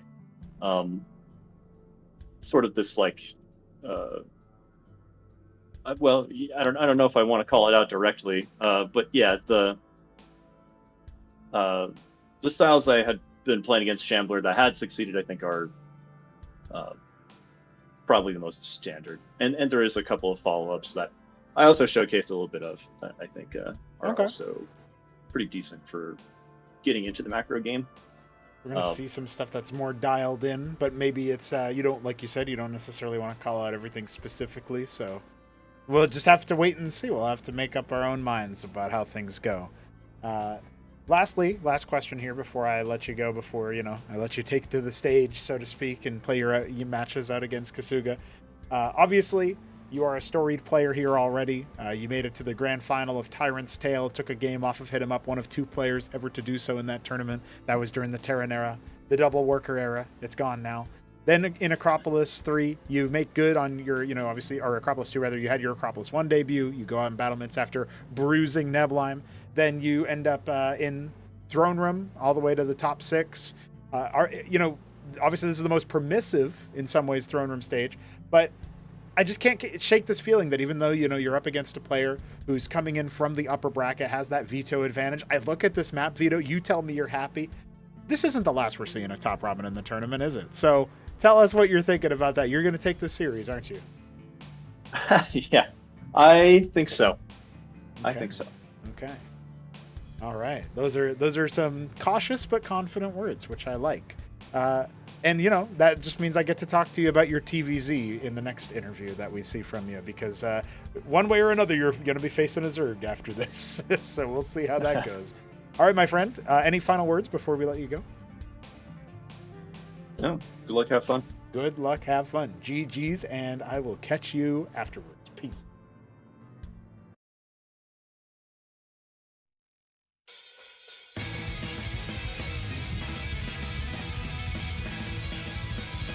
You know what time it is. Let's take a look at TopRamen under the microscope.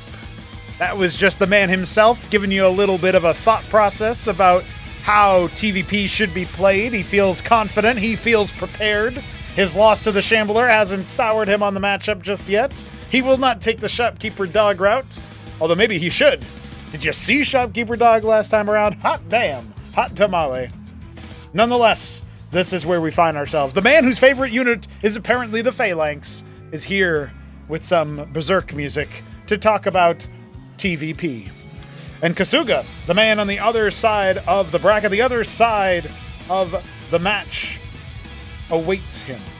This is going to be an interesting round. This is going to be a very exciting elimination match, but that means that we got to take a little bit of time, to take a little bit of a chill pill, and talk a little bit about Kasuga.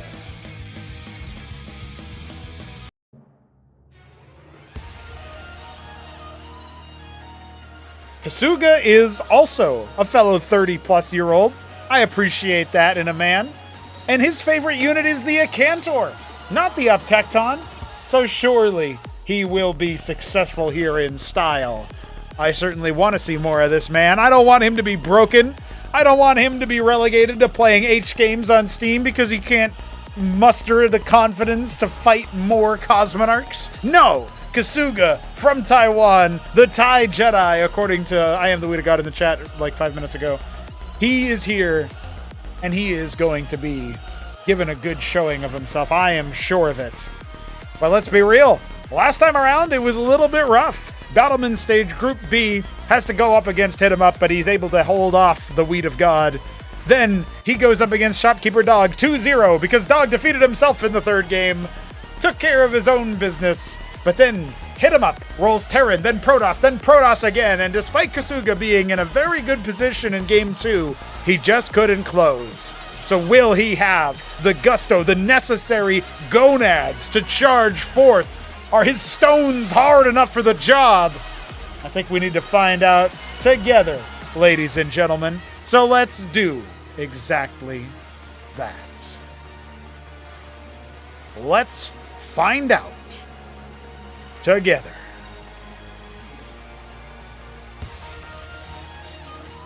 Here we go! TopRamen in the top left of Near Impact to start our series off. He is our dim gray, no, just regular old gray Terran. And in the bottom right, we've got Kasuga, who is the green Protoss. A fitting color for Kasuga, as he is one of our newest players, our only Acropolis debutant to make it into the Throneroom Stage.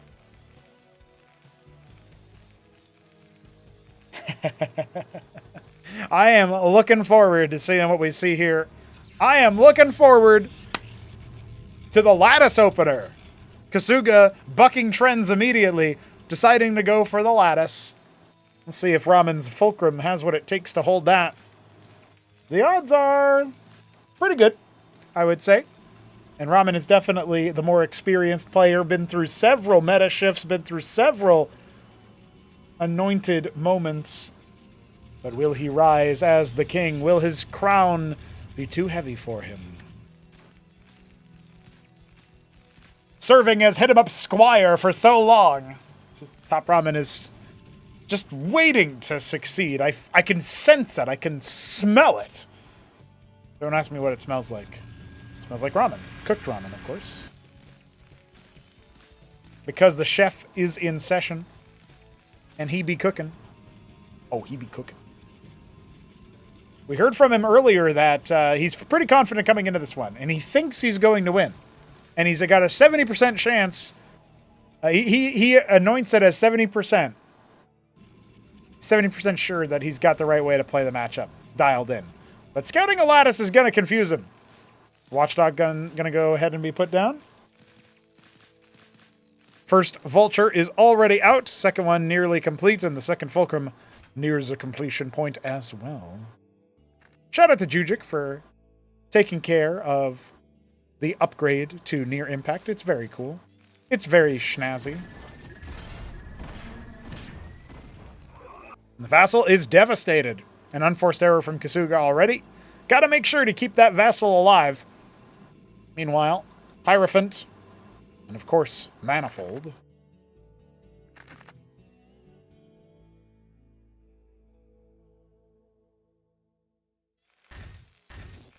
Well, there's the double scrapyard, so TopRamen taking a page out of the old playbook and reading from it, and Kasuga's like, I already know how this story ends. I'm gonna change the ending myself. A Nexus very early on for him, kind of calling the bluff, figuring there's not going to be a heavy committal into some kind of proposed push. Ramen instead going to go ahead and drop his own ministry on location.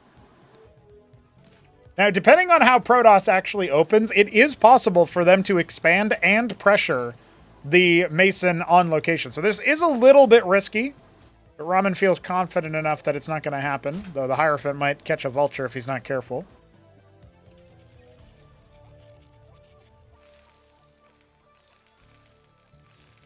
I am a little bit worried about the composition of lattice-based armies. Like, if Kasuga had easy access to a Magister, I'd think a little bit differently. Like, oh yeah, you can just increase the range of the idols. Start ranging shit down. That's pretty interesting stuff, you know? But I don't foresee a very fast Argosy for him.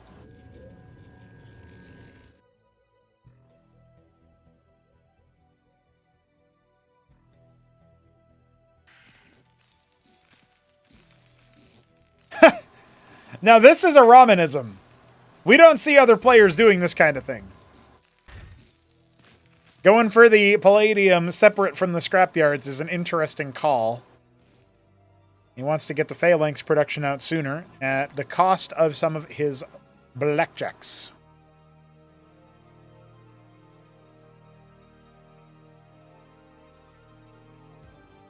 Reasonable mine coverage on the extremities. If there's a drop, he might find it out just based on that alone.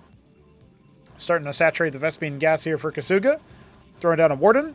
He loves his fast Sedent, and this game is no exception. Starting to add a Golem to the picture. Already has one on the field. Very nice. Yeah, one thing that I can say is that right now Kasuga is even with the production, but you are going to need to start adding more production structures soon. Especially as Ramen starts to activate a little bit more utility with the Star Pad, with the Phalanx count coming up.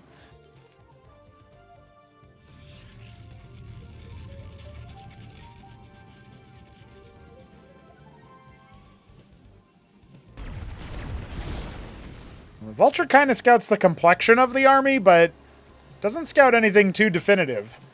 I would feel mixed feelings about trying to push out versus this kind of army. On the one hand, you'd think to yourself, there's not that many Dracodins to deal with or anything, so Strider count isn't going to be a huge issue. But on the other hand, you got to deal with the Zealots and the Golems. There's Ecclesiasts here to keep them alive as well. That's got to be your target for the Phalanxes. Watchdogs on the Extremists. Witness going to come in and scout. Sees only now do we have a 4th and 5th Fulcrum coming down, so that feels kind of late if he wanted to try to keep up with a growing Protoss. But he's got a pretty reasonable burgeoning economy here. However, Kasuga is ahead by 4 workers, and I'm not really sure how that happened. Does he have artisans I don't know about? Nope. Ooh. Bopped. Was that a flyby Anseal? Must have been. First he loses a Vassal, then he loses a Witness. Well, this is definitely a lot more Fulcrums than I think Kasuga will be used to. Before the adaptation we saw in this matchup with Shopkeeper Dog going for 3 Scrapyard before Palladium. Going for 5 Fulc timings on 2 bases. I have seen this kind of style before versus the Shambler, actually.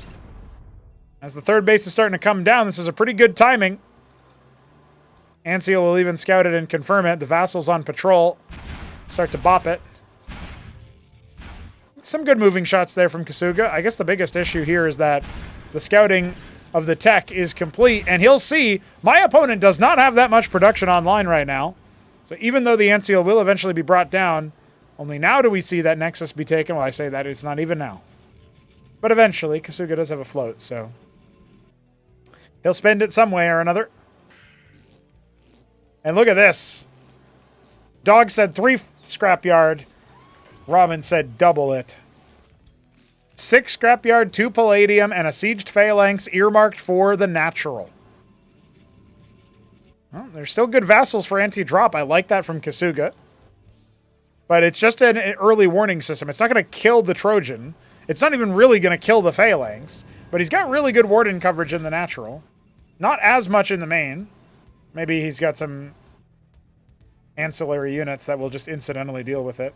His vassals almost catch the Trojan. Almost! He's going to scout over here to see whether or not there's a trouble brewing with Talos or something, but nothing over there. His witness should have seen the army starting to leave, but actually I think it was in the perfect spot to not catch it in time. The phalanxes are going to start to deploy. This is a textbook engagement for the Protoss, but there's not much backing this up. And remember, that drop is still alive. Or is it? Looking for a place to unload. He's going to do it at a last-ditch effort and then try to fall back. The workers get pulled. He kills a manifold with it. That's it. Trojan gets clotheslined on the way out. Ramen's still pushing with a really strong army, and he's got reinforcements. Oh, does he have reinforcements? This is a very committed 2-base attack. I don't want to call it all in, because you can transfer from a lot of different positions here. But I really don't see how Kasuga's going to get away with this. Look at the blackjack count. There are 30 blackjacks on the field right now. And Kasuga doesn't even have 30 military units. Another sieged phalanx earmarked for that 3rd base. And I feel like Kasuga's going to need to already start thinking about what else to do. His single Acantor, his other one up here. But look, it's live already.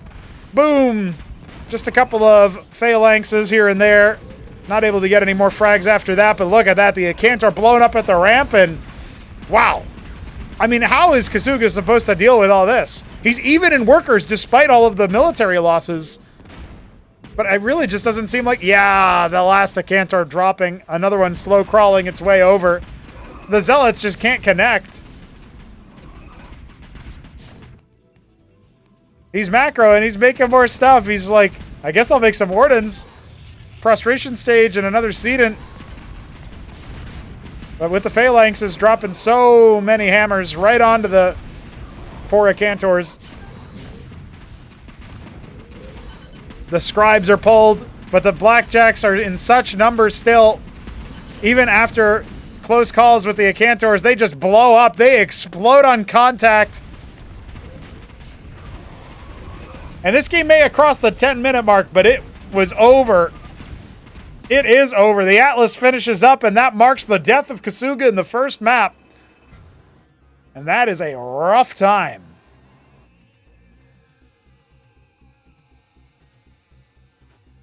Ramen was very pleased with the veto in this series. He was very happy with the maps that were selected, and maybe we're starting to see why. How are you supposed to make any sort of Protoss magic happen, some trickery occur on a map like Near Impact if you're not prepared for the 8 Fulcrum play on 2 base? There was not really an easy way to transition with it, short of just closing out all of your military, by the way. So like you would have just had to stop building military units at that point. Yet here we are.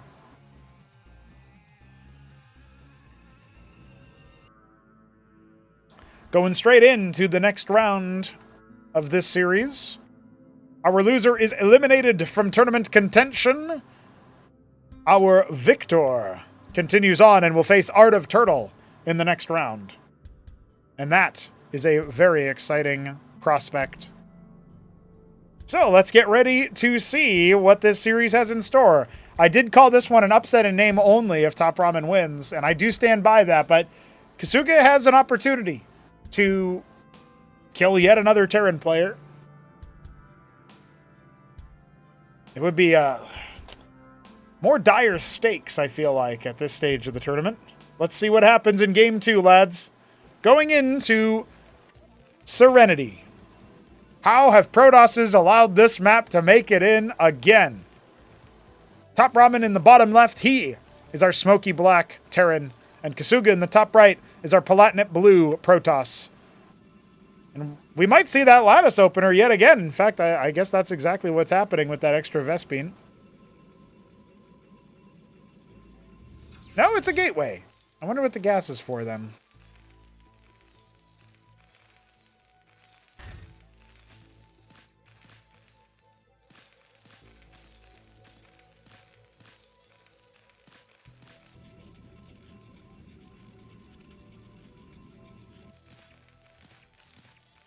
Fulcrum and gate. Back to the original style.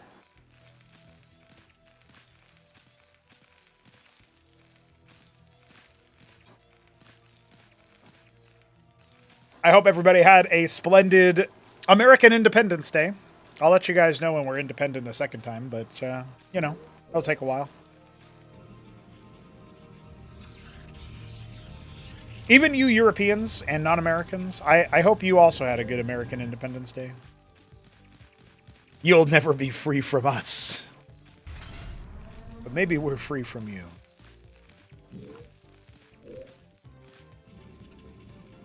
Very fast embassy for Kasuga, and a Legionnaire start. He wants to be kind of in Ramen's face in the early stages. But, what? A Warden in front of the Nexus? I wonder if Kasuga's just freestyling right now.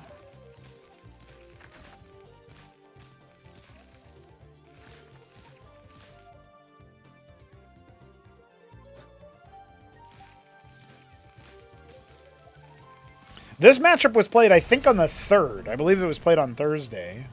Yeah, it was. And for Kasuga, it was the 4th. Because, you know, he's ahead of us time zone-wise, so... in this moment, he is celebrating July 4th. That we're seeing recorded in history. Build a pylon. Do it, Kasuga. Double scrapyard. Fresh round of vultures.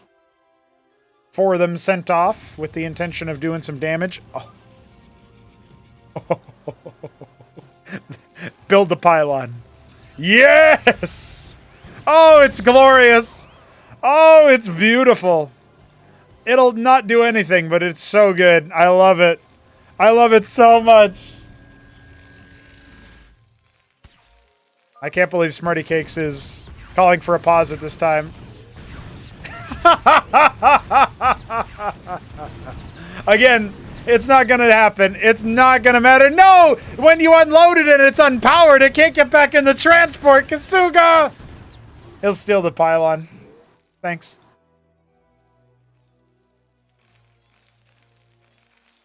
God damn, now that's a build. That is a sick build.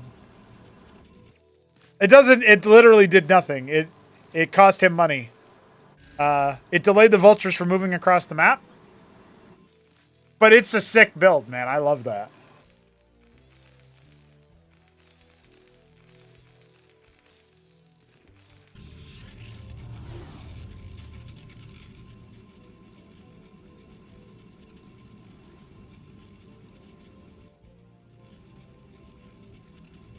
All right. Putting it out in the front like a degen Zerg. Kasuga. Cosplaying as jakulangski from a few tournaments ago, just with a different skin. A more plant-like skin. Reinforcement Legionnaires guarding the 3rd base, but that's very far from action.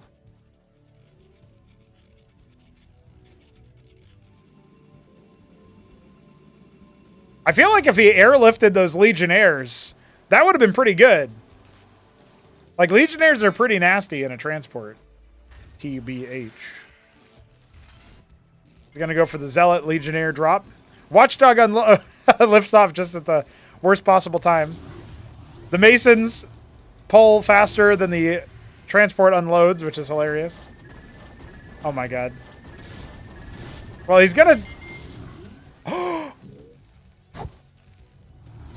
No!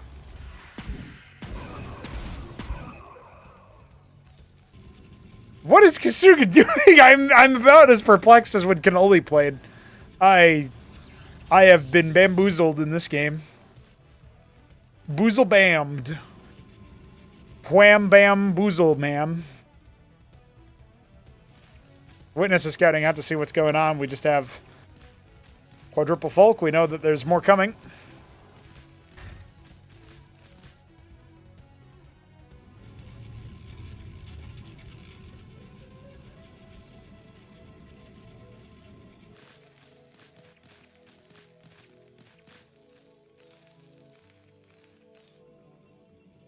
Down 10 workers.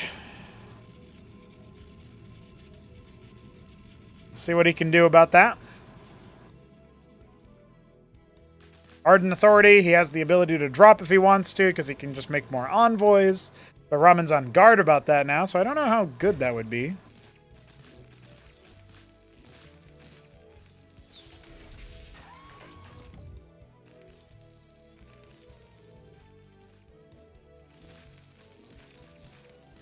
Star pad halfway complete now for TopRamen. Remember, this map is known as the map where Terran just puts a phalanx back here and you cry for a while. But it's also a map where the mech push out can happen really fast, and it's hard for you to drop it. It's hard for you to stop it. We'll see if TopRamen is able to become Drop Ramen.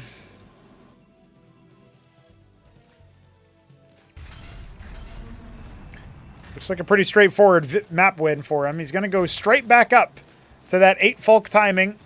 He'll have his 2 palladium and his 6 scrapyard. His vulture's in the base. Scouts out what's going on here.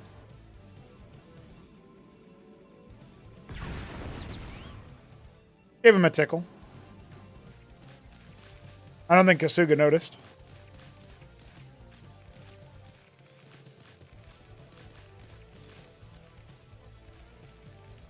There are a lot of blackjacks, yet again, big surprise, but it doesn't really look like Ramen is interested in an expansion. He's actually got a lot of extra money, too, but he's spending it down, queuing up some units. Maybe not. Maybe no queues. I'm just a fraud. Maybe he's queued workers. No, he's just that good. He's so good. So good. Get it? There's that sieged phalanx. We were talking about it. Maybe I'll just park it right here, honestly. Doesn't need to be behind the 8 ball there. Waiting amidst the trees. The entirety of the minimap shifting color as a single witness is spotted. Here we go.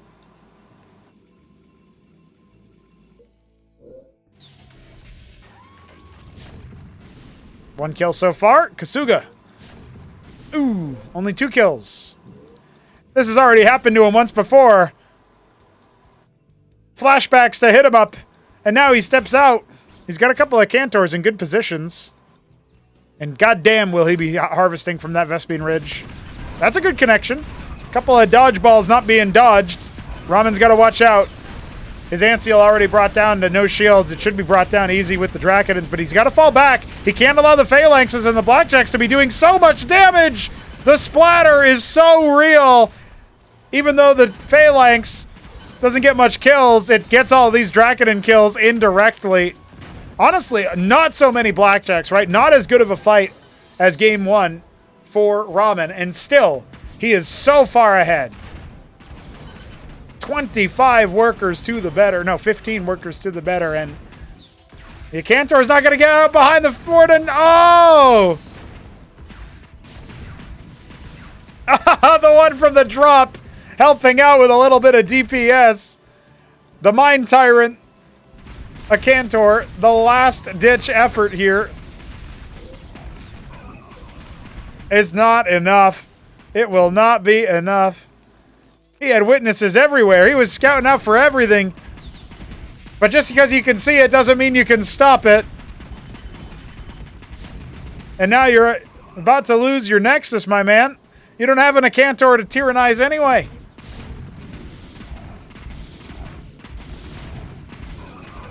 GG is called just as the Mind Tyrant pops out. And Kasuga facing elimination. This time he died when the Atlas was only halfway complete.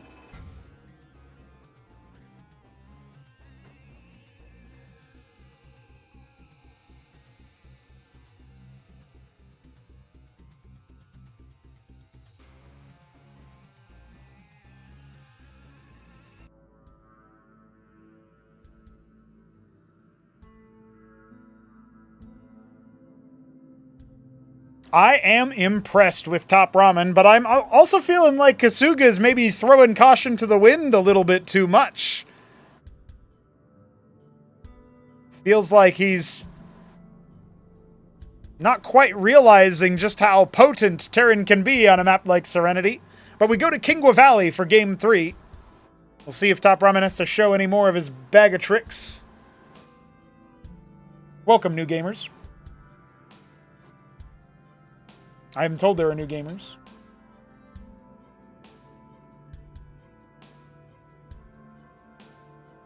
I have no idea if that's true.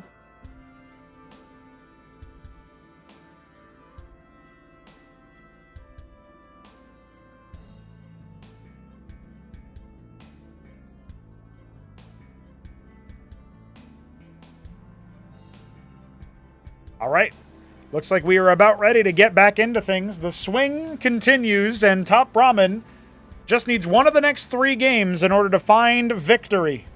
But Kasuga defends. He is our yellow Protoss in the top left. Well, I'm not going to make that joke. And TopRamen in the top right is our gray Terran. Win or ass! I have no idea what he means by that.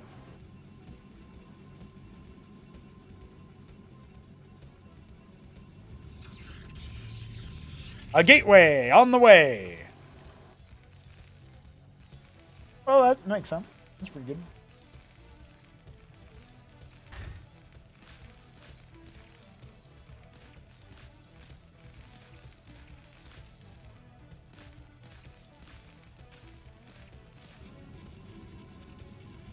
Fairly straightforward stuff here.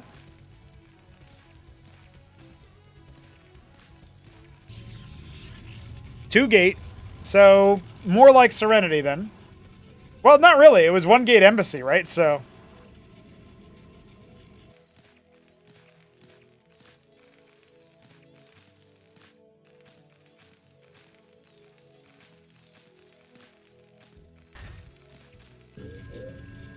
two gate, 2 Folk.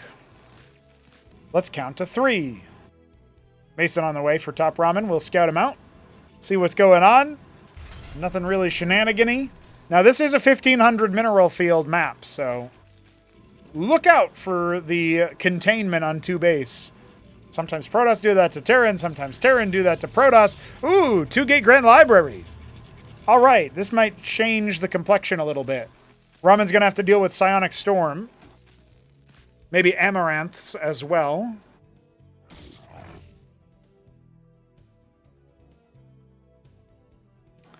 Kasuga needs the reverse sweep. Kasuga needs the win or ass, according to him.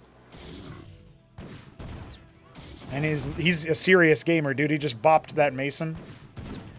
And now look at that. He's making Ramen work for it. He's testing Ramen's micro. Meanwhile, Kasuga's like floating 300 minerals. But we won't talk about that part. Double Dracodon on the way. Second Zealot here to tag team. Delicious.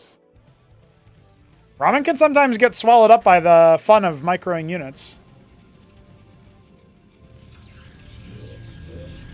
Third gate. Give me the K and Tavis. No, it's an Amaranth. Okay. Well, Ministry on location. Scrapyards interrupting the production of military units. Well, if any game was going to go Kasuga's way, it would be this. He kept his Zealot alive, albeit at somewhat low HP. And he's going to have an Atreus cancel it out. Remember, he did this versus HitEmUp in Battlement Stage, and it seemed to work out okay until the macro just kind of broke him, bowled him over.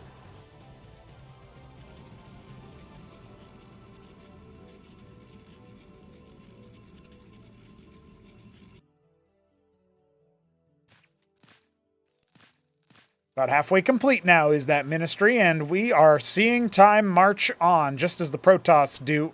Vultures leaving mines all over the place, but none in the middle of the attack path, which is kind of what I'm worried about here for Ramen's sake, but I guess if he makes enough blackjacks, it won't matter.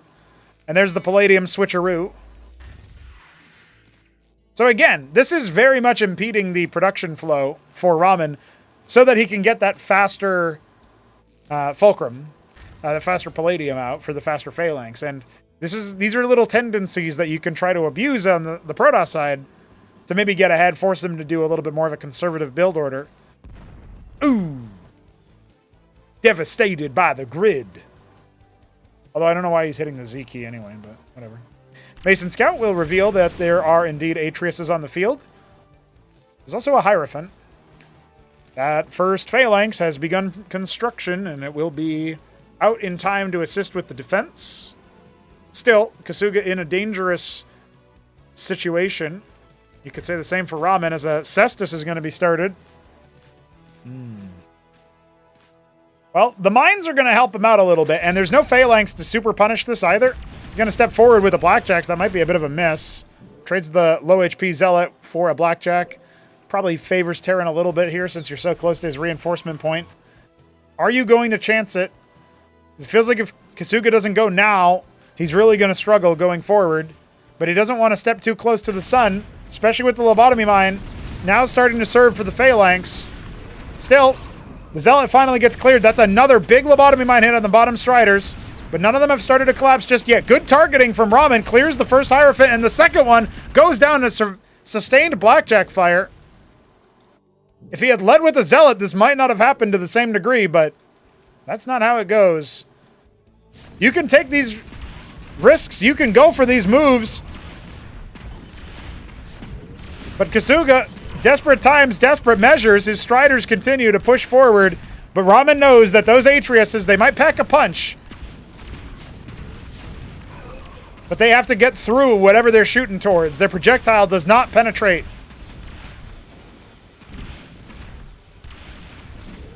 Still, this is somewhat difficult terrain here for Ramen to move through. Shields are starting to stack up. Blackjacks are being hemorrhaged. Ministry being attacked from a range. Reinforcements are not stupendous in count. But Ramen knows if he gets too close with one side of the Phalanxes, the reinforcements might be able to do a lot. That was a big mistake from Kasuga to group up there, though. Zealots charging forward, doing what they can. Here comes the committal. Ramen gonna lose some Phalanx on the side. Oh, he wasn't splitting the Dracodins.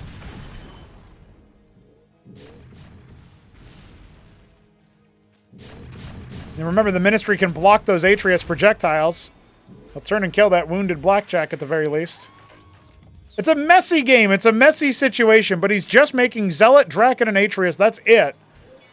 And that takes a long time to move across the map. A second Grand Library on the way to spend down some of the bank, and he is one base all inning. Win or ass. You heard it from him. And I think he might be mooning Ramen right now. I don't know if the win is coming. Mass repair on the Ministry that was starting to burn under all the pressure.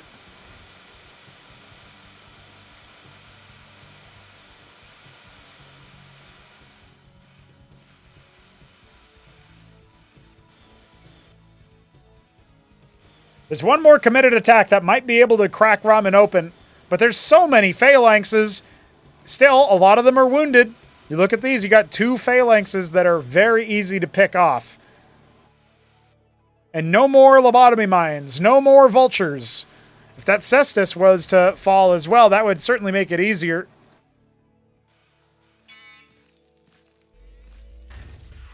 Second Palladium, 4 scrapyard production, only now getting online there for the natural. And look at this, he reveals the containment. Remember what I said about that as depletions, but I don't think it's going to matter so fast when there's no Nexus for Kasuga and no Artisan Army either.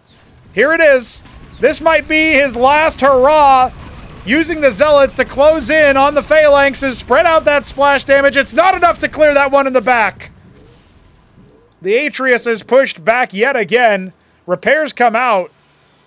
Not for the Phalanx, but for the Blackjacks, for the chaff on the front. He's got more Zealots coming, but not nearly enough, it feels like. Maybe Zealot Atreus is the way for him. Clears that Mason. Reinforcements coming. No natural scouted. Ramen just has to hold on, and he's preparing the Matadors to charge this bull.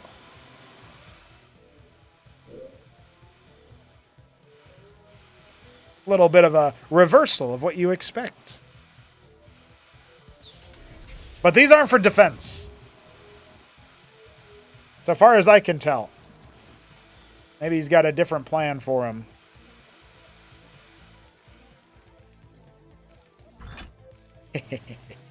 I knew it.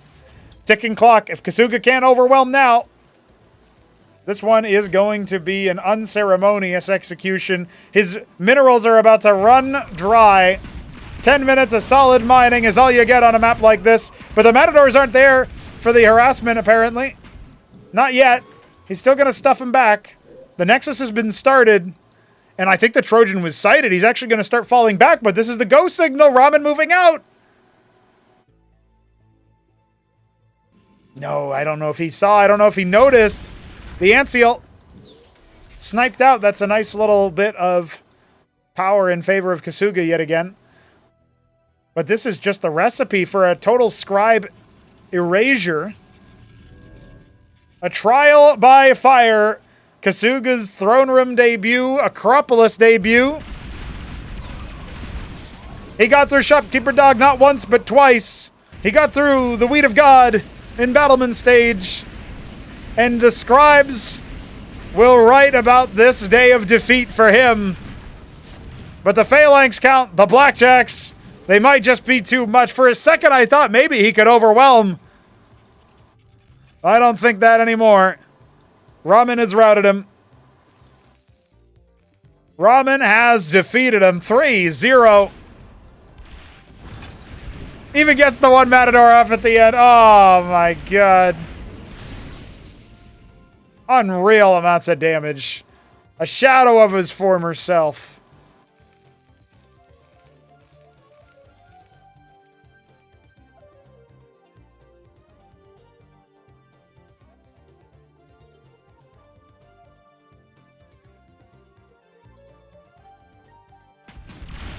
We'll get one final sayonara from the man.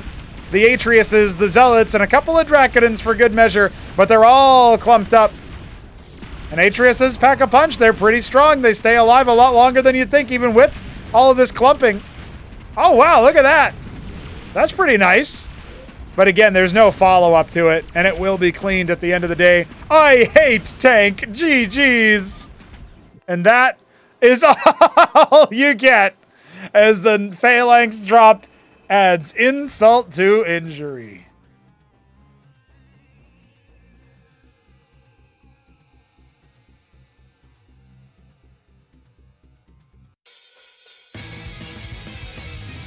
TopRamen has succeeded in the 3-0. And for that, he gets his music played. You know how it goes, guys. It's the end of the line for Kasuga. He has been defeated 3-0. It just wasn't good enough. But I hope to see more from him. I think when we get that fourth race, he'll be back. I think he might be back even sooner than that. Because once you start playing Cosmonarchy, do you really ever stop?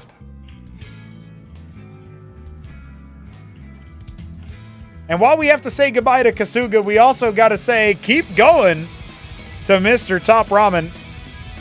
That was a very exciting way to close out the set. A little bit of a one base all in, never hurt nobody, except for the one who fails to make it over the line. And, well, TopRamen's story does continue. My prediction bears out.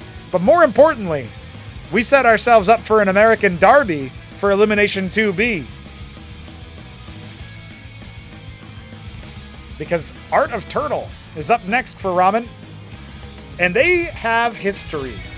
Ramen has defeated Art of Turtle so many times.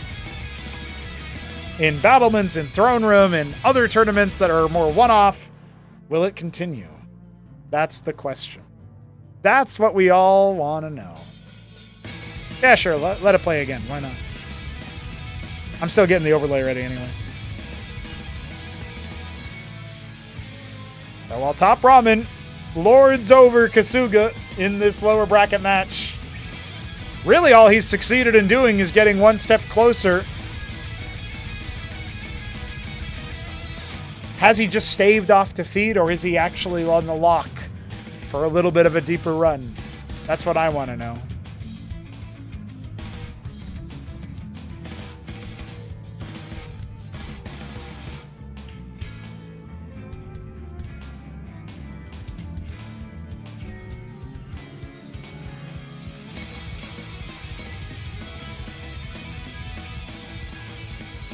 Win or ass.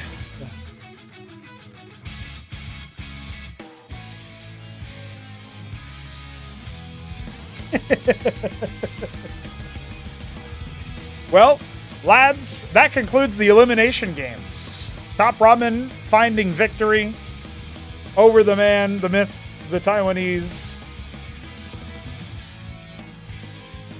I hate to see people go, but I love to watch TopRamen win. And that's the end of the line for Kasuga as he falls after being dropped by HitEmUp. And that is where we will wrap this one up, ladies and gentlemen.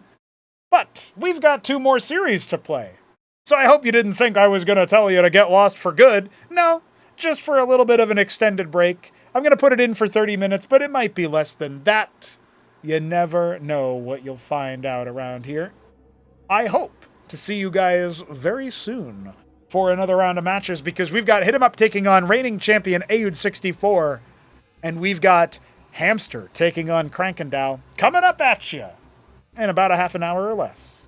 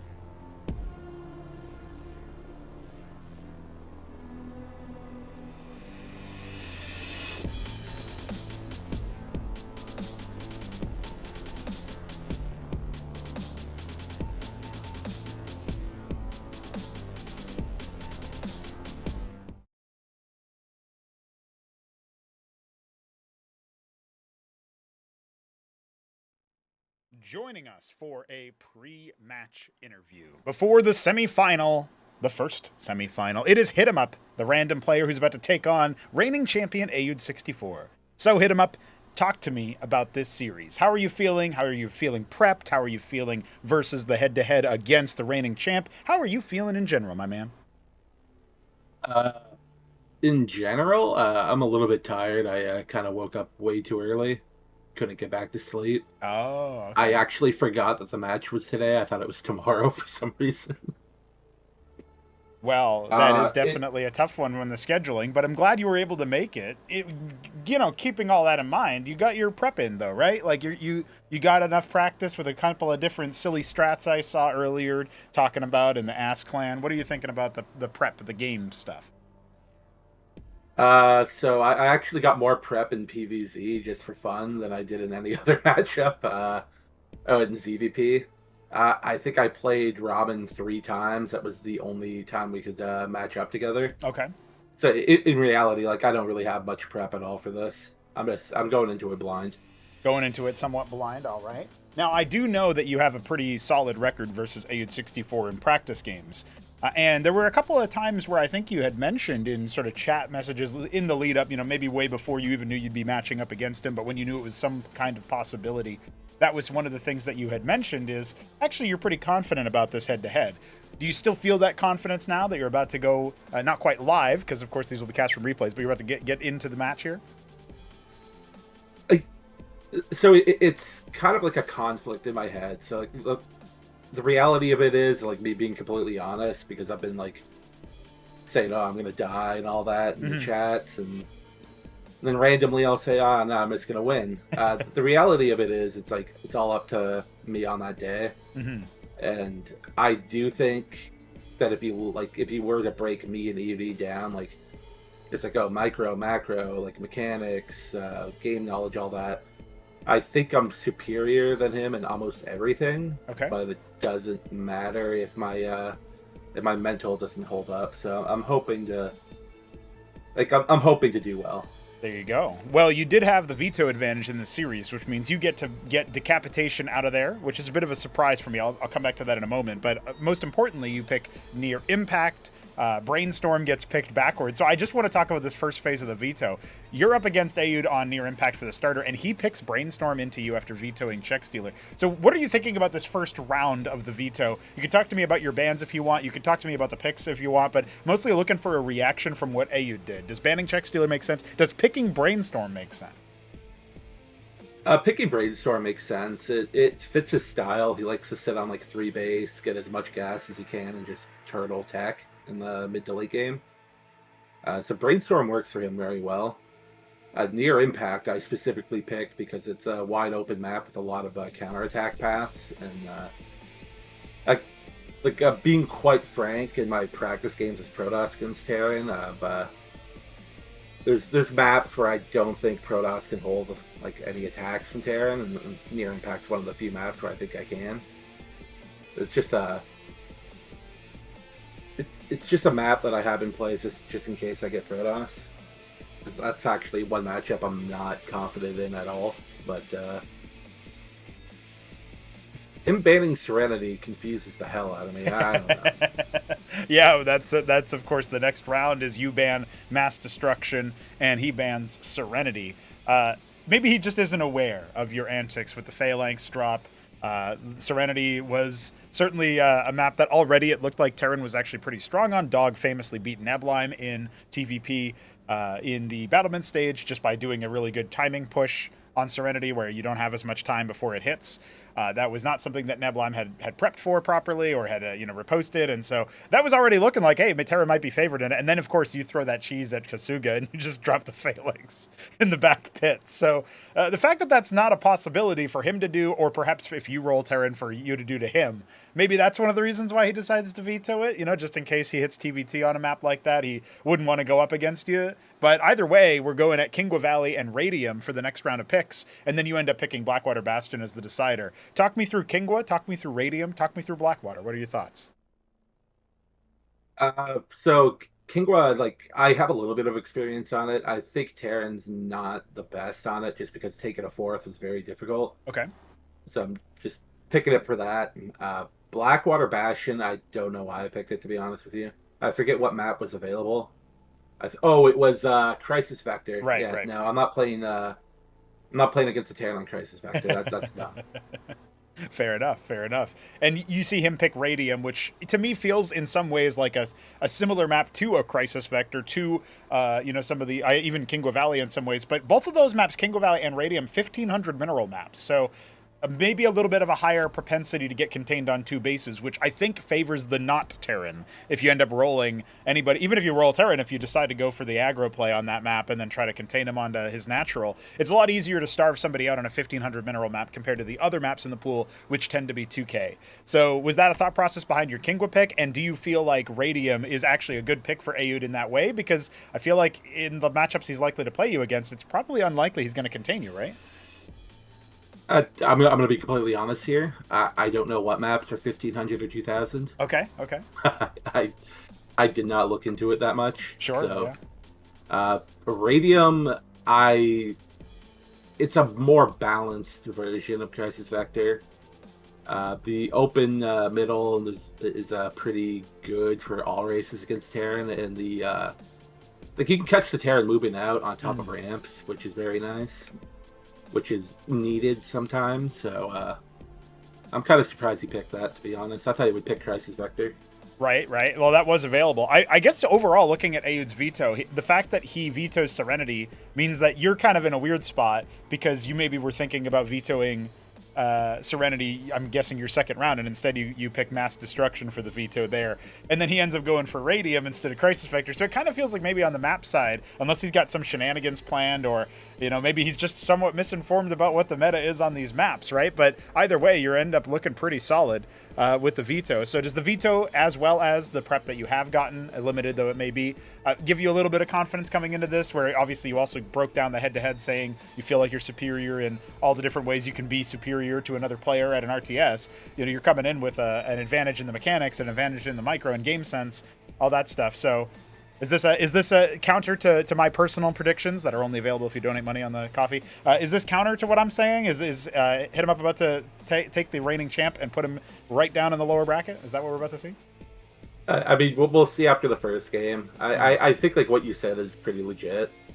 If I start dropping games early, it's going to be very, very difficult for me. But his vetoes are confusing the hell out of me. But in reality, like just based off what I've seen him do, based off my own games against him, he likes to do a lot of very coin flippy early game builds. Yep. So these maps work for it. And I guess Serenity doesn't, because I can just take the island base and not die. I don't know. Okay, so maybe there's definitely, Aoud is a bit of a cerebral guy. He does have his plans. He does have his practice regimen. He goes into the test map and tests a bunch of stuff. Like he's a guy who is kind of like Krankendau in that way, but obviously playing Terran instead of Zerg.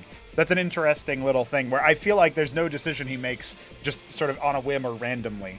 Not really a flight of fancy character. Well, either way, I'm sure this will be an excellent match. It is Independence Day when we record this, so of course I am celebrating with the family. So we'll see if I'm celebrating your victory after all, even though you're up there in the 51st state of Canada. And I look forward to see what ends up happening as the series winds down. I'm definitely like, this is a moment where if it wasn't a holiday, I'd be casting this shit live. I'd be like, oh my god, this is an amazing semifinal. Let's go, guys. I'll have to do all of the bombastic let's go, guys moments on the broadcast, a little bit delayed. But I wish you luck in the series. I hope for good games. Even if it's a 3-0 in your favor, you just stomp them out. I hope that they're fun and exciting ones at the very least. So any last words before we let you go? I got nothing, man. All right. You got nothing here, but you got something in the server. When it comes to playing those games, you got something in the CrowdLink lobby. GLHF, my brother, and I will see you next time. See ya. Ladies and gentlemen, there's a voice from the outer dark that has come to metal us in to the next round of play. The semifinals await, and HitEmUp is up first. We just heard his words gracing our ears, and now his music choice graces it too. I said that his favorite unit is the Air Cantor, and the reason I said that is because Air Cantor is what he put. He put Envoy and a Cantor. And what else could it be but an air Cantor? But also, what else could this be besides HitEmUp meeting Destiny? The last time these two met, it was in the lower bracket of Acropolis 2, where Aoud got the better of him in a 5-game series in his interminable campaign for the crown. Now, one of these two titans is going to be dropped to the lower bracket and await the culling of the herd, while the other moves on to the upper final. As a reminder, our second semifinal is Zerg versus Zerg, Hamster versus Krankendau. One of those Zergs will move forward to face Aoud 64 or HitEmUp, depending on who actually makes it through. And I simply couldn't be more excited, but we do have to temper that excitement for just a moment longer, because we've got to talk about who's on the other side of the coin. Let's be real here, ladies and gentlemen. You can't have a series without two players. So who is this mysterious man on the other side of the coin? Oh, I bet you would love to know. And I would love to show you. But I have to quickly prep that overlay because I forgot to save the image. Oops. A classic move. While I'm doing that, I will wax philosophically about how Aoud 64's run so far has indeed been very impressive for him to get past jakulangski, only dropping a single map, but there have been some signs. There have been some concerns, in my opinion. I mean, really, let's think about it. We are talking about a situation where, as far as we can tell, Aoud has already dropped 2 games, and one of them was in the Battlement stage. As the reigning champion, he's got a big set of shoes to fill. They're his own shoes. Have his feet shrunk? What's going on? So these are questions that we have to ask, because this is our reigning champion. This is Aoud 64, and he is Terran going up against HitEmUp's Random. That's also a big factor. HitEmUp talked about the veto earlier on. It's definitely something that I think is an interesting move to consider. But it's also something that you got to watch out for, right? Like, we are talking about Aoud in general. He makes it through his own Battlements group, Group F. He gets out over Kenoli and Sausage, and it wasn't really that close. Let's be real, guys. It wasn't really so close at the end of the day. And I think that's one of the main things that you got to remember about Aoud is that, yeah, he might drop a map, but then he turns it on. He dropped a map versus jakulangski, and then he went flawlessly versus the guy. So it wasn't particularly difficult for him to flip the switch and become activated. We're going to have to see if the same is true the longer we go into this series. And I say longer because I am not expecting a 3-0. I know I sort of jokingly mentioned, oh, hey, you know, it could be a 3-0 in favor of HitEmUp, but I'm not so sure that that's the case. Obviously, the man has a bit of a pedigree, that being HitEmUp, of course. But we got to be real. We got to be frank, even. Although I don't recommend being frank. That's a rough name. Sorry if you're named Frank. But really, this is a situation where, as far as I can tell, Aoud 64 comes in as the consistent favorite, whereas HitEmUp, in theory, on paper, is always the favorite. He is always the guy that, quote-unquote, should win. But maybe there's a little bit of help in the form of the fact that, of course, let's be real now, HitEmUp is playing this match as a man out of time. He is somebody who did not actually play this match live, so maybe that tempered the nerves, maybe that buffs HitEmUp, maybe that nerfs Aoud 64. Have I been caught in a conspiracy, a web of lies, a web of possibilities?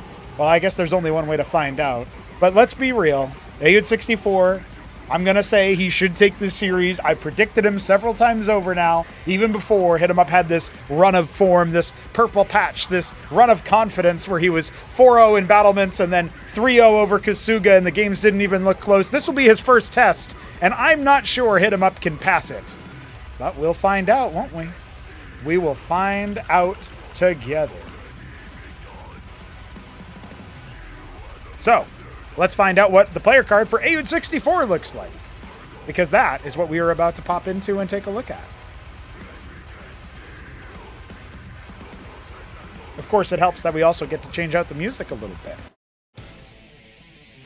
Aoud 64 is our reigning Acropolis champion, but it's been a long time since then. He placed first in Acropolis 2. and he did so over Neblime in the grand final after besting Hamster in a 5-game series rematch in the lower final, and that was after besting HitEmUp in a 5-game series for Elimination 3. That cemented HitEmUp as 4th place, and Aoud began his campaign in earnest to go the distance. So, really at this point, with a man who's been around this long, and with this many storied names to look at, Aoud64 kind of has a really epic head-to-head matchup against everybody here in the top, sort of uppermost echelons of Cosmonarchy, with the possible exception of Krankendau, as he is somebody who just hasn't played, some of the Acropolises in the past. So that's an interesting thing to find yourself dealing with as Aoud, because now all the pressure's on you, all the eyes are on you. He had some nerves going into his battlement stage, but I gotta say, I really don't think this one is gonna be that different. I mean, yeah, you might have some nerves facing HitEmUp, but you gotta remember that the guy on the other end, he's the one who's got the nerves more than anything. He's the one who has the, shall we say, biggest amount of trouble going into things. He's the one that you gotta watch out for crashing out after just dropping a single game, and he said it in his interview. If he drops games early, it might be really dicey. If he ends up getting off to a really good start, then maybe it doesn't matter if he drops a game here or there. I highly doubt that we are going to see an open and shut slam dunk case here. I just feel like, I feel it in my bones, guys. This is going to be a very exciting match, but also one that is between some of our oldest players in the whole dang game, because you're about to find out Aoud is, of course, a man of great age, but so too was HitEmUp. Remember, 35 years of age, been rocking out quite a bit. It's something that I personally am very interested in seeing over time, is just where do we get these old guys that come in and take the cake? Neblime thought he was on the younger side because he's 30, but no, it turns out it's a little bit more than that, right? It's actually, you got Aoud out here rocking out with 36. You got 6 years on him, man. Impressive stuff. I hope I'm still gaming that hard when I'm his age in 6 years. Guys, it's not that far away. Don't make me think about it, though. It's fine. It'll be fine. Currently rocking out to Agony Is My Name by Rhapsody of Fire, which is Aoud's chosen music. The champ comes in with a good pick. Nice little groove to it.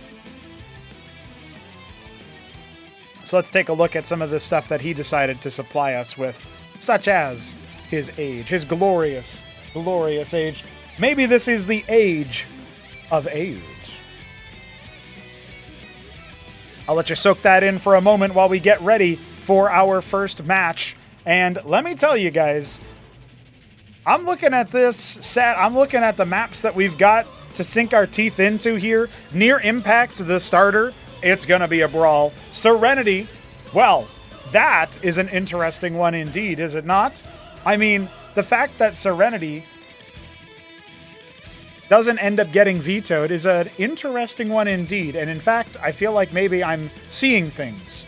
I'm pretty sure, yes, the classic move. We are indeed starting on Near Impact, but Serenity is, that's for the second semifinal. I just leaked the strats there, boys.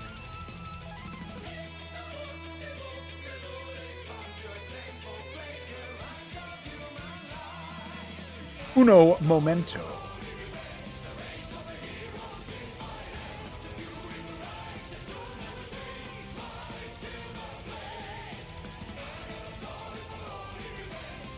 We get to jam out to some music at least, while I grab these links. It looks like in my days of grabbing replays yesterday evening after the celebrations that we incurred over here in America, I sorted the replays into the wrong folder. So let's go ahead and square that away. We are going to be looking at the starter of Near Impact. That was not fake news, but we have Brainstorm to follow it up. Kingwa Valley as the third map, and if we need more from that, it's Radium and it's Blackwater Bastion. So with the music coming to a close, I think that is our signal, ladies and gentlemen. It's going to be a banger, and it's going to be starting just about right now. Take one more look at this little preview here. because we are seconds away from starting our first semifinal match. Is balance good in this game? Yeah, I think so. Pretty balanced.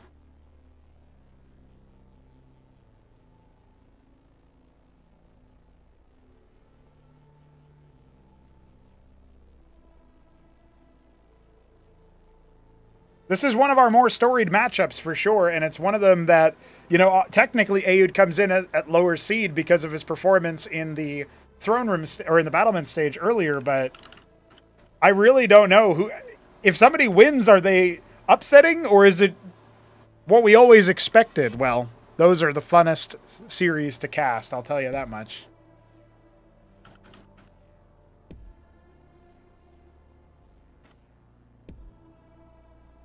All right, ladies and gentlemen, I hope you're ready for near impact, because I certainly am, and that is exactly where we are going. HitEmUp is still calling his race, still calling his shots, and he is our eggshell blue Terran in the top left. Terran Mirror to open things up. Aoud 64, Bistra Brown, heavy is the crown. Let's see what he's got in the bottom right of Near Impact. Thank you guys for joining us for this extended broadcast here. We're going on 6 hours. And, well, we might be going for another 2 hours. Let's see how long these series can go. TVT, notorious for being a little bit on the longer side. But we do have a fulcrum opener on both sides, and that can lead to more volatile starts depending on people's macro, their micro, how on form they are, all that good stuff. We'll find out together, I'll tell you that much.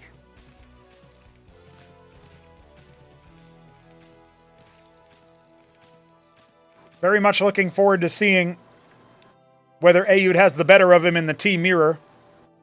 I feel like, all things considered, Aoud rolling TVT might be one of the better options. HitEmUp said in the interview he's a little bit concerned about playing PVT. And Aoud certainly has some experience playing against Protoss, but some of his most stalwart practice partners are Ramen and Shopkeeper Dog, especially Shopkeeper Dog.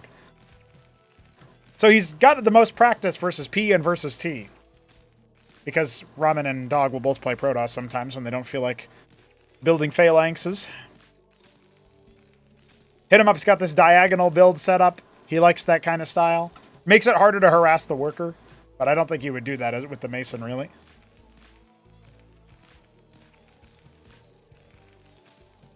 It's going to be a fun time. That much is assured. But right now, it's just a couple of Vulture Mines. The Mason actually playing Minesweeper. Another Vulture comes on back. From Aoud 64, no less. Wow, that's pretty nifty.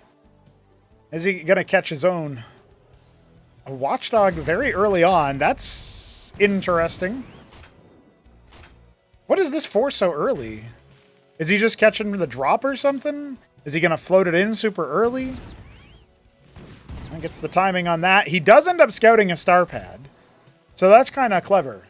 Dude, no, he's blind building a Watchdog to shoot down the Trojan with the Matadors. Dude, how do you even think of this stuff?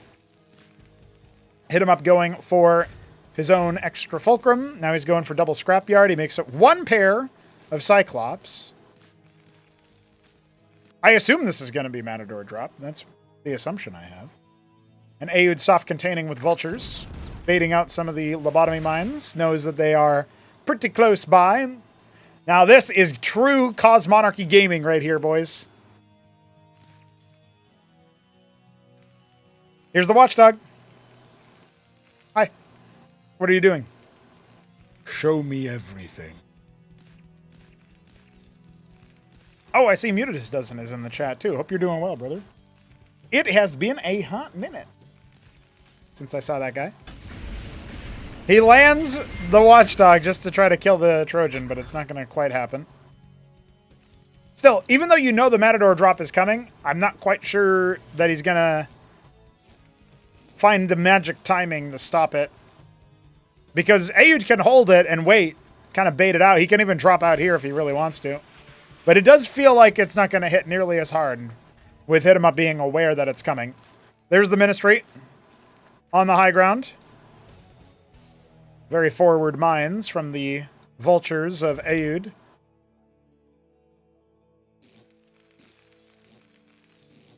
And he's doing the ramen build as well, the ramenism, lifting the fulcrum to make a palladium. So maybe it's actually an Aoudism. I like those kinds of nifty tricks you can do. Those are always cool.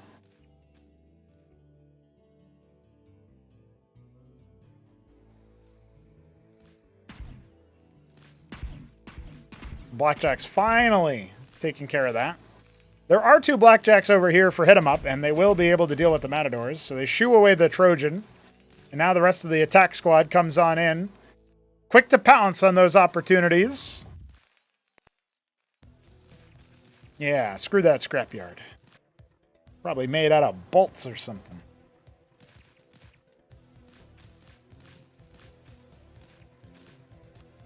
Well, so far, I wouldn't really give anybody the advantage in this game, but I do think that Aoud investing earlier on with the Trojan, it forced HitEmUp to play more conservatively early on.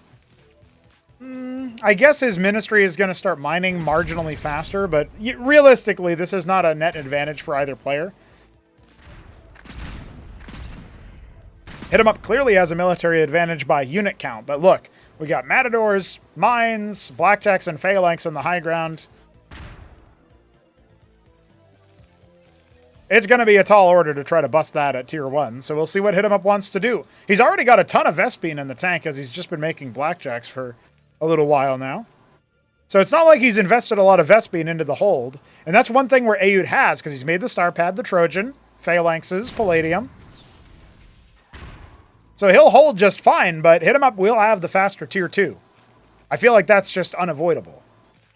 Unless HitEmUp wants to start going into, like, Mass Wraith. I have heard that he likes to experiment with stuff like that. So we'll keep an eye out as more and more watchdogs are being assembled. A very veritable turret ring coming up over here. Aoud has a couple of them on his own, but not nearly as many. The Trojan on patrol just to catch any incoming air unit so he can respond to a drop. But his Anseal hasn't actually been able to leave the building. I mean, it can fly anywhere it wants to, right? But he wants to keep it at home in case he needs to hold a bust from it. So he doesn't actually know that this is going to be a, only now is the Palladium coming, more Fulcrums being spent down. So I guess HitEmUp isn't actually going for tier 2 super fast because he is spending his gas with the Palladiums now. 3 more Fulcrums coming up for HitEmUp. 3 more Fulcrums coming up for Aoud.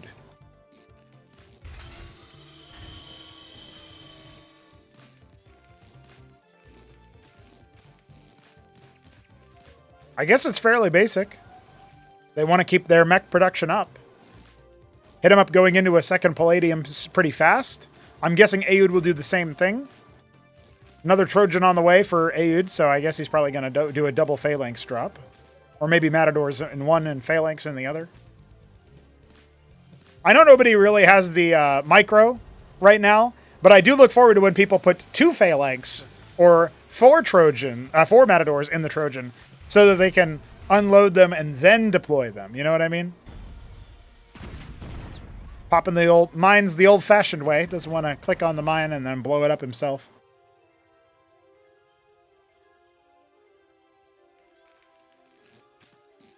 Starpad coming up for HitEmUp. Just about ready to go ahead and use his Vespene. He's made a 3rd Palladium. You need 600 of each resource to drop the Atlas. Does he want to do that right now? It's kind of switched over to him being the one who's on the front lines, despite not having any Phalanx on the front lines. One of them has arrived to try to prove me wrong, but not a whole lot. Wow. Phalanx and 2 Blackjacks in each one of those Trojans, and now Aoud is going to see if he can't distract a little bit from that. Has he repaired one of the... Okay, he repaired the Trojan, so it's not going to go down to the combined arms there. Matadors might get softened up here pretty soon, but the first phalanx shot from HitEmUp is blocked by the Antseal. Now, this is where the very big split here for Aoud is going to start to give him a couple of headaches. But again, the phalanx count not really there for HitEmUp. He just drops all of the blackjacks on the front. And Aoud has plenty more phalanxes where that came from. Remember, he's attacking with, you know, maybe 80% of his army, but he's got another 20% on the way via drop. He's even going to go ahead and pick a phalanx in the front. There they go. One blackjack not able to quite get out. Oh, decollided by the Masons. Well, he might still be able to make something happen here. He's done a decent amount of worker damage, that's for sure. Not quite able to have the hot feet when your blackjack is half damaged. 11 kills. Maybe a couple of those are blackjacks, but most of those workers. HitEmUp back down to even versus Aoud, despite the presence of the third base. Now, this attack doesn't look very good for Aoud, right? He's attacking into an entrenched position, and he's also clumping his phalanx so that the splash damage is working out wonderfully. Gonna try to drop the mine there. It will actually stun that phalanx, which is pretty good, but not enough to make it not pop the phalanx on the other side. Maybe a bit less good. Still looks like HitEmUp's game, at least for now, because of the worker advantage he hit earlier on in the map. HitEmUp Sandseal pretending to help, but it was a turncoat. It was just laughter. I love the vultures coming in on the open ground to try to close the distance, but the problem is there's only one or two of them at a time, so they don't really ever have a humongous impact, and then there's no focus fire from Aoud's phalanx, so it's not a very cost-efficient push. He does have his own Atlas on the way, and he does have a third base starting, but it is very, very late. Now HitEmUp with 1,200 Vespene in the tank will finally drop that Atlas of his own. Kind of wild that Aoud afforded it faster. Not what we would expect. I think that is easy to say.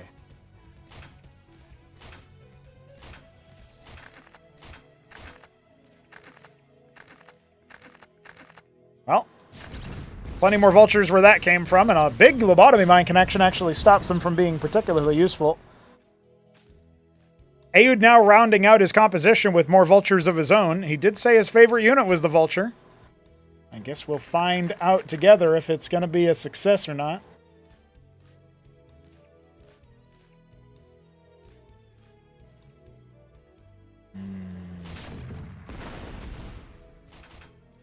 Oh, I like the defensive line here for Aoud, but he is behind. He's going to have to make it up with tech. And while he does have the tech to do so, he has tier 2 up. I mean, HitEmUp's almost done with his Atlas. We're seeing some map control jockeyings, but the Vulture's not quite able to get down the ramp in time.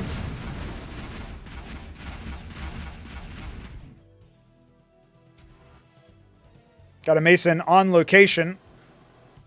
Only now is that Ministry floating over, though, to 3 o'clock. Might see a base at 2 soon. That would be a faster fourth than what HitEmUp is doing, but HitEmUp is just going for the quad starport. That's his chosen transition out. You're going to go Phalanx, man? I'll make some Gorgons. Cliff advantage, giving Aoud a little bit of an edge here, but he hasn't actually saturated this base. He's only got, I'm going to say only 5 workers coming, but there's another 7 after that, so that's fine. Certainly will start getting that Vespene for him as his Tinkerer's Towers are coming up.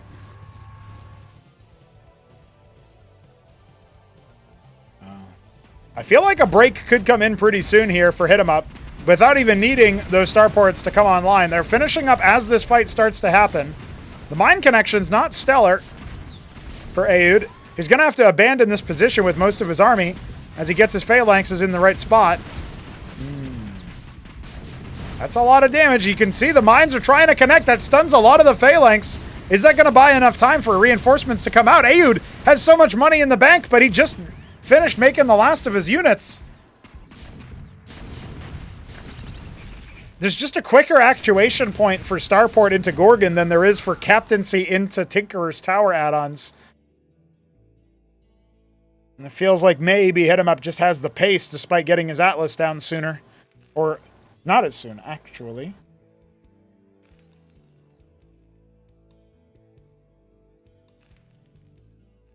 Looking a little bit dicey right now.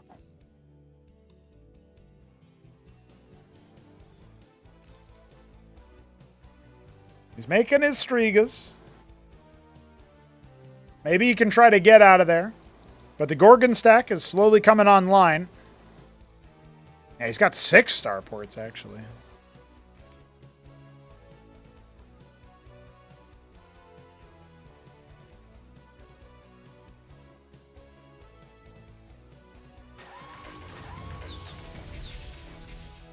Both sides unsieging. A gentlemanly agreement, perhaps.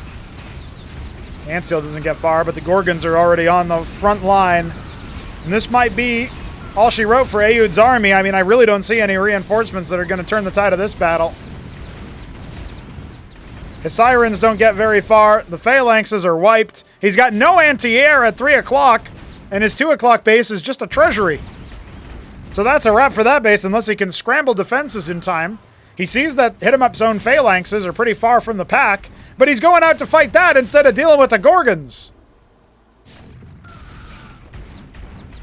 Devastating. When the Gorgons get their hooks into the Ministry, you can't even lift it off to evacuate it.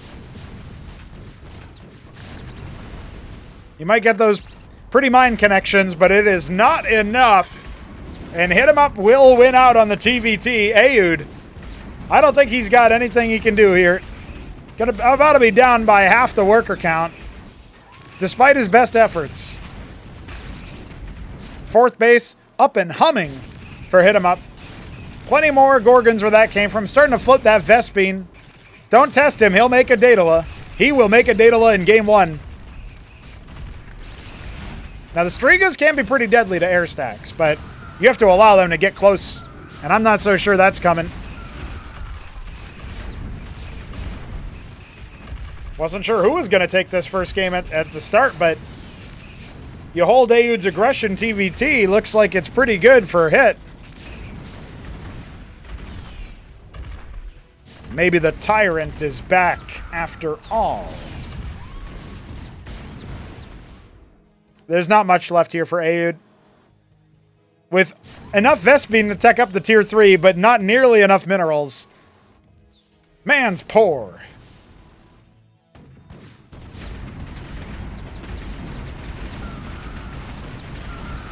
Yeah, there's the GG that we were expecting, and HitEmUp will take the opening map. The opening salvo goes to the Canadian Tyrant.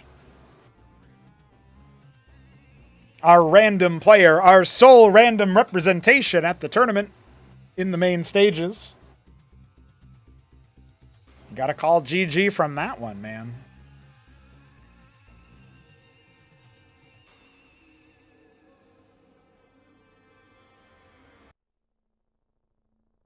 And yes, I am playing the Escozy music whenever HitEmUp gets a win because he's random. You understand?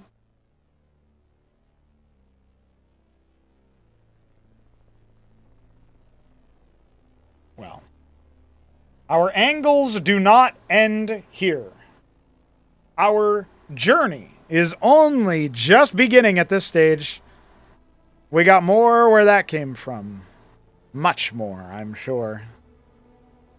I do love the anti-spoiler feature that we're getting the full 5-game sets on the replay amount. Been doing that for the event, and it's been very nice, so that I don't have to worry. I don't gotta worry about, oh, there's 3 replays. Whoever wins the first game wins the last 2, you know. None of that. None of that. Well, we're about to go to Brainstorm for map 2. It is going to be an interesting map for Ayud to test his theories on. He picked the map. He has a reason to go for it, but he might be shuddering. You see? You do now. It's Zerg for HitEmUp, and he did give the name out. Zinwaldite Brown, Zerg in the top right of Brainstorm, and in the bottom left, we've got Ayud rocking out, going for the stockade start. He is going to be the Beaster Brown Terran. And let's see if our reigning champ can get on the board. That's what we're all hoping for.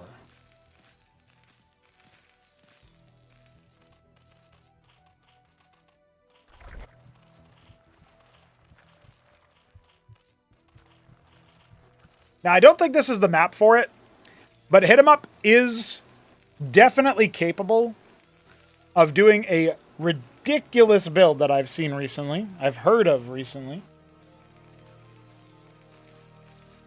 That is to say, HitEmUp told me that he sometimes will do double Larvosk into Hydrith, I think it is. He's also told me that he likes to do a 2-base tier 2 rush. I just don't think... I really don't think that Brainstorm's the map for it. Mason scouting. It's going to be a pool, blocking out any drop shenanigans over there.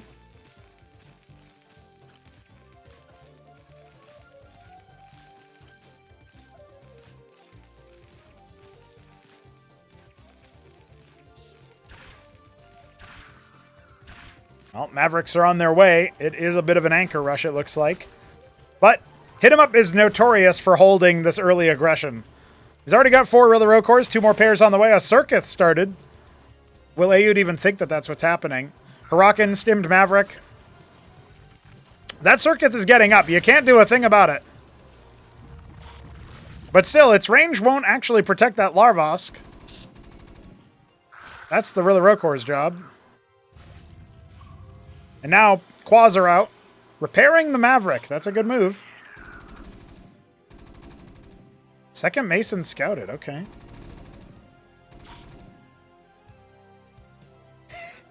He's really throwing the whole kitchen sink at him, isn't he? Ay, ay, ay. That Drolith escapes because it has HitEmUp plot armor. That second Vagrant will be a second Larvosk for our Canadian Zerg. There it is. He's going to just power on minerals only for now. Look to expand, break out of this soft contain that his opponent has put himself in. The Masons are falling away.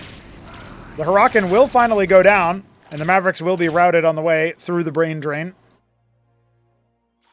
There's a lot of Mavericks still out here, though. The Masons haven't gone all the way back. It's double stockade into Starpad for Ayud. I'm judging by what I see here in the resources. I think Ayud is getting ready for an expansion behind this. Like, that already kind of telegraphs that his attack hasn't actually been super successful. He doesn't end up stimming there, so that's a fight he would have won had he done that. Missed opportunity. Maybe thought that the de-stim graphic was actually him stimming, but it was not. And now we've got a Trojan. I think if he had stomped on the Zerg in that fight a little bit more one-sidedly, he might have been able to continue putting up the pressure, get back to the natural choke. Keep forcing HitEmUp into a bad spot, but the Zetracores are flanking now.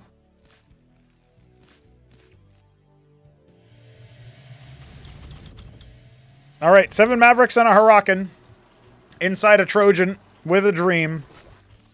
A dream of sniping all the workers, all the production. Fairly quick reactions here on the Mavericks, but not the best on the micro. Oh, good surround there, and incidental or otherwise. HitEmUp will clean out the 2 Masons in the middle of the map as well. Gonna try to outdamage the Antseal shielding, but that was never gonna happen. Still, keeping him somewhat engaged. Oh, almost lost all the units in there to the Quas. You got to feel like that would have been the death knell. And this pool, really well placed there by HitEmUp. I called it out earlier, but now all of a sudden you can't drop back here and then just start attacking the mineral line, right? Well, maybe there's a chance that HitEmUp could have been hoisted by his own petard if the Mavericks unload here and start peppering down and then the Quas can't make it, but I feel like you need more than one Huracan to block them on the other side, right? Covenant and Ministry. Ayud rocking out with the extra tech. That's what he saved his Vespine for, it looks like.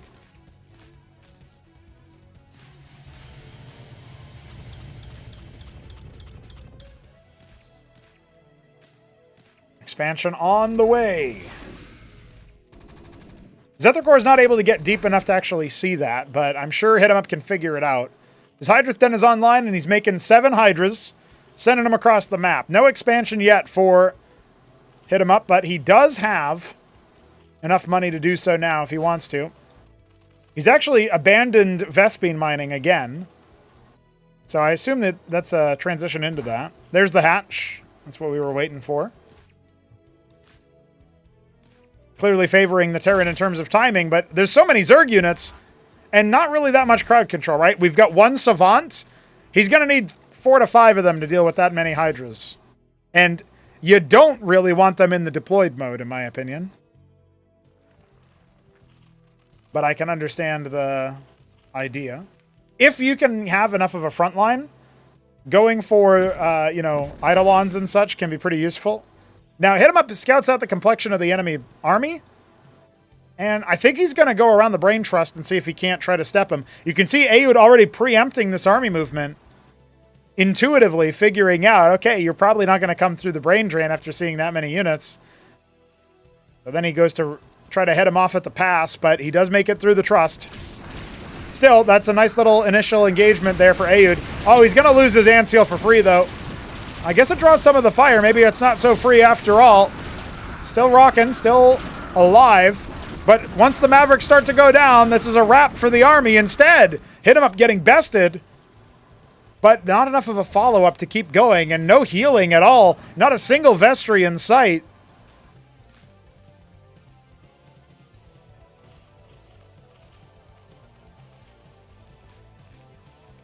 Certainly not going to repair that with Masons, I'll tell you that much. Mason, it's me, Repairman.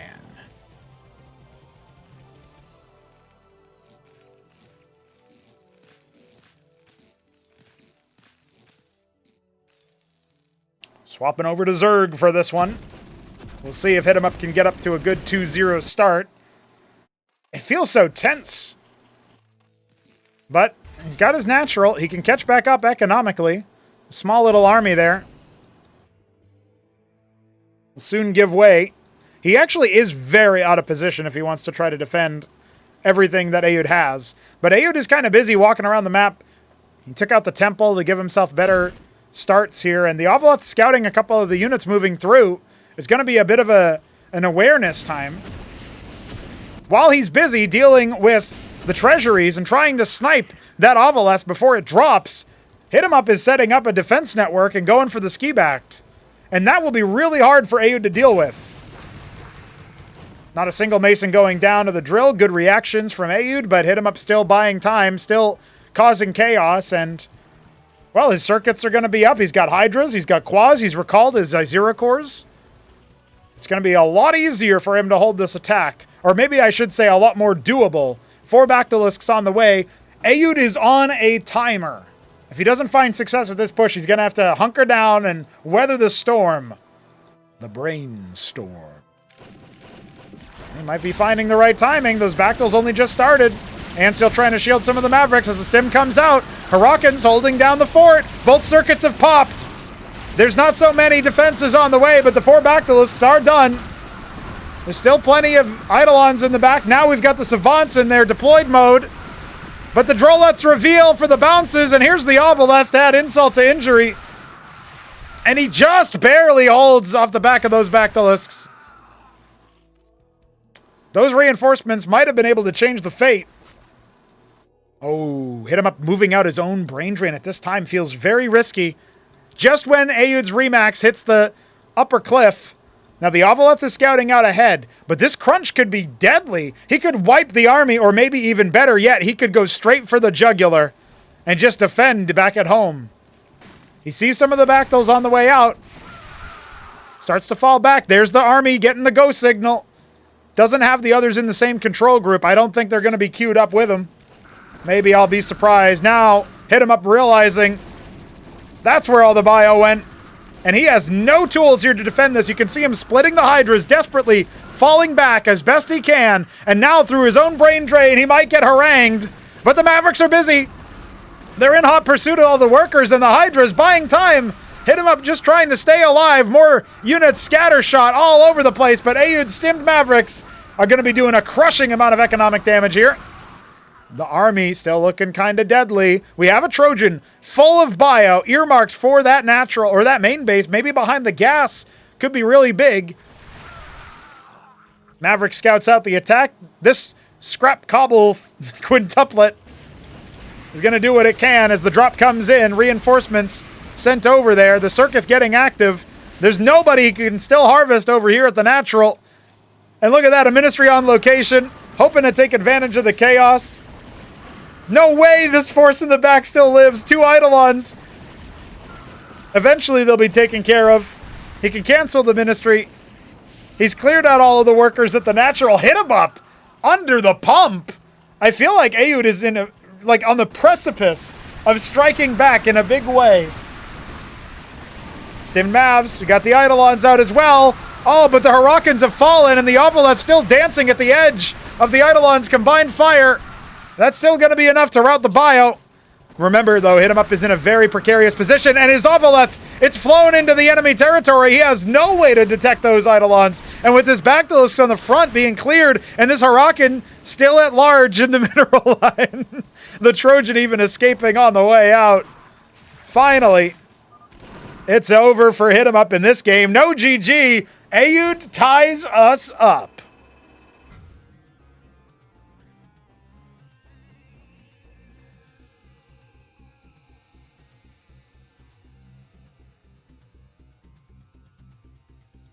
I can't play the Escozy music this time. HitEmUp has been routed. Oh no, guys, I played the Escozy music. There you go. I'll switch it over for you guys. There you go.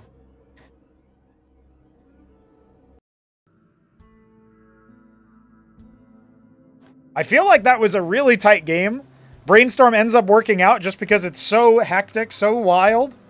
And now we're going to see a little bit of a different story, guys, because we're going to game 3. It's Kingwa Valley. Gone are the days where you can hope that you roll a map that has 2K minerals. HitEmUp said he hasn't actually paid too close attention to that. He hasn't dialed that one in exactly. He's not paying attention to which maps are 2K and which maps are a little bit less. But either way, we find ourselves with HitEmUp on Kingwa against Aoud. Remember, he's got the veto advantage. He's got the higher seed. Let's see if he can make good with it. He has rolled Protoss this time around. He will be in the top right here as our Ultramarine Protoss, and Aoud in the bottom left as our Beastra Brown Terran. Well, he's already on the Vespine, so you know he's going to take that little race reveal to heart. One thing that is a little underrated right now, and maybe a little bit, well, HitEmUp is sending a very fast scout, by the way. One thing that I think is a little bit cheeky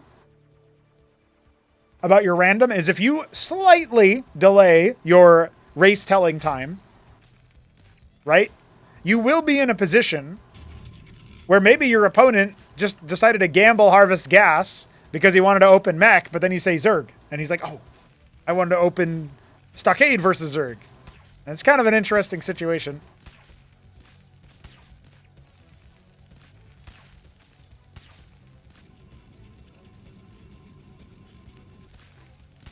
Despite the early scout timing, HitEmUp is not really liable to find anything, but he is liable to be annoying. He's going to annoy this worker to death if allowed to, if given the opportunity. And the second gate already started before the first finishes, which is also pretty bog standard. Uh-oh.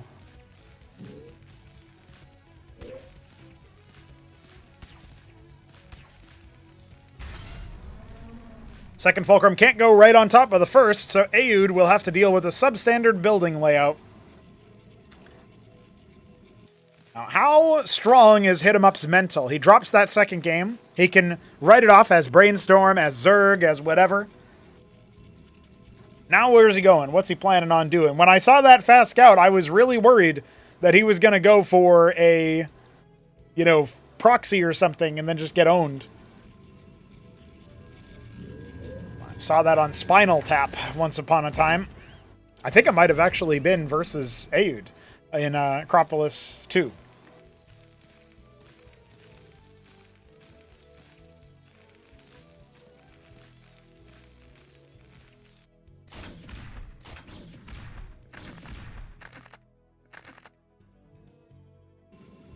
Initial exchanging of damage, of pleasantries. Vulture is just fine.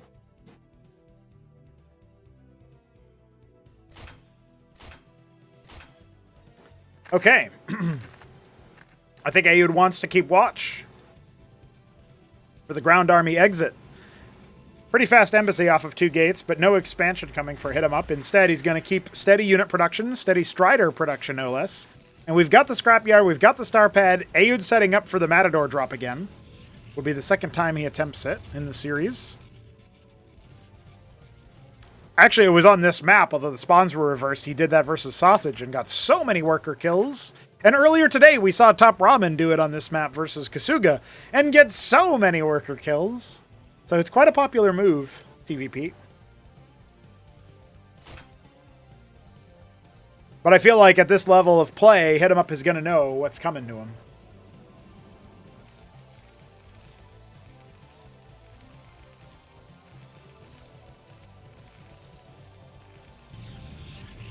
Bulwark in the mineral line. Is this the new anti-Matador tech?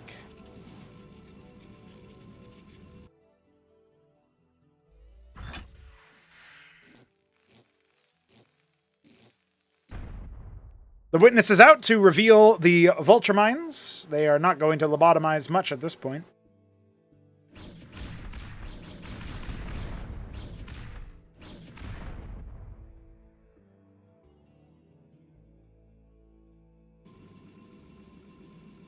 Hierophant, Dracodin, Artisan. All right, ramp anchor, Matadors earmarked for the main base. Remember, we have that bulwark and a single Dracodin. Vision over here to drill if he needs to. You might try to pounce on this if you're in HitEmUp's shoes, especially with the witness. You might be able to stop that Mason from being able to finish the anchor. And again, maybe not. Trojan arrives here just to see that there's nothing there.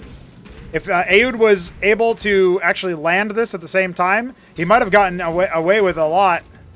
Instead, the Matadors will go down, but are they going to actually get any kills? Oh my god. Oh my god! I can't believe what I just saw. The Matadors did not need to do that much damage, my man. Wow! And just like that, Aoud is threatening series point. Upper final point. HitEmUp had the opportunity to drill away, but I don't know what happened there. I'm sure he would just tell me it was panic. Either way, the short-circuiting is complete. And that is a second game for HitEmUp.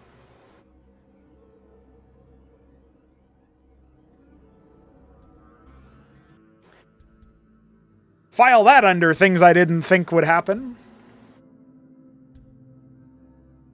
We've had a lot of those today, haven't we?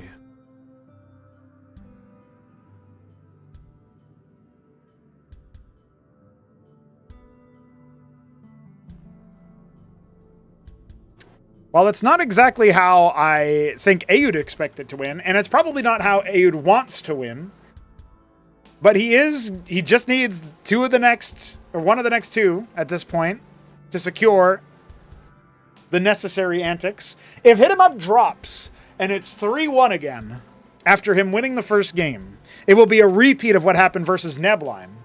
But will that also curse Aoud to be second place the way it cursed Neblime to be second place? I don't know. I don't know the answer to these questions. I just ask them. HitEmUp has rolled Protoss again, and this time it is on Radium, another map that is 1500 in minerals. Although, we didn't quite get to a point where we could actually do much about that. Because, the last game ended really fast. Very fast scout again with the Scribe. HitEmUp clearly wants to harass the Fulcrum. I like that Aoud just decided to stay calm and then Matador drop him to death. But will that work a second time? Probably not. Probably not.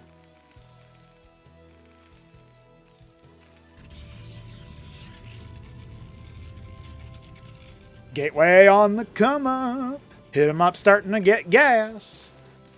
You know what that means. Your ass is gas. Gotta say that to the homies sometimes. Gas them up.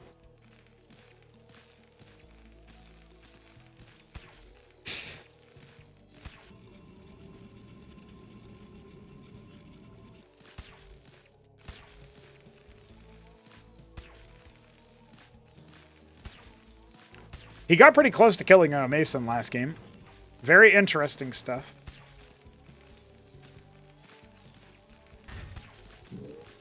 Oh yeah, this is another shout-out Jujic moment. I'm pretty sure Jujic was the one to admin this set. Yeah, he was.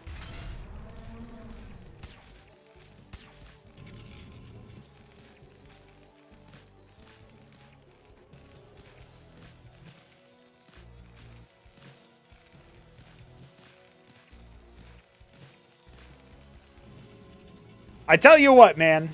Jujic makes maps and he admins the matches and he spreads the word and he plays co-op and stuff. Like, what a guy. He even played random in a qualifier and almost got there.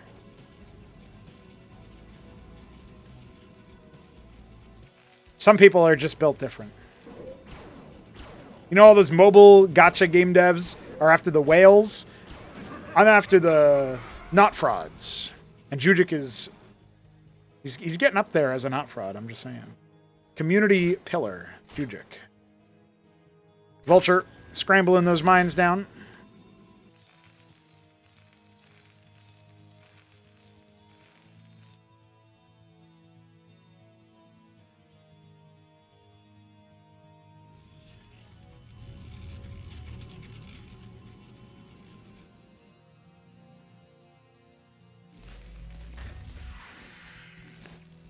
Well, it looks like Ayud wants to try his luck at another Matador drop, see if he can just tilt him out of the server that way. Embassy into Ardent. I guess we'll get an Acantor drop. We get to see HitEmUp's Acantor micro today. Whet your appetites, ladies and gentlemen.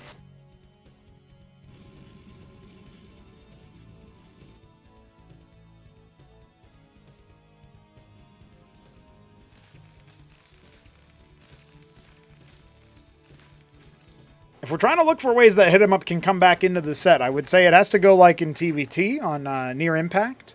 It has to go with him thoroughly negating the Matador drop, making it so that it barely gets anything done. For bonus points, you full kill the Trojan. For bonus points, you kill it without it even unloading. Devastating. Although it's kind of an open question philosophically speaking. If you just keep the Trojan alive but engaged, but you keep reposting it over and over again, it's kind of like sapping at your opponent's attention, but it's also sapping at yours. So I don't know. Here we go. Envoy Acantor as the Matadors leave the building.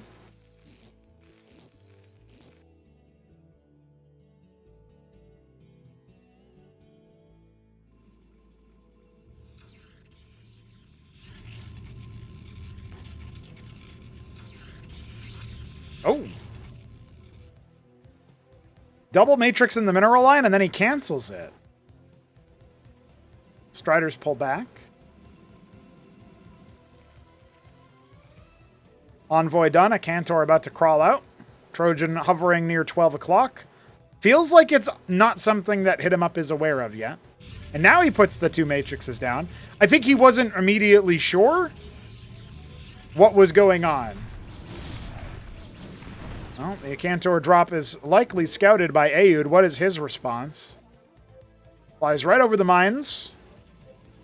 He's got double Hierophant towards the bottom here, but HitEmUp clearly going for a Nexus.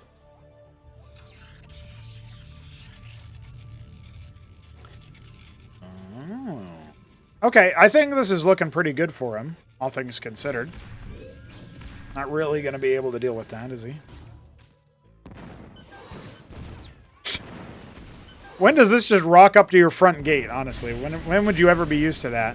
Well, he's going to try to force the issue by attacking the Nexus. Oh. Oh my goodness. Balls! The balls on this HitEmUp.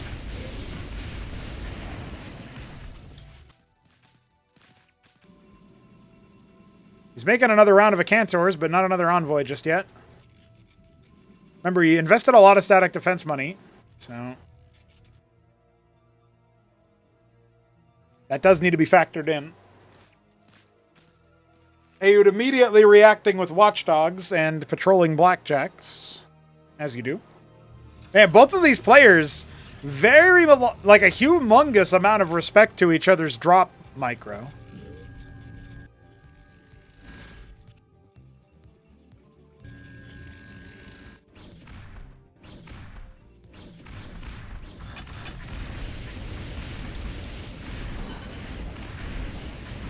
Yeah, good micro from Ayud to unload at the last second there just to get a little bit more, but all he gets is one worker kill. I'd say we're so back, ladies and gentlemen. That's an Ardent and another Gateway. We're going 3 Gate, 2 Ardent. And he's containing him with a single Cantor and an Envoy. HitEmUp said his favorite unit was the Air Cantor. He'll lose his witness about it, but...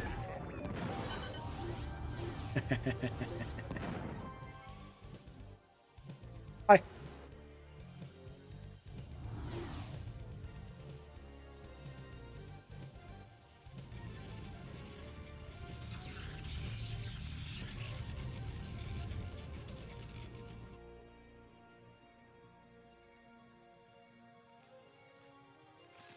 Radium is no country for old men. It is not for the faint of heart, you see. Because you shouldn't be introducing weak hearts to radiation. You know what I mean?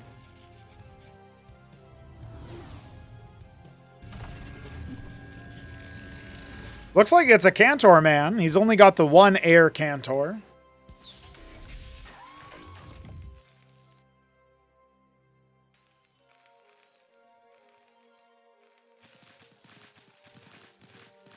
A lot of Fulcrums coming online here for Ayud. You saw him dip into Madrigals and Goliaths a little bit earlier than we usually do. I think a lot of that is just down to the Cantor stuff, but here's something interesting. A Cantor Servitor from the Ardents, right? But then mostly Zealot.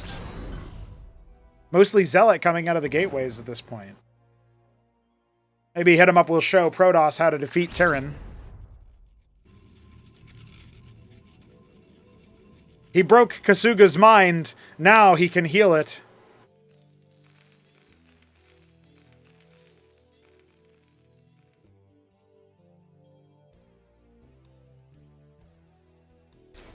Either that or Ayud punches his ticket straight into the upper final, which for the reigning champ would be pretty impressive. That is what happened with Neblime last time, though. Reigning champ goes all the way to the upper final, goes all the way to the grand final, and then he just rocks up and gets defeated, you know? Like, couldn't stop Ayud.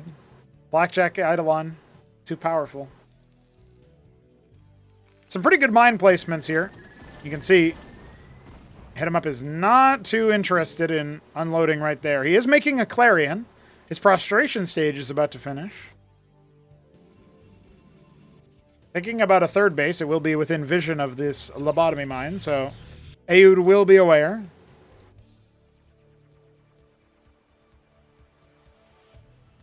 Hot damn. Hot diggity damn.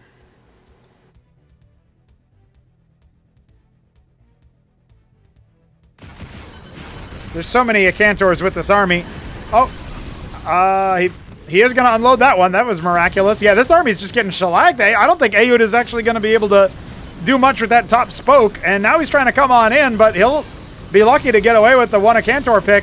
His Phalanx is only now deploying as the Zealots are crushing on him. An utter crushing and devastating reset to the military. And yeah, Ayud might have a lot of production back at home, but you got to have something you're building on. And right now, he's got nothing but quicksand. Saw that the third base was online there. We saw his camera move over to there. Clock it. Oh, boy. Well, he knows he needs the long haul. He's going to take some risks. Capping his ridges, going for a ministry, laying the mines, ancestral on the way. I think HitEmUp should have this one locked in. There's no cliff advantage over here, no ramps, and only one layer of lobotomy mines. The thinnest of margins. Even if he throws away a couple of Cantors, I don't see how HitEmUp doesn't just walk through this. Now you see army on the other side. Oh, he stuns the Envoy with the Cantor and the Pariah. That's something. Deploys the Matador in the front, but it's only good for one hit. Pariah will go down. Clarion spreading that shield damage and nothing to snipe it. The Blackjack's executed. The Envoy unloads that Cantor after all. This thing has dealt almost 1,500 damage across the whole game. Unbelievable scenes.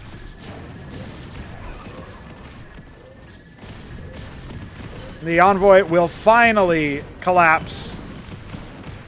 But look at what has been accomplished. HitEmUp looks about ready. He's got his Uptecton on the way. All he would need to do is type to Aoud, I am building an Uptecton, and Aoud would leave. No GG required at that point. Goddamn, we're going to game 5, guys. We are actually going to a decider.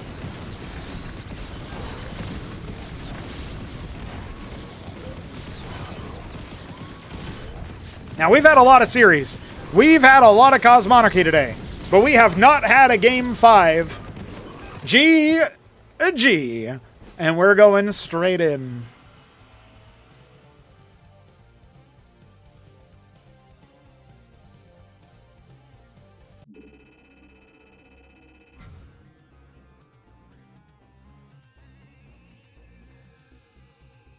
I'm glad I get to play the Ascosi music for at least one more time. Just one more time. Well, somebody's chosen music is going to get played. It'll be HitEmUp's metal or it'll be Aoud's metal. We'll see. For that, we must go to Blackwater Bastion.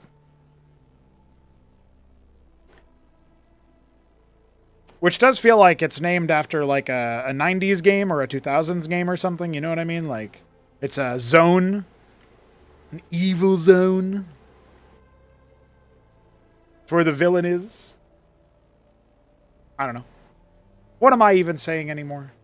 Well, you guys will have to figure it out. And we go again. And just like we started, it is TVT this time, my friends. HitEmUp in the top left. Ultramarine again. Aoud in the bottom. Bistro Brown again. All right, buckle in, boys. That ZVZ will have to wait. We got a different kind of mirror going on. Let's find out what we got to expect.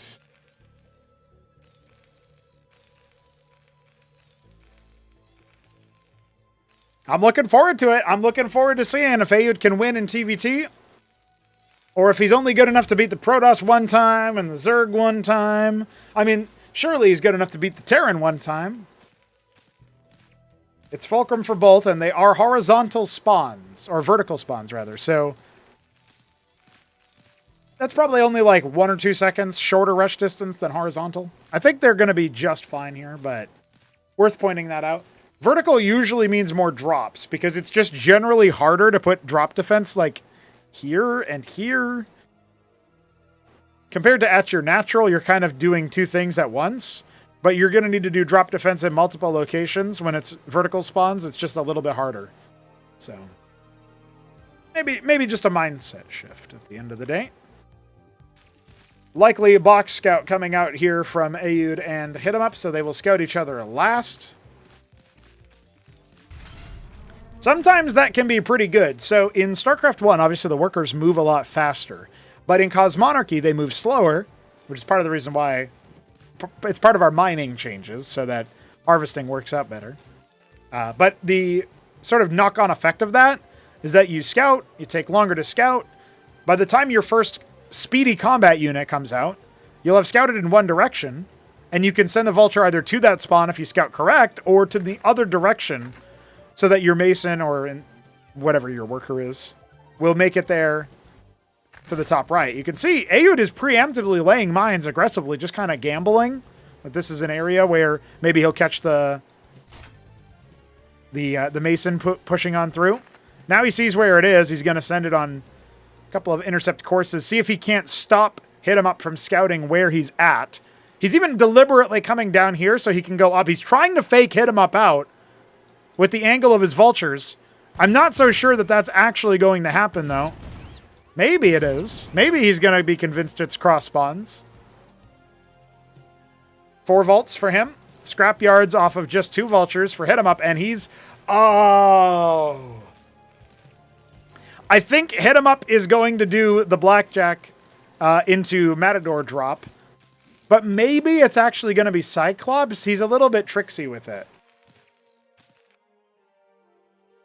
Mason rejoining the vultures. Or maybe joining for the first time is the way that we should say that. Oh, he's making a Wraith. What the hell? This man did what now?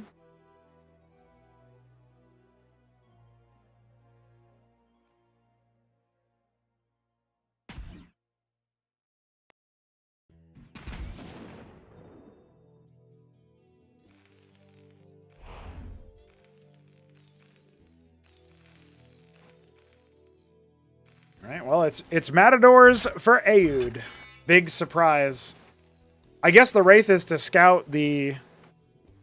Yeah, he does think it's cross-spawn, dude. That's so tricky. Gigabrain for that one, Aoud.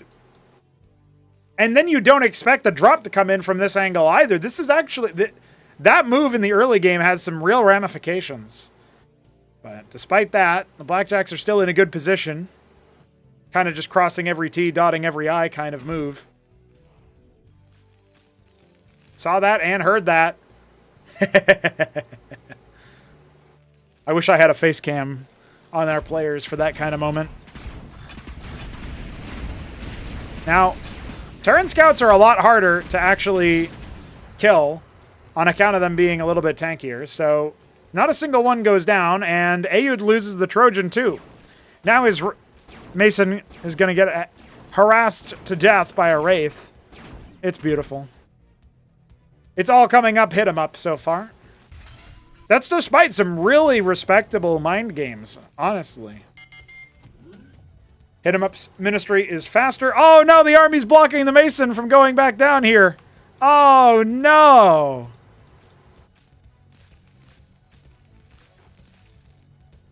Two Wraiths on the way. We've got Watchdogs pretty well spaced right now.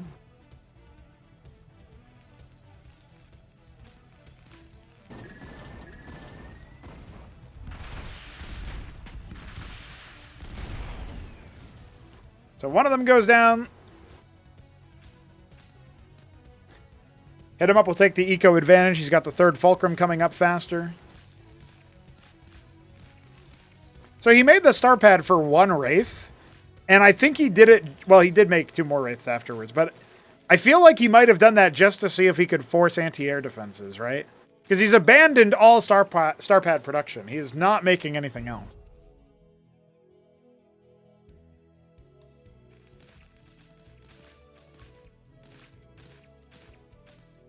Double anchor. HitEmUp is being given a lot of respect right now.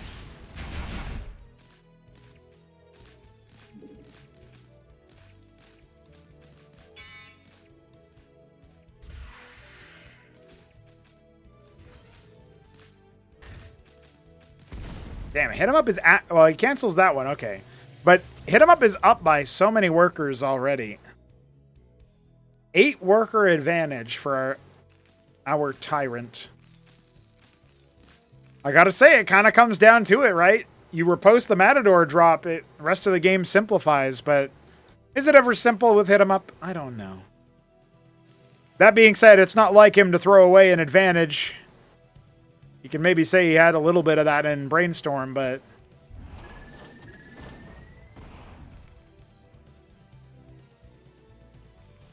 An advantage like this, up 8 workers, I feel like he's going to ride this momentum straight into the upper final if Aoud isn't careful.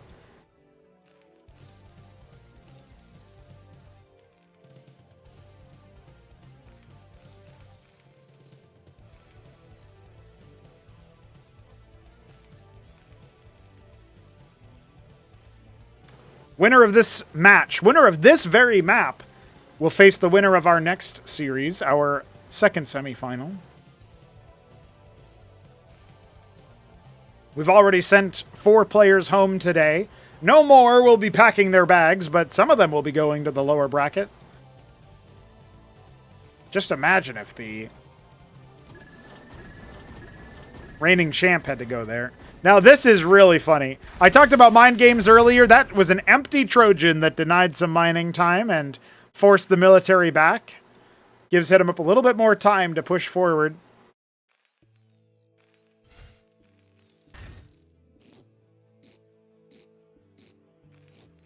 Three Palladiums for HitEmUp. He wants to just phalanx max.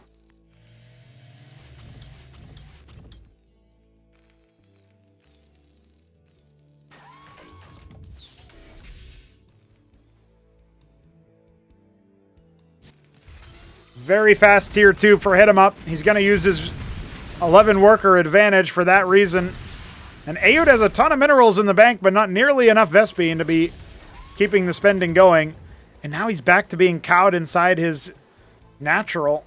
You know, this is a 2k mineral map. Let's see if his drop can do anything on the other side. The anchor is floated over just to draw fire from the watchdogs, and the masons all fly away. After a certain point, HitEmUp must have been starting to think about it like, wait, what's even happening here? Blackjacks, though, pretty far back. I mean, he's got his own phalanx, is in a good spot, softening him up. Finally, the madrigals start letting the missiles rip, but he hasn't slowed the Atlas. I don't think that drop got anything. Oh, there's a sieged phalanx in one of these Trojans. Oh, no. He never unloaded it. I mean, I'm not going to say that would have been the difference maker, but that could have been. That could have helped out.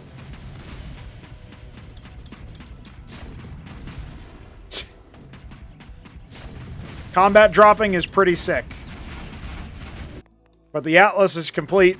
And the string of units HitEmUp is sending across the map is so far in favor of the Canadian Tyrant.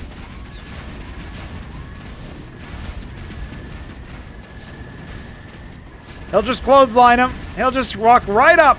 He'll just pull up and clear the deck. And Ayud has so much money in the bank.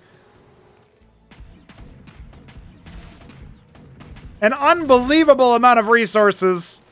So he puts down his Atlas and he prays. He prays he can hold. He prays he doesn't get run over, but the starports are coming. And he might be having a third base faster, but HitEmUp is up by 11 workers, 12 workers. His lead has only grown, and the fulcrum count has not for Ayud.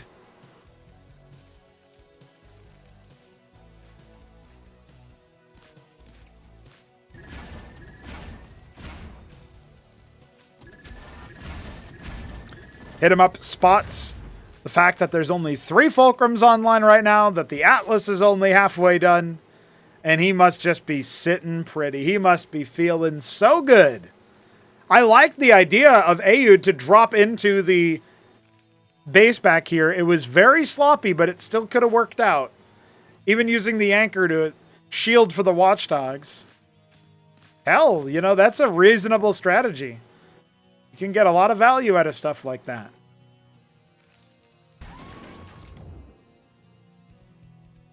He had to cancel the ministry on location. He's got to make it down here, and the Anseal scouts it out. 6 Masons airlifted over into this location. Oh, HitEmUp. The world is his oyster. Blackwater Bastion is going to be his map, it feels like.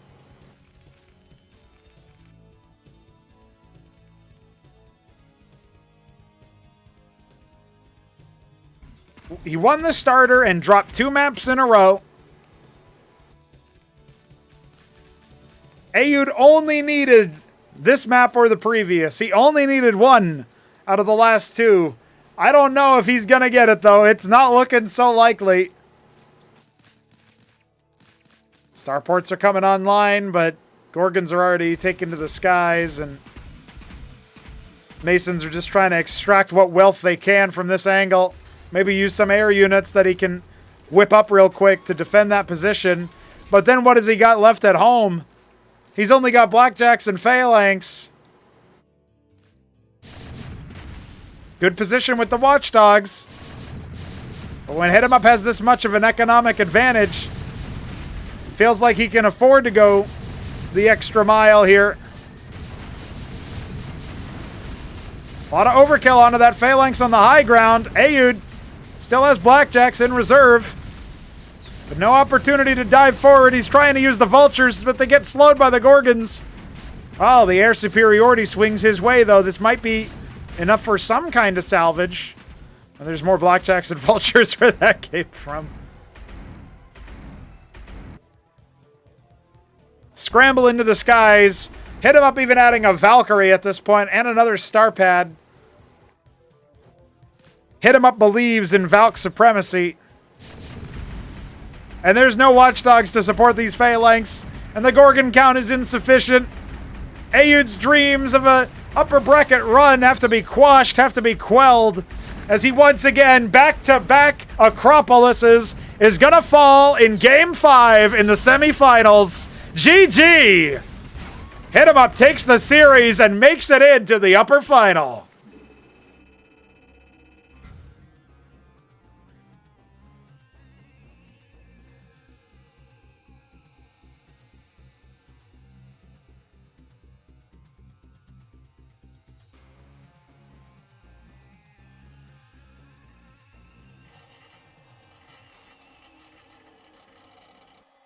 Wild scenes, ladies and gentlemen, as HitEmUp pushes on and gets just a little bit closer to the grand final. You know, this is the closest he has been on a technicality here to that grand final. One more series and he's there. Otherwise, he'll have to go through the lower final, which is entirely a possibility.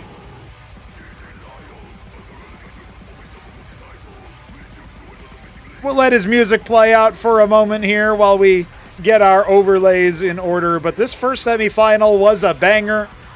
The only series so far to go 5 games.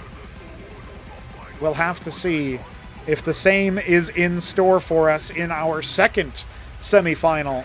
But I am very pleased with how HitEmUp was able to recover. And what does that mean for the rest of the tournament? It means that realistically speaking, he should be in for it, right? He should be able to make things happen in a very big way. He can go down 2-1 and still feel like maybe he can make it in. He can have some losses that maybe he shouldn't have had, or he would rather not have lost, at least in such a fashion. He can leave without saying GG. He can leave with saying garbage. And he can still come back and finish the job after. I mean, that says something. That tells us a thing or two about this situation. And with HitEmUp's music in the background, we are watching Ayud 64 on a bit of the struggle bus.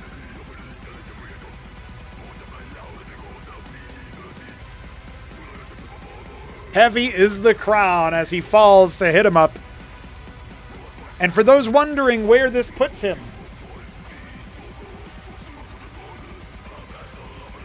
he has now dropped to the same side of the bracket he was on. He will be playing against the winner of Shopkeeper Dog versus Neblime. So if Shopkeeper Dog wins versus the Shambler, and then wins versus Neblime, his reward is TVT.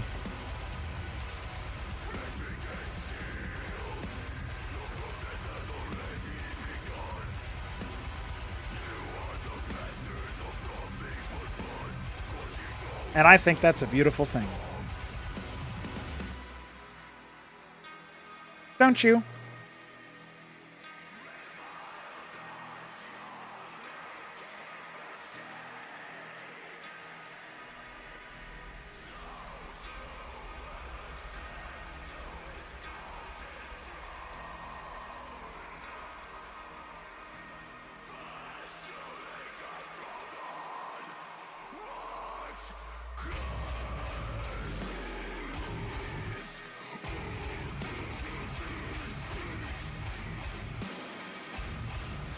Perfect timing on that musical switch as we end up watching HitEmUp march onward to glory into the upper final with you.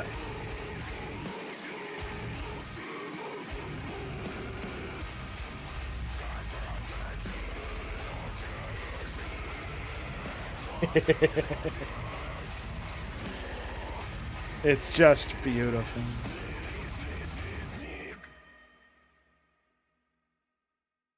And would you look at that? We even have HitEmUp waiting for a potential winner's interview. Oh, we love to see that.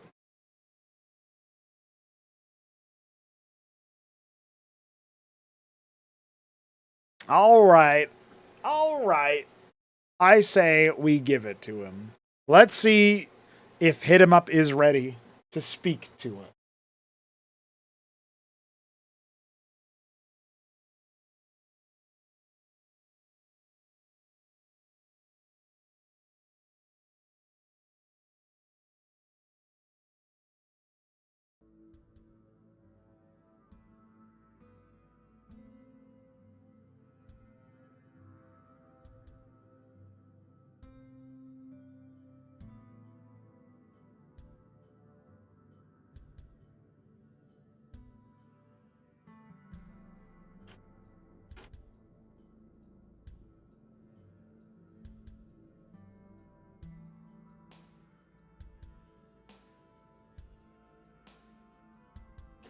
Joining us for a Victor's interview after that banger 5-game semifinal is HitEmUp.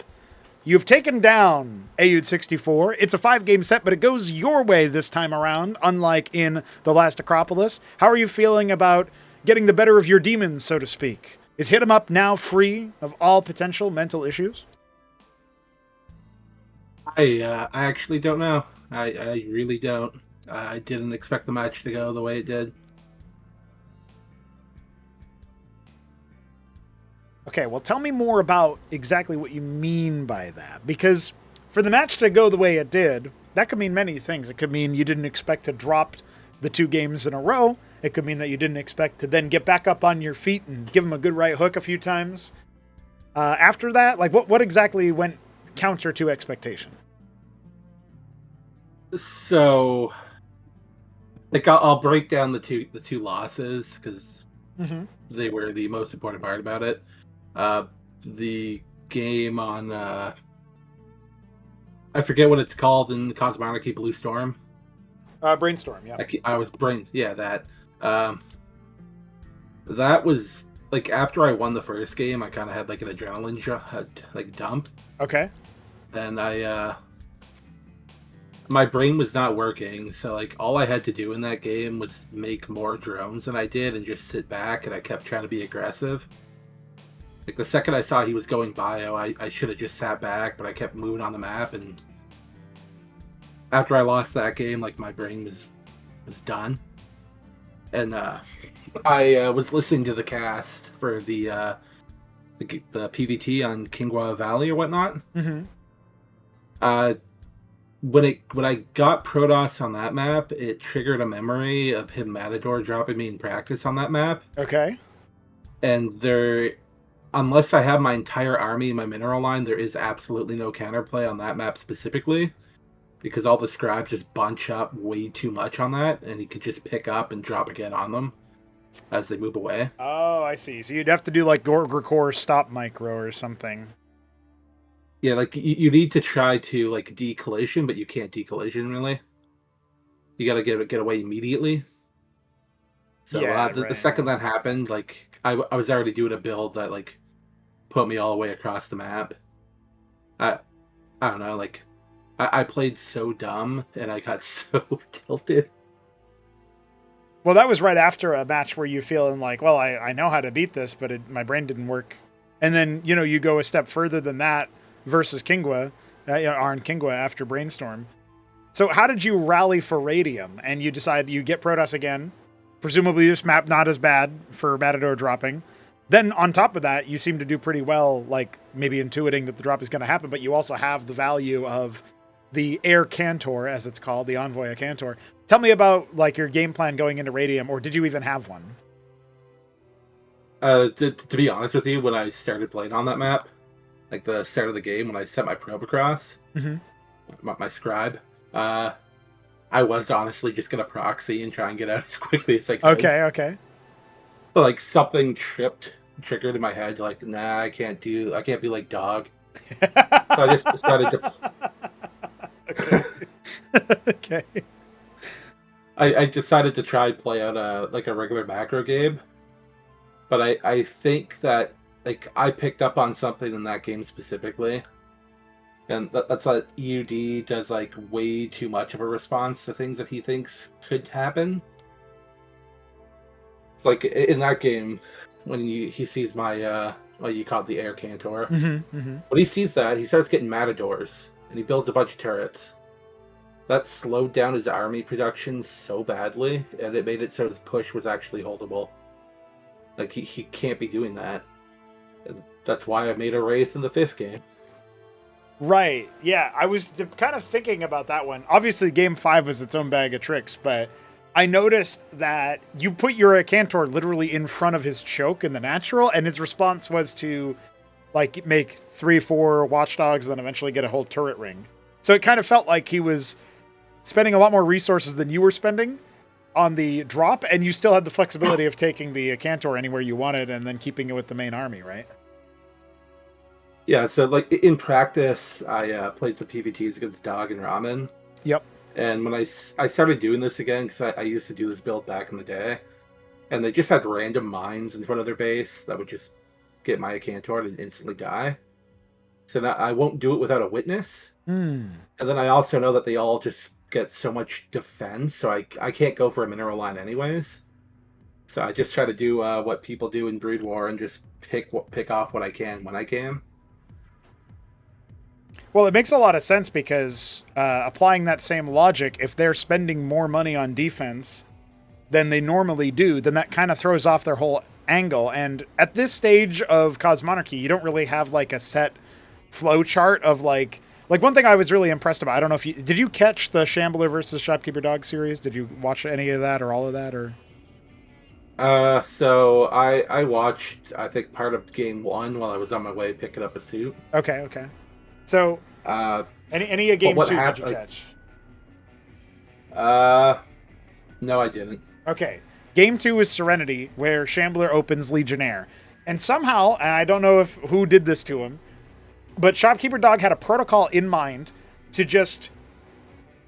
He puts his mines down defensively instead of going across the map with the vultures, because Legionnaires can catch vultures if you're not careful. And then he put an anchor down and made one Matador and one Blackjack. And that was enough to eventually hold, and he was able to kind of stabilize from that point onward. Now, I'm not going to tell you what happens after that point, but that's how that game started. And so, like, that's one of the things that comes to mind of, like, we don't really see flowchart responses like that too much. They haven't really been drilled in, like, I have this build, and I'm going to keep going until I run off the cliff. That's how most people feel like they're running their builds right now, is like they have to be able to freestyle at some point and dodge incoming traffic and avoid the cliff edge. And it's really easy in some ways, depending on the matchup, to push them off the cliff or push them into traffic or whatever, right, in this analogy. But Dog had like a whole lane change prepared. He knew exactly what was coming. It's like he played that level before and he was able to switch it out, or had driven that road before or something, right? And so that's sort of what I'm getting at is Aoud maybe doesn't have that same level of switch power because he's thinking, well, I don't want to die. And then, he gets the defense and maybe that's the switch, but then he doesn't really immediately know how far back that set his army. Does that seem to be running true for not just Radium, but also Blackwater Bastion? Is that more or less what you think happened? Yeah. Like I guess I do things to get a reaction out of him. Right. Like in most games, and he always overreacts because I don't think, like, being honest, I don't think anyone plays like I do, like at all. So it's very hard to get that reaction put in place if you don't actually play me a bunch. So what you're saying is Aoud needs to enter the hyperbolic hit chamber. I'm dodging him. Oh, okay. Got him. Now, I guess another thing that this may have unlocked then, I really want to see if maybe we can take this to its logical conclusion. I said at the very beginning of the interview, somewhat jokingly, but, in good humor, shall we say, like, is this the end of HitEmUp's troubles when it comes to the performance or the anxiety or whatever you want to call it? Is that the end of it? And the reason I was feeling like I should ask that question to you is because at the end of the day, we're talking about a situation where you found something to switch something in your brain. You said, I don't want to be like Dog. So is that your refrain now? Are you just going to not be like Dog? I think I have to at least like evolve to not being like the Night Fox before that actually becomes legitimate. Oh, okay. Like it's a step in the right direction, but I don't think I'm there. Like I felt like in the series against ED, like I legitimately played quite poorly in most games. So even the games I won. So Okay. I'm not quite there yet. Well, that's interesting because obviously, I'm sure if you asked Ayud, he would say you'd, damn, that's you going easy. But, with that being something in mind, it's certainly another thing to kind of consider as we get a little bit closer to that promised land of the grand final. You're going to go up against either Hamster or Krankendau. We're about to find out, actually. There's going to be a brief break before then, but we'll find out tonight before the end of the night. Do you have any preferences about who you face? And do you have any predictions about who you face? And are they the same? They're not the same. I'd prefer to play against Crank over Hamster.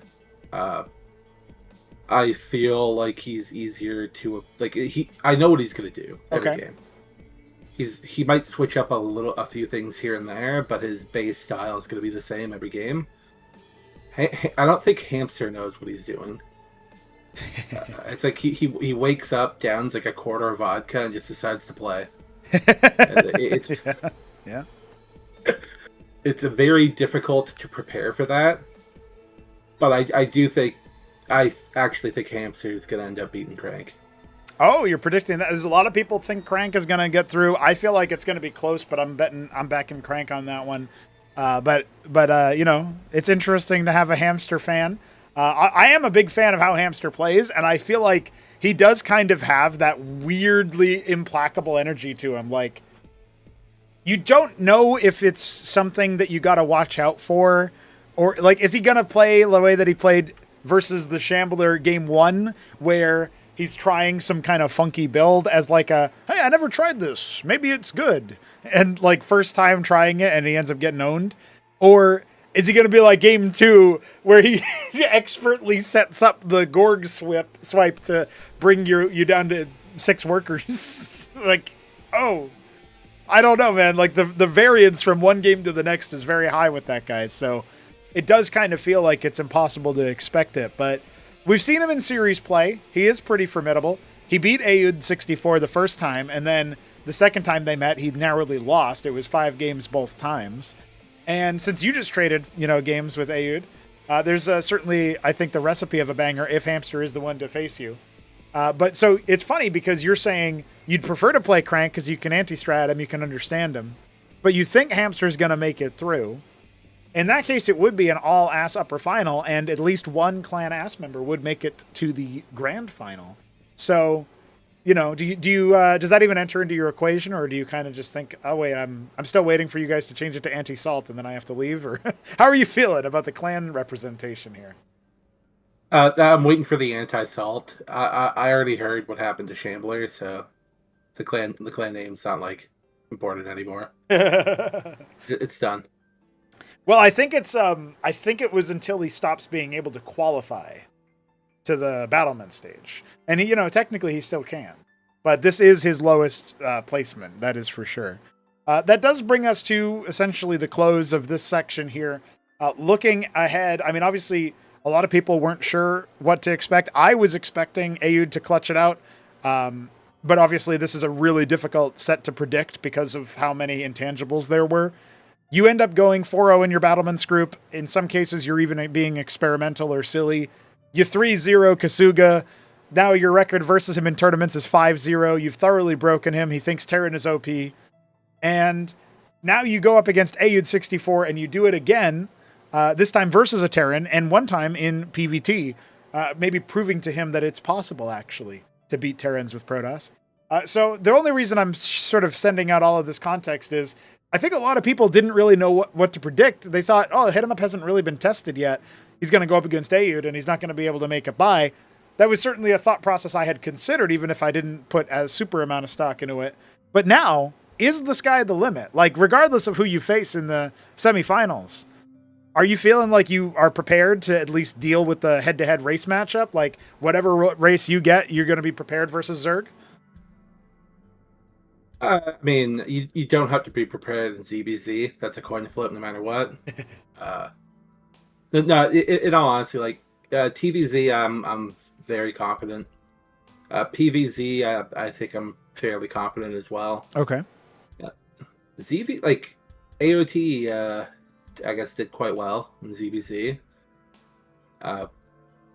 He was the main person I played ZBZ against recently, and I wasn't dropping any games to him, so I feel confident there too.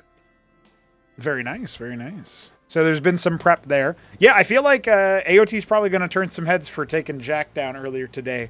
A lot of those games off the back of the Skithracore spam, and I honestly don't know if that is going to be a replicable thing or if people are going to figure out a way around that so that they don't have to worry about it as much. But either There's way... a way around it. Okay. Yeah, you just kill them. Yeah, easy. Just kill them. I honestly, I mean, it sounds trite, but I do agree. I think if you kill them, they cannot make Skithracours. So I will. Yeah, I caught some of those. I caught some of those matches on my way home. They were driving me crazy. Pretty good stuff. Pretty good stuff.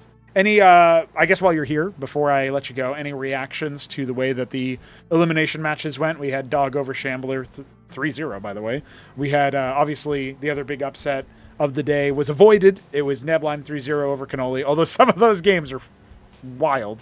And then, of course, we have Jack losing to AOT, 3-1 in favor of AOT. And, of course, the last matchup was Ramen 3-0 Kasuga. It felt like it wasn't really that close for either of the Protosses that faced Terrans today. How are you feeling about that elimination set? Anybody to watch out for there on the lower bracket? Or do you think the players that made it to the semifinals are the only ones you have to worry about? So I don't actually know Ramen's level in TBZ. So I don't know if he'll make it too far, to be fair. Dog could maybe go farther than people think. If he stops being a little baby. He can do quite well. None of those matches surprised me. Like, I honestly thought that when you watch Ramen against Shambler, like that match, that was more so Ramen throwing games and like doing weird things and moving out at weird times. And like I sat down and talked to Dog and Ramen about it. I explained to them what they should do, and then they started doing it, and they're just smashing to Protosses. So there you go. So it's a possibility. I messed it up for me. Well, it's a possibility. Yeah. Well, I do feel like the Terrans can go deeper. I would favor Ramen over AOT, although I will say that should be a closer affair than usually it is. Ramen usually just 3-0s him, dusts him off, but I don't think that's going to be the case this time around. At least 3-1. And then on the other side, honestly, I don't know if Neblime's going to get past Dog. I know he's like, Dog has no confidence. Again, in chat, already saying that's a write-off. But he was saying that about Shambler. He said he was going to lose really fast, and then he 3-0'd him. So, I don't know, dude. Can't put any bets on that. But the blind Dog, like, you legitimately, it's all up to what Neblime shows up on the day. Like, does he think he's the cutest lemon in the goddamn planet, or is he gonna play like a legitimate macro game? I don't know. Yeah, it feels like sometimes he doesn't want to show all of his moves versus a player that he thinks he can beat another way. And then it's like, oh, okay, I guess I'll just almost lose or actually lose and have to tighten up after. Because the games versus Canoli, like the first game was super easy. And then the other games were like, I better not show anything that's too powerful. So that felt like what it was. And not that he was necessarily doing that versus AOT either, but he also didn't really show anything that he then went on to do against Crank. So I don't know. It's kind of wild. This is the first time we're seeing Neblime play anything other than PvZ in the Throneroom Stage. So it will be a fun time. But, he dusted AOT, got dusted by Crank, he dusted Kenoli, now he can get dusted by Dog. I think that's like the pattern that's emerging, so maybe that's what will happen. But all told, I do think it's going to be a fun little section for the lower bracket there. All right. With that, we're looking at you potentially against Krankendau or Hamster. We'll find out soon. And then we'll be starting to schedule out those remaining Throneroom Stage matches. I think if my math is not incorrect, when we're done with this phase of the bracket, we will have only 8 matches left in the whole Throneroom Stage. We'll have the Elimination second round, Elimination third round, and then we will have Upper Final, Elimination 4, Lower Final, Grand Final. So a nice little quartet and then a quartet.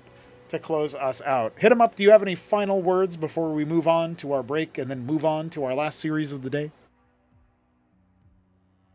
I mean, go Hamster, I guess. Go Hamster, he says. Well, I guess we'll find out. GG's, my friend. Good, congrats on the win, and we'll see you in the upper final. Sure we will. A man of sometimes many words, but sometimes not so much confidence. But HitEmUp, perhaps the prototypical shopkeeper dog, says, I don't know if I'm going to win, and then proceeds to win. So we'll see. We'll see. I think HitEmUp is absolutely... He's on the precipice of solving the problems and then becoming absolutely unplayable forevermore. And that is how we find ourselves out of an opportunity to talk about semifinal number 1. It is over. HitEmUp has defeated AOD64, who did write in the chat earlier that he will be back. He said, I will return. And I expect it. Of course, his first matchup will be the winner of Shopkeeper Dog versus Neblime. That'll be an interesting situation to be in. Neblime will have the veto advantage there, actually, because he's the higher seed. But I do expect that Battlements rematch will go in a different direction than people may think. Maybe I'm just setting up for nothing. Either way, we will be going over to the second semi-final. But I will need another break, and I fear this one may be a bit on the lengthier side. I'm going to put it in for 20 minutes and see if I can come back sooner than that. But I do need to get more water, and I got to prepare a lot of overlays. And Photoshop is lagging like hell because it's been open for longer than 2 minutes. So I'll catch you guys soon. Peace.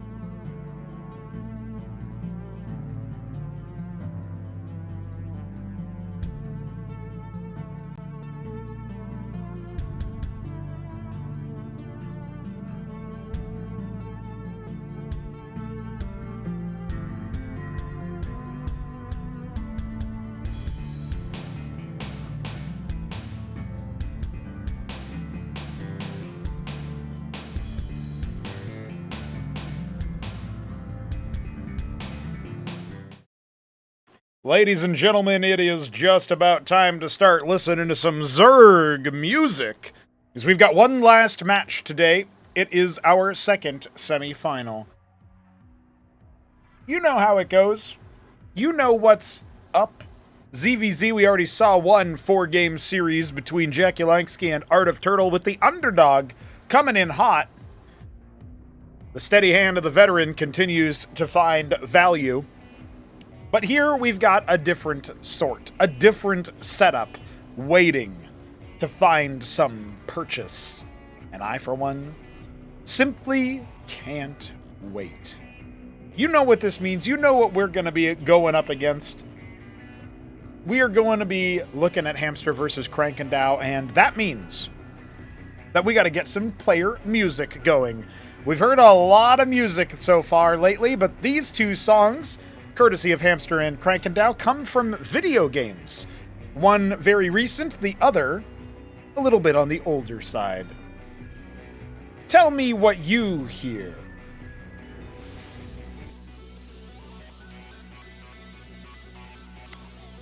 Some of you guys will know what I'm talking about already. Some of you guys will have heard this music in conjunction with a player already. But this kind of banger, it doesn't come from just anybody. Let's talk a little bit about Hamster. Now this guy is just absolutely wild. HitEmUp said it best in his exit interview after defeating Ayud64 to face either Krankendau or Hamster, whoever is victorious in the series, that Hamster doesn't really seem to obey any rules. He doesn't seem to go by what you might expect him to go by. He doesn't even seem to know what he's doing. Let's recap his run through the tournament so far.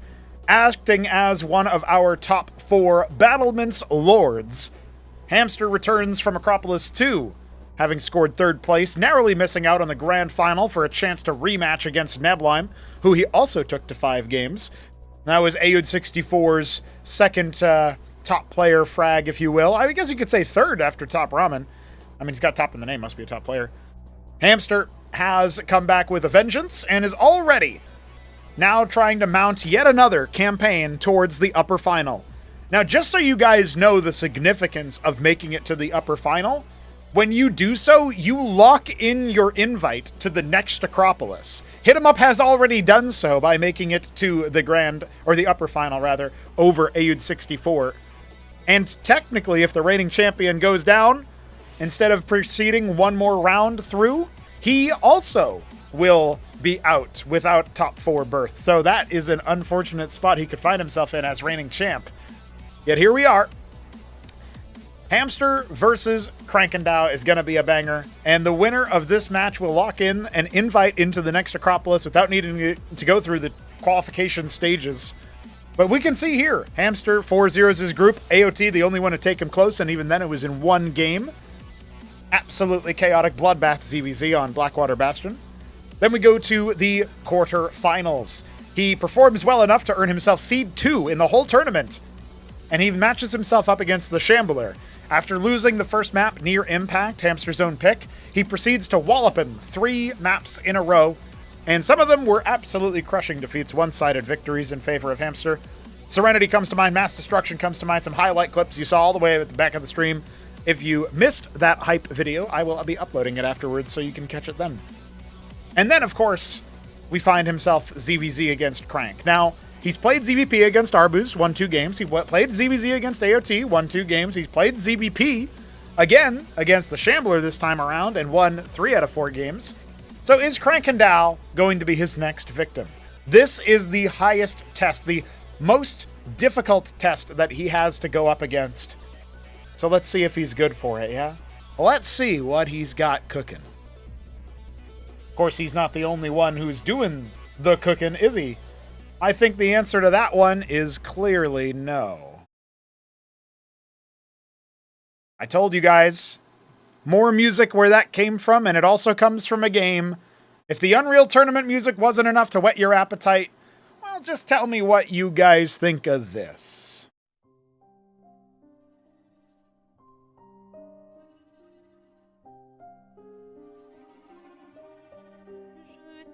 Krankendau is in rare form. And with his favorite unit being the larva, well, I guess he's going to be able to use it in this game, in this series. His pick ends up being a musical track from Expedition 33, which I have not played, but I am told is maybe good, possibly. Nonetheless, Krankendau is not maybe good, possibly. He is good. He is damn good. Let's take a look at his run through the tournament thus far. Krankendau, by the way, an Acropolis debutant, never played actively during the Acropolis season in the past, despite being one of our more storied players, one of our longer tenured players, just in terms of games played, practice games, etc. And certainly one of our grinders, one of our cerebral players. He only dropped one match against TopRamen in his Battlements group, and he managed to make it pretty damn close even then. It was a tight hold on a bio rush on Brainstorm. Meanwhile, he goes to his quarterfinals matchup against Neblime, and he 3-0s him. Neblime, the reigning second placer, the guy who's played a ton of Protoss by now.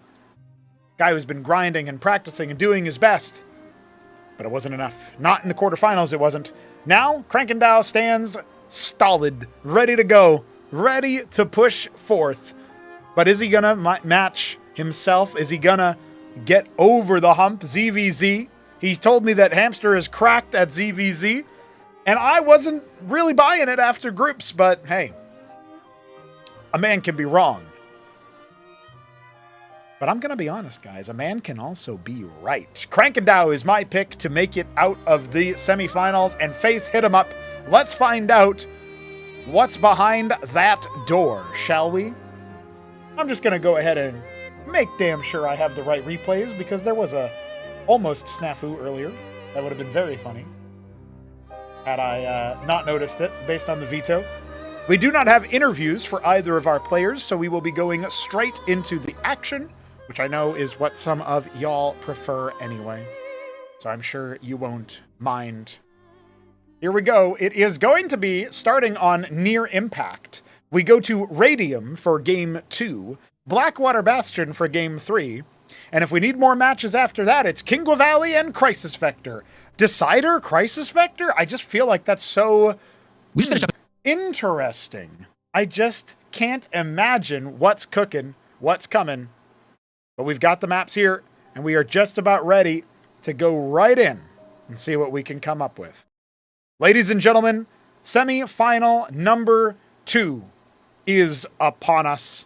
So let's get ready to Zerg here!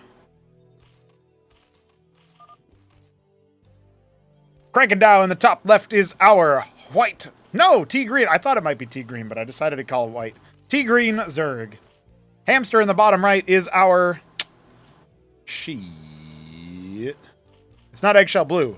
Turquoise. Turquoise Zerg. There you go. Near Impact. Very fast scout from Hamster. He's already up to something no good. He's already doing something cheeky. I can't believe this. GLF-HF has been exchanged, or at least it was given by our admin. This is a very weird placement for that Kagrant, by the way. Pool first for Krankendau. We'll see what his conservative style in ZVP, whether it carries over in Z-Mirror. Larvosk first with Hamster's Droleth nearing the building.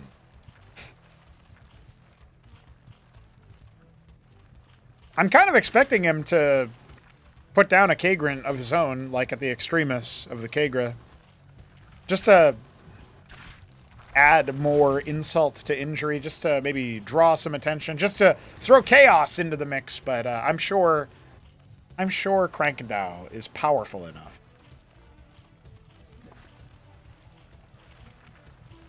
I'm sure he's powerful enough to avoid the temptation of responding by pulling every worker and attacking it.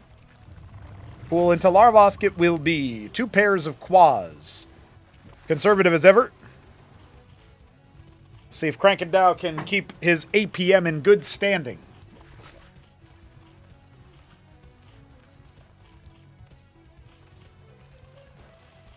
Guys, thanks again for joining us for the last series of today. It has been a marathon, 6 playoff series in the Throneroom Stage. We're about to crack 8 hours, and I know some of that was break, but even if you knock off an hour there, a 7-hour broadcast, and we're still going, oh yeah, baby. Krankendau has scouted, seen Larvosk, seen Pool. He's probably muttering to himself about how Hamster is inefficiently stacking his Larvosk in front of the mineral line, and doesn't he know that's bad? Meanwhile, Hamster just rubs his temples and starts chanting in demonic words, demonic languages.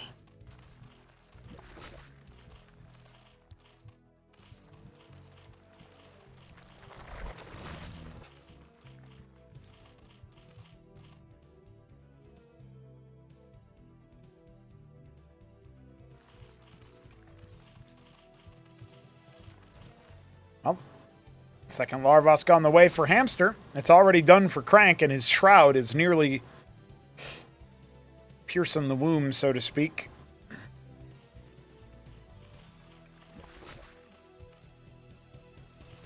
A shroud for Hamster as well. It feels like Hamster's build is a little bit more droll heavy, so his tech comes out a little bit later. Crank's Ovaleth is here, Hamster's Ovaleth is here. It's really funny that they end up playing a similar style in that way. A couple Zets get popped by the Quaz, so no scouting intel really. If you don't see Crank taking an expansion, check your clock. If it's 11 minutes, then you know something silly happened, but otherwise it's pretty normal for Crank to have a very delayed hatch. I will say I've noticed a lot of money for both players. Crank saving for Lakes. Probably Zoryu's follow-up, knowing his Vespene count. Hamster losing a couple of Quaz in the middle of the map. He's going to go for a 6 Quaz drop. His hatch is down, and he's making more Quaz where that came from. Remember, oh, with a 4 Quaz drop out of Crank, maybe this will be cheeky as well. He's going to try to bait him out with the Quaz attacking the hatch, and then see if he can't snipe a Larvosk or some workers or some such.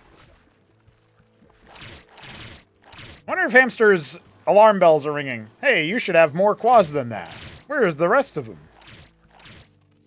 Now, let's see how quickly he responds. Oh, almost immediately. He shouldn't lose more than 1 worker here. Maybe he can avoid losing any if he's good, but well, you saw it right there. He's actually going to drop 2. His own drop is ready. Let's see how much damage he can do in response. He's killed 1 worker. Another one should be in the cards. Where's the reaction here from Crank? Losing a 3rd worker now. Hamster will take that 1 worker advantage. Thank you very much. Oh my goodness! I don't know if Crank recognized what was going on there, but losing a Lakes to the Quaz? Impressive stuff. Now, Crank's response is just to stab right into the front. Start pressuring that hatch some more. Another Lake is going down. This time it's Hamster's. Pretty scary stuff right now. Feels like right in this moment, the hatch going down, it's not really the end of the world. I guess the bigger problem is that was the production advantage that Hamster had. He's going to end up losing that Zoryus without getting any money back from it. So that's a big cost. That's actually in some ways worse than losing the hatch.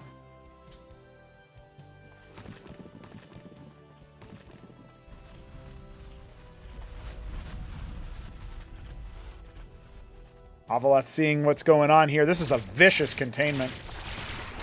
And Crank is going to lose his Zoryus almost assuredly, right? No, I guess not. All the Quaz on hold position didn't necessarily have much value there. Okay, Crank going to go ahead and take his own hatch. Again, remember, there was no real way for Hamster to save that. He's going to invest in some Gorgra cores. I don't hate that, but remember, you've got 18 Quaz, and when the Zoryus takes damage, releases the Rilla cores, which when they die, rend armor, which makes it easier for Quaz to kill things. So, need to see if he can't eke forward a little bit.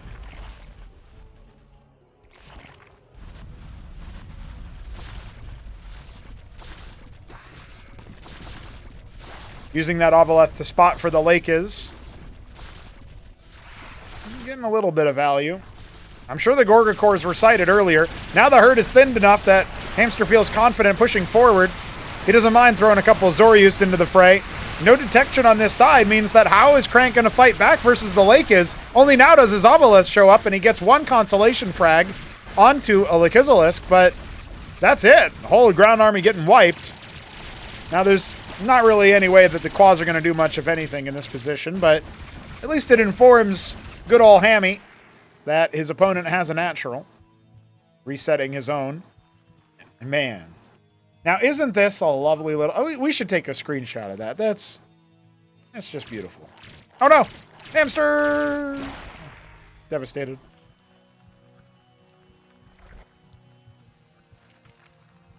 Straight onto the gas cap and the Hydrith Den. Looks like we might be seeing the ski back early on.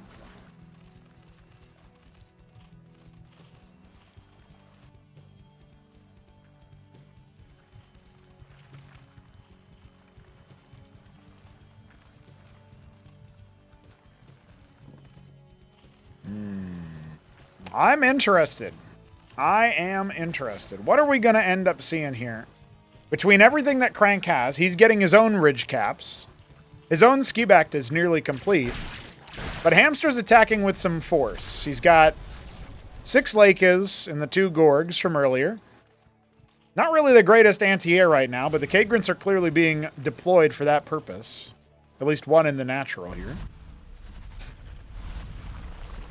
Yeah, I mean, if there were more Gorgs, I feel like Hamster could just kind of run roughshod over this position. Crank now making some Skither cores as soon as his ski back finishes. We might see a bit of an elevator move. This one Quaz is not going to get close enough to reveal it as long as he continues to hug the position, but looks like instead... a little bit too close, I think, to any ground unit. Oh, he was going to try to reveal it with that Quaz. Crank a little bit too slow on the draw. He'll finally be brought down. Avaleth scouts out the ski back. I don't know if Hamster clicked on the eggs to see that skits were coming. Yeah, I haven't actually seen high-level ZVZ anytime recently. So I'm wondering how on the level they are with regards to the Skither core spam. Hamster going for his own Hydrith. And here we go. His Skither cores are very far away. But is it going to be enough? Well, his Lakes are going to be able to get the hell out of Dodge. He mostly clears the ground army. Krankendau kept a couple of Lakes back there. All right, 8 Skiths on the way for Hamster. And he's still got more money to spend. I love Azor-Ysthaleth.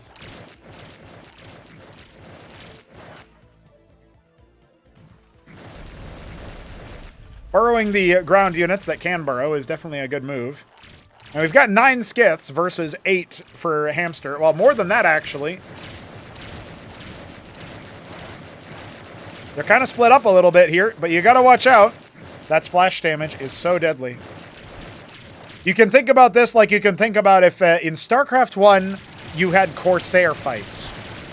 It's splash v splash, and the units are pretty durable, actually, comparatively, but...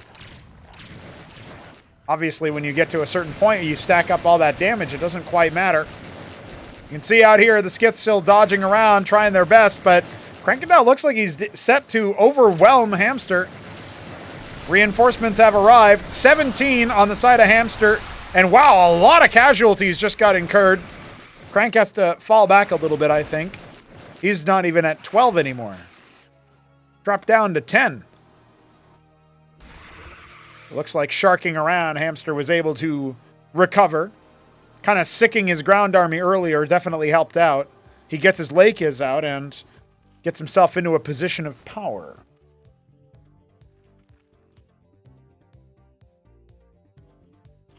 Well, there's 9 more on the way for Crank. He's certainly not out of money for it. But I wonder if these two homies have thought too much about how you might fight the Skith. I think if you can deploy enough of a ground army to force their hand, you can absolutely take the initiative away from them. But we've got 22 Skither cores, and Crank is being a bit fancy with them, kind of putting them out in little pockets here. Only now is he grouping them up and showing his true number. 24 to 22. Hamster might need to go back to the drawing board. Oh, just for a moment I thought he would lose them all. A good dive backwards afterwards, and look at that. They're busy trying to deal with the Gorgs. That's allowing the rest of Hamsters to pounce. And oh, they're so low. Oh, I don't know if Hamster knows just how low his remaining Skittercores are. But Cranks are very healthy, and he's got more flying in where that came from. No Hydras, no Bactyls, no need, apparently, as the third base is now under duress. Good burrow from the Lake is... Man, what a crazy tactical little game here Crank is playing. His Skits are still staying alive. Crank trying to get on top of those Iziricors.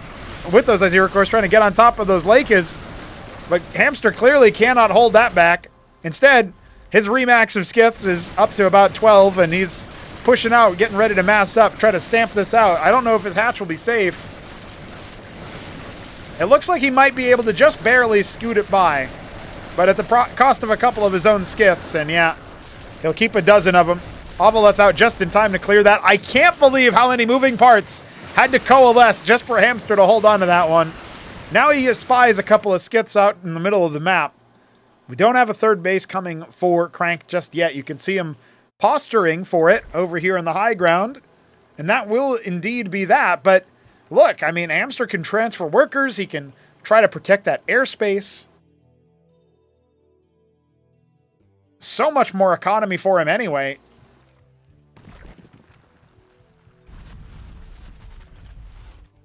Man, the amount of money Hamster has had at any one given time. Now he spends it down on 5 Zoryus. His Air Force is so good right now. But remember, when they stack up like that, you live by the Skit, you die by it. We saw this versus Jack and AOT. And I feel like with Crank dropping a lot more momentum with that last fight, there was a brief period of time where maybe he had the swing. I don't think that's where we're at right now.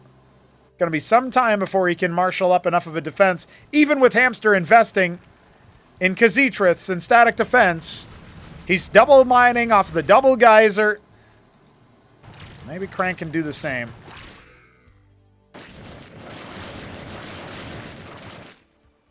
You don't want to try to fight that with Skits if you can afford it.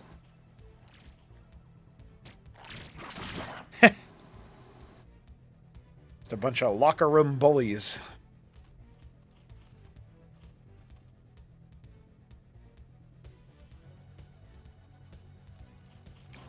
$12 more Skits about to pop for Krankendau. Hamster has a decent number still himself. This has been a very active ZVZ so far. Back and forth, but we're kind of stabilizing with Hamster stretching ahead by double the worker count almost. And the Iral Iris in the natural. Man, he's not even fighting Neblime, and he's fighting Neblime.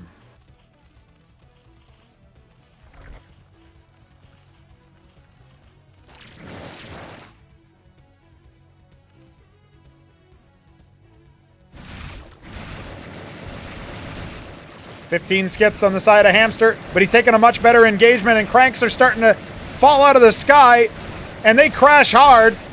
Bunch more on the way. Oh, what a great split from Hamster at the end of the day. Players macroing their little hearts out. No, microing their hearts out. Yes.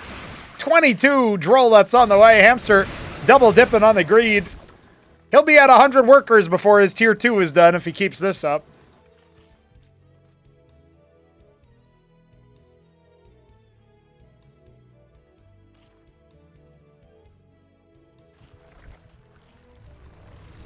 There it is. Zoryu's just sauntering on in, seeing what they can find. Adding a little bit more chaos to the field, as if we need it anymore after all that. Really Rokor heckling. Oh, Really Rokor's going to get a kill. Skits and Lake is trying their best to stop the Larvos from going down. It looks like they will spare it. Hilarious. Mutat Spire now. Hamster goes from making Skits, the discount Mutalisk of ZVZ, to making Mutas, the actual Muta of ZVZ. We'll see.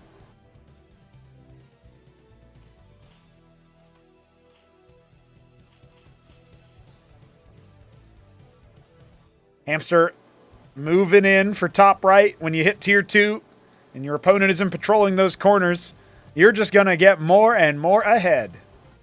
Matraval Nest. Excisance on the geysers. Oh, yeah. Hamster sitting pretty. Instead of going for mutas, he decides to go the more sane approach. He'll go Sycralisks. He'll kill the gas. He'll kill the investment here. Krankendau, on the other hand, sticking it out in tier 1, switching into Bactyls. Let's see what he can do.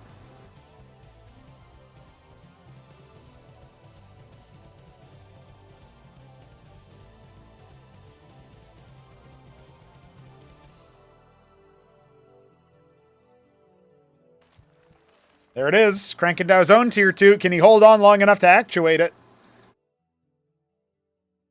Finally, some splash damage on the menu. Oh boy. Gorg, of course, coming on in. Skiths as well, doing their best. Well, honestly, it's a pretty good hold here for Crank. He's got 23 of his own Skiths, and he's trying to hold down the front line here, but as his front is dissipating, the Zeracor is not able to hold down the fort versus the Sycralisks, and there's a big splash hit. GG is called. Couldn't hang it. Hamster takes the first game. Almost 20 minutes of juicy ZVZ flying around. The goodness. I think that's what we like to see. People talking in the chat like it's some bad thing. You guys telling me you weren't hyped? You guys telling me you weren't thinking that was epic? I was thinking it was epic.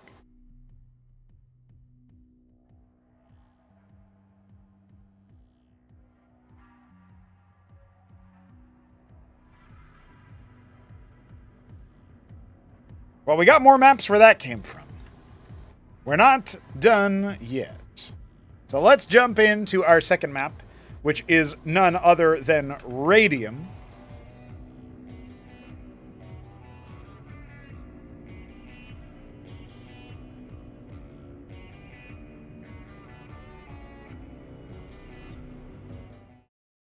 Here we go.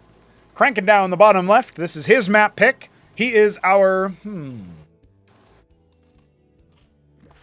Dark Sapphire Zerg. And Hamster in the top right. Once again, our Turquoise Zerg.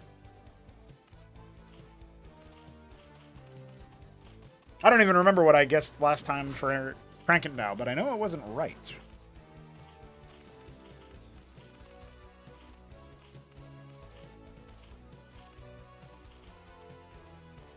Hey, I just checked the clock. 11:11 Eastern Time. One's across the board, as I used to say as a child. You're supposed to make a wish or something, I think. I don't know.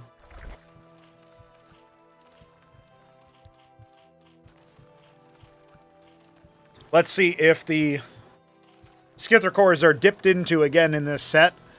I think we saw them meaningfully in 2 games out of the 4 in Jack v AOT, but maybe they were also in a 3rd game. I just don't think they did much.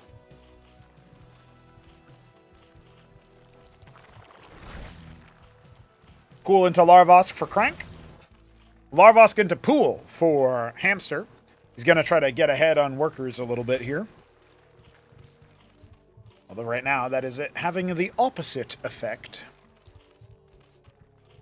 He also worker scouted earlier than his opponent. When your opponent is sending his worker scout out not so long after you sent your worker scout back to your base, yeah, that's some next level speed on that scout.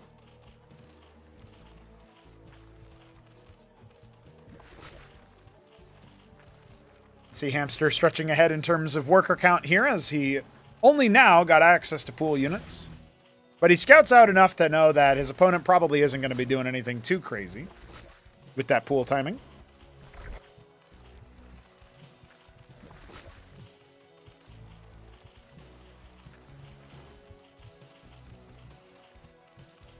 Once again, Crank is going to get up to that second Larvosk earlier on. And Hamster's going to have to feel out from that position. He does seem to like to take his expansion earlier, and Crank did well to deny it last game. I almost wonder if he pivoted into Skiths too early. I know that sounds funny because that's where he got some nice advantages super early on until the knife fight didn't go so well. Surprise, somebody got stabbed. By Skiths.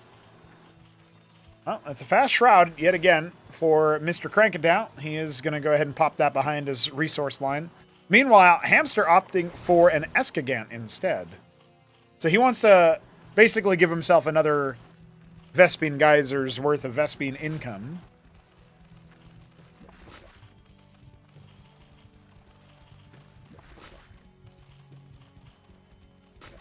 And the Shroud is coming for Hamster as well, so maybe with the extra gas, he can go for more of a Gorg-heavy style. He only made 2 in that last game and then kind of peppered them in every now and then afterwards, but they were never like the bona fide move.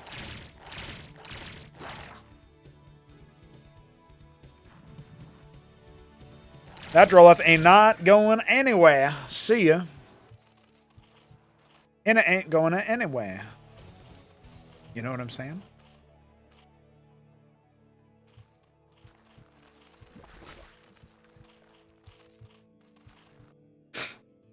Yeah, we're still going, Lucy.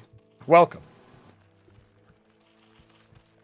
Shroud is nearly complete for Hamster. We'll see what he wants to do with that. We've obviously got the Lake is coming for Krankendau, and his expansion is coming up faster than his opponent's, partially because he sniped the Droleth on the way down.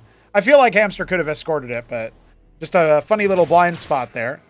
The Zeth drop immediately upended. Only one getting out and immediately getting shoved in. See ya. And that second Quaz from Hamster to die in the choke, it's actually not able to see whether the expansion is coming. Didn't get deep enough. Maybe he can get a Zeth in there. I like the idea anyway. He's going to unload a few Zeths over here instead. And immediately you have to scoop them back up. Yeah, no surprises. I think you probably want to be aware of the hatch timing of your opponent just to sort of see what's going on. How worried do you have to be about some kind of military-focused move?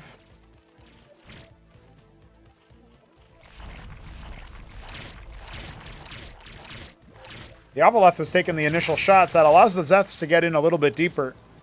And even now, Crank kind of more responding to the Avaleth than the workers that need assistance. Unlikely to get any damage dealt here. You can see Crank actually sends workers over to harvest from the Escagant again just because, yeah, why not? Oh, it'll be fine. 11 workers now coming, and the Ski-Backed is slowly on the way. The Hydrath then has to be done first. Hamster does the same thing. Currently leading the set 1-0. Winner faces HitEmUp. Ooh, baby.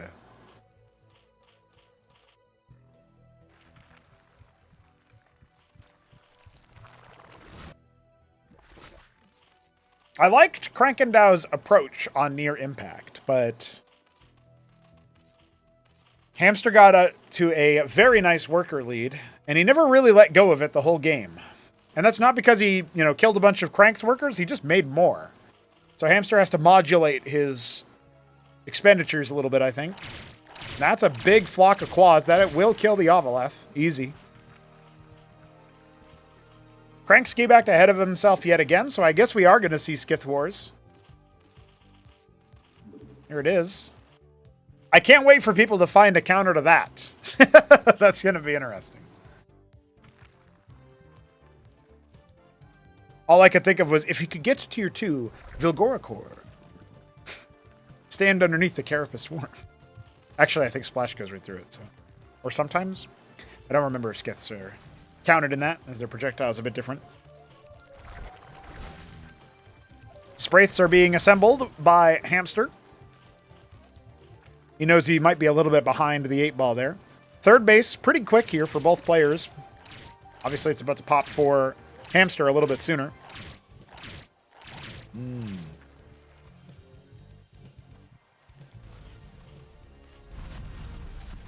I feel like with the 11 Skiths and then 4 more afterwards, Krankendau has a really nasty timing here if he sends the first single batch out.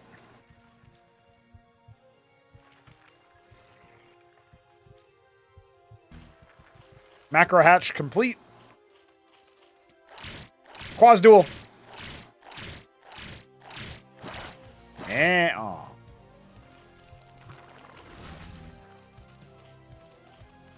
I actually quite like the idea of building defensive Khaz'triths and deciding to not go Skith and just save your gas, but Khaz'triths are pretty gas intensive too, so. Can you really do that? I don't know. All right, Skiths have revealed themselves. Our players must be on guard now. Ooh, some nice moves there with the Ovaleth, kind of cloaked by the Skith cloud. It wasn't immediately obvious, I think, to Krankendau that there was detection there. Still, he's going to try to power forward and see if he can't overwhelm the Skith cloud on the south. Indeed, it looks like he will be able to. Hamster's got 7 more. Big bank for Crank. Big bank for Crank. Let's see how quickly he spends it as he's just trying to pounce on this opportunity, clearing the deck of all the quas. And he eventually does deal with the anti-air defenses. He's still got 11 Skiths left and 12 more on the way. But we've got 11 coming for Hamster. So this is limited time. A limited time offer. Only 1 Skith in the main base. Might be a bit of a missed opportunity there. But Hamster gonna lose a Larvosk. Maybe another one after. Oh yeah, definitely. Gotta get out of the hell out of Dodge before you lose all your Skiths, son. I know you got more, but come now. Ovaleth good to pair with it if you can, to snipe workers when they burrow. Hot tamale. We got 26 Skiths out. We got more than 26 Skiths out. We got 28 Skiths out. All right, 29. I'm not saying the voice every time.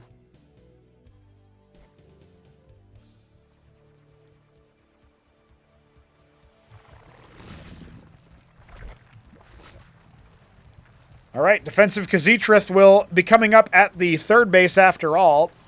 Economically, Hamster isn't actually that far behind. Obviously, he has more workers now, albeit only a little bit. But militarily, he does feel like he's in desperate times, trying to use his Skith Cloud to deal with these reinforcements. But there's more Skiths where that came from, kind of pairing off to all the different bases. That's where the Spraits can have a lot of impact, just because it's so hard for smaller groups of Skiths to do anything there. So he does end up routing him.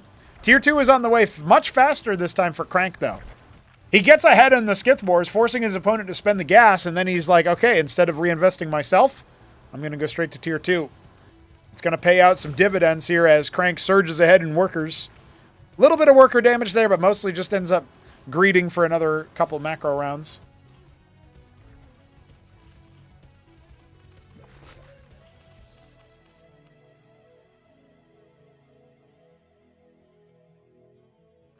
Crank's army movement looking pretty nice.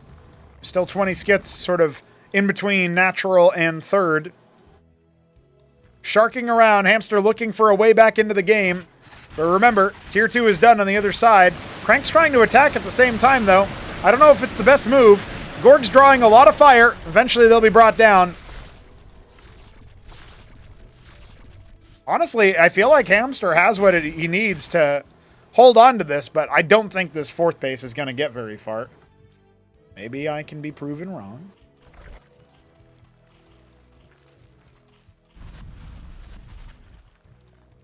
At the same time, though, Ultrav Cavern, Oxel Cesians, I think Crank is just going to go for the Zarks. We saw Jakulangski extend play miraculously on Czech Stealer that way, but it was not to be at the end of the day.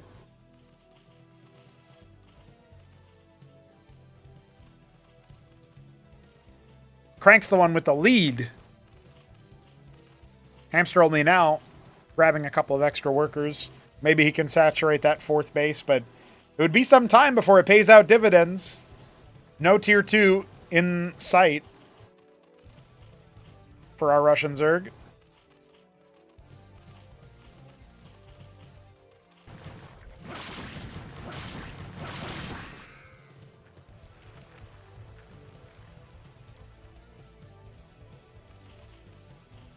Yeah, 6 Zarkava cores, 2 Ultra cores. Hamster going to try to pressure this 6 o'clock position.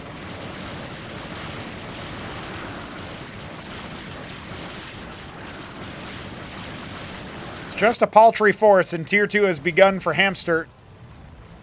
Game 1, he who got tier 2 much later than the rest seemed doomed to falter. Will this be another example of that? He's got 30 plus Skither cores guarding that 4th base. He's got no presence to 12 o'clock. He has no advance warning that this attack is coming. And honestly, not the best defense down here in the natural. Now his Zets will reveal, oh, there's stuff over there. So the Skits rally back towards the 3rd base. Oh no, they've gone all the way back. He could have just turned and killed this army, I feel like. Even without the defenses there. A couple of the Zarkavor cores going down south. Khaz'it will be remade. And tier 2 will hatch. Mutat Spire almost complete. You can tell Sikralisks are in the cards here for Crank. Comes down for Hamster as well, though. I don't know. Those expensive defensive outposts end up proven worth their weight, it looks like.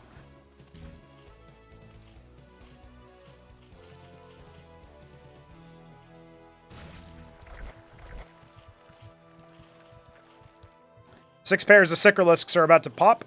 We've got 7 Spear Tiths. Good grief. There's way more than that, too, that can be made eventually. Matravel Nest, Iroleth, Hamster's favorite unit. He's going to scoop up a Khaz'it with that, I just know it. Let's see if it's a sick move or not. The flock moving out in the middle of the map. 7 Vilgoricors for Hamster.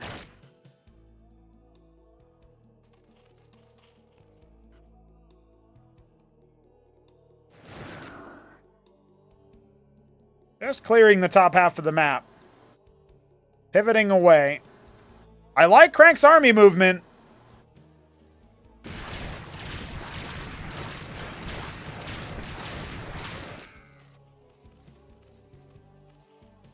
Zets reveal tier 2 for the other side. Of course, the Zarks also did that. Gosvalet's starting to cap the ridges off to the bottom right. This is super easy to find out, but we'll see if the Skits do. Oh, the Quas may have done it.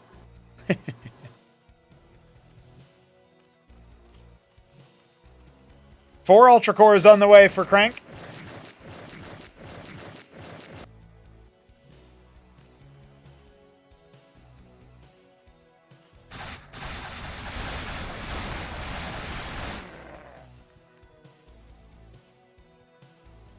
If it was Jack, Hamster would have already infested that ministry and started making Masons. Hamster has so much money in the bank, dude. Holy moly.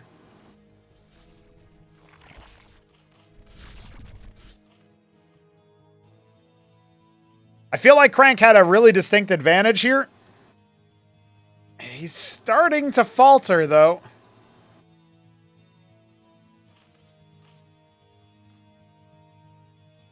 He gets one really good engage onto the Skits. That's a lot of the power taken away, but the Sikralisk still splash.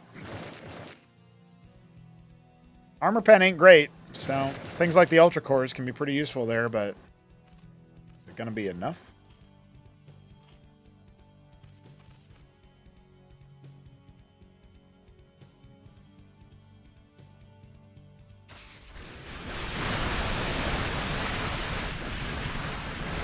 Those Zarks are looking at, salivating at all of those Skiths.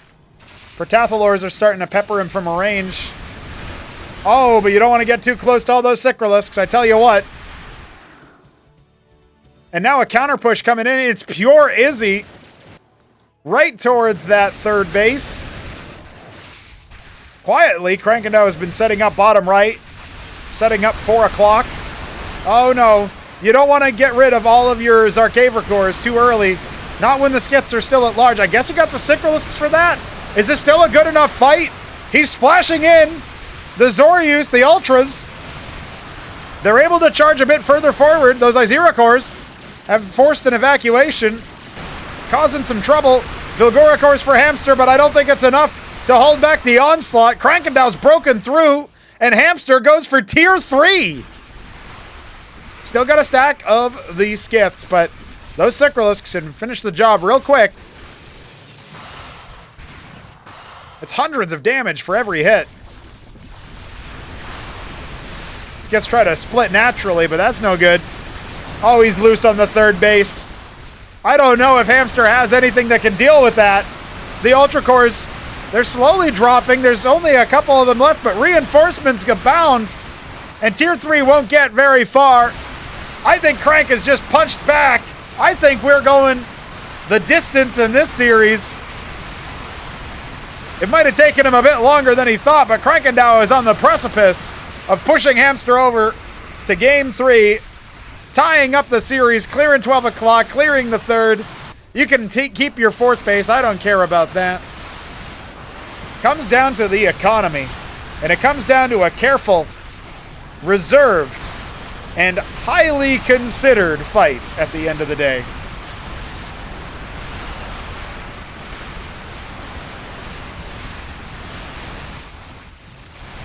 But he was so close.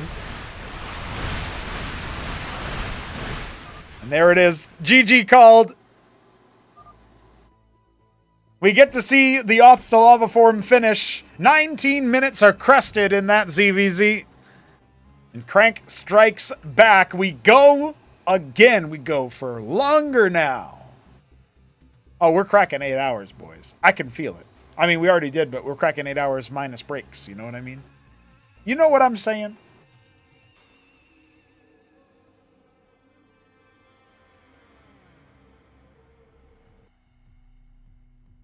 Yeah, I like backing the wheel.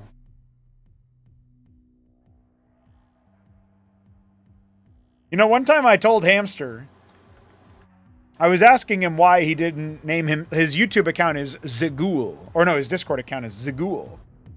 And I was like, Zagul's a pretty good name. How come you named yourself Hamster? And he's like, I know. I shouldn't have done that. So I just, what an answer to the question. Like, I thought it was like a reason behind it. I thought it was a measured decision that he made, but no. All right, ladies and gentlemen, let's get rocking and rolling into our next game here. It is Blackwater Bastion, and we have ourselves some horizontal spawns. Fresh off his victory on his own map pick of Radium, Krankendau is in the top right, Dark Sapphire Zerg. It will be a 6-pool. Hamster in the top left, he is our Turquoise Zerg. It will not be a 6-pool. I know. My predictive powers know no bounds. All right. Jujic was talking about having a hard time reading if 7-pool was early or not. Well, I think you can read 6-pool just fine, buddy. Hey, in fact, I don't think you even adminned this series. Right? Or did you? No, it was Smarty, wasn't it? Eh? Hard to say. I think it was Smarty. Shout out, Smarty. Now, one thing that on a 4-spot map, the 6-pool does give you access to is you can go for the Zeths and scout out all the spawn locations a lot easier. And we do see those 3 pairs of Zeths. But you kind of want to gamble most of your Zethra cores in one direction. It's hard to decide which direction that is. Like, do you send 4 across and 1 top left, top right? Or sorry, 1 top right, 1 bottom right, 1 top left, that kind of thing. Well, we're about to find out. Now, it looks like that's kind of what he's doing. He's sending 4 to the bottom right instead, and 4 to the top left. So, yeah, he did the little trick where you get a 4th pair out.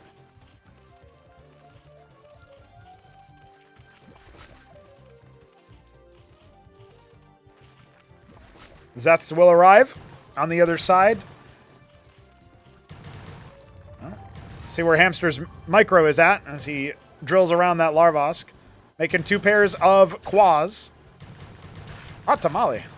Not able to kill a worker yet. Those other Zets very far away. It feels like they didn't respond immediately. Oh no! Now they're being drilled on top of. Remember, during this time, Hamster isn't mining. This is still allowing Krankendau back into the game, but an advantage of 6 workers. Only now is he killing a single one, and the Quas are out. Hamster just interminable. So now the Zets burrow towards the third base location. Oh no, that's the natural location. Maybe they can surprise, kill a hatch, or sneak into the base after the Quas leave. Yeah. I'm going to go ahead and say Hamster comes out ahead of that one.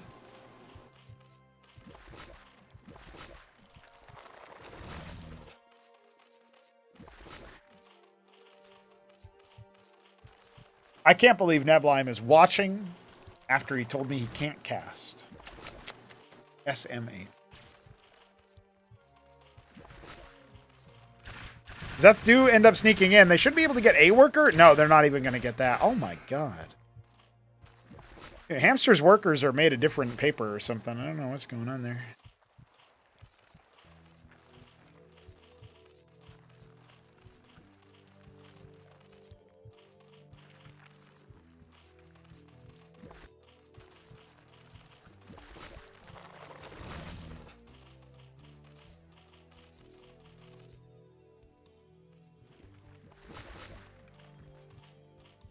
All right, Crank going for the fast shroud. Hamsters will be delayed.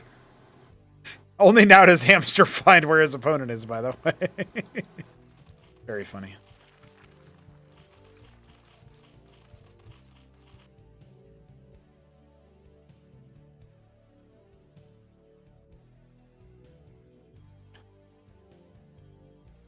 Oh shit, Neblime's on the move, but Aoud is back home. Shout out Aoud.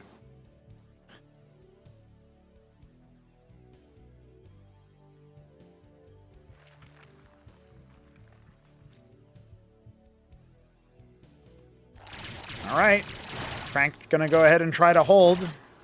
His quas count ain't super respectable, but Hamster doesn't have most of his forces consolidated, so it'll work out for now. I feel like the worrisome aspect of this is Hamster doesn't actually have any Lakes yet. I don't know. I mean, Crank can't get across the map right now without Hamster knowing. Hamster has so many more workers. 11 worker lead. Base about to finish here in the natural.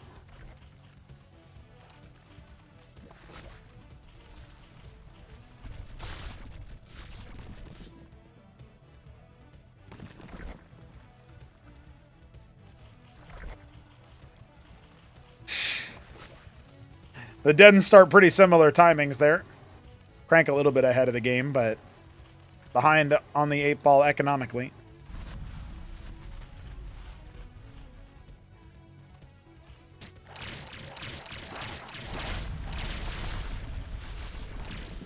Yeah, Hamster's on one this game, dude. He's microing very well with the quas. He did a serviceable job with the worker micro to defend against the 6-pool. Of course, he set himself up for success very nicely. Now the drop comes in. It doesn't seem to get any kills. So the workers will just go right back to mining. I mean, it's pretty bad when you shut down 12 workers and that barely gives you a temporary economic lead. You know what I mean? Well, even if he drops that he's still going to be in a world of pain.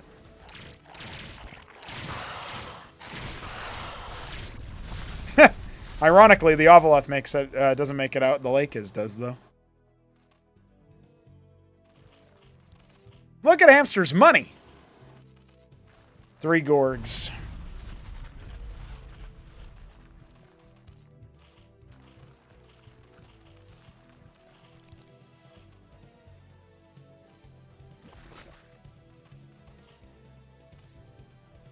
When you tie up the series after the first 2 games, it feels like you get such a momentum boost when you end up scoring that second win.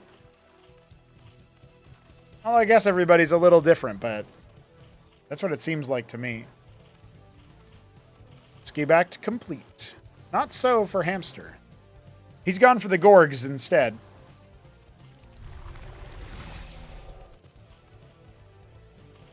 It's so funny. The quas count isn't actually enough to stop this if Hamster goes for the quas there.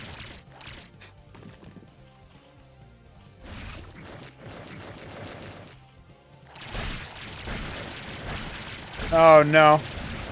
There's a lot of good splash targets here for the worker damage. And Hamster was already up workers. Now he's up just a little bit more. Just 20 workers, no big deal.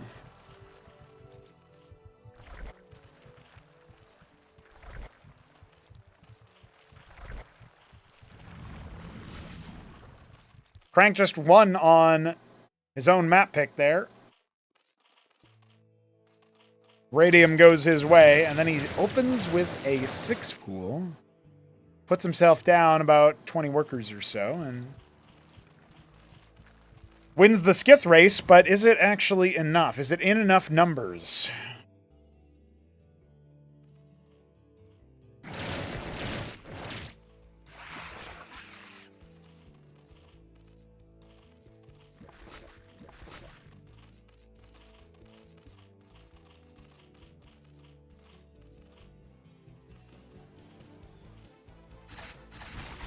Nine more skits on the way. Oh, make that 11 between our two players combined. Spraiths are up. That's probably going to be a Khazithrith on the other side. And look at this. Hamster forces the issue. He says, you want to try to siege my base with skits? I'll just siege your base with skits. And he's using his own enemy's skits against him to kill the burrowed workers. Maybe Hamster is cracked at ZVZ, dude.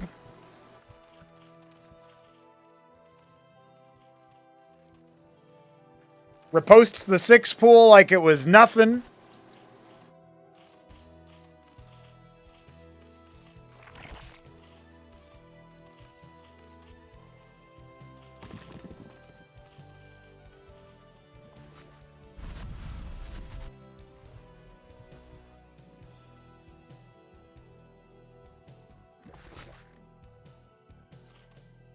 People in the chat talking about what to do about balance.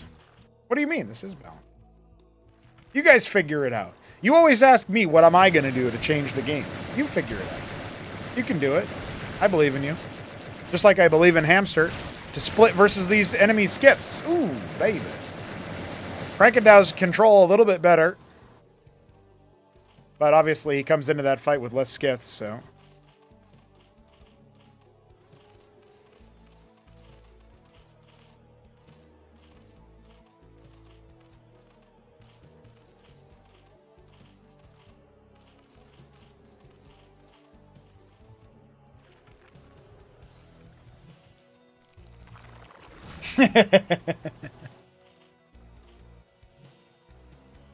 Big worker transfer from Hamster as he starts to saturate that juicy looking third base, but he's actually behind Crank's third base timing. He's just ahead in workers. Iris coming.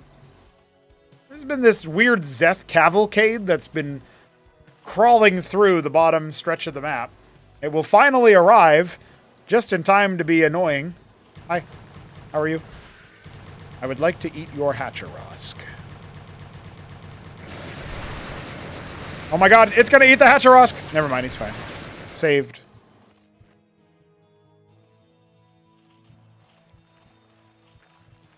The Khazithrith will spawn just as the skits get in. No, maybe not. He took one look at that and said, I know what that is, and then flew away.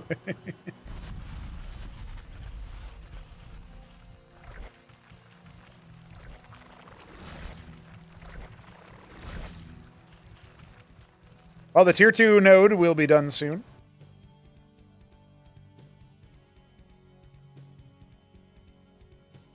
Crank pushing across with Bactylisks.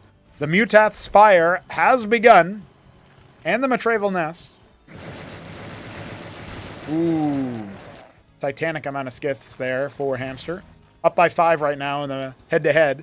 I do favor the ground army of Krankendau, but only if he can keep the Zorius at an arm's length. All of his units weren't really in the right spot. He's got to keep a very, very big distance between Hamster, those Lakes, and the rest of the army. And now the skits are starting to fall on both sides. Oh, big swing for Crank. But the ground army's been wiped out. Those Lakes doing work. Ovaleth being shown away. The skit victory, kind of a Pyrrhic one. Remember, tier 2 is done for Hamster, and it's not so for Crank. Money nowhere near close. This looks like a repeat of Near Impact.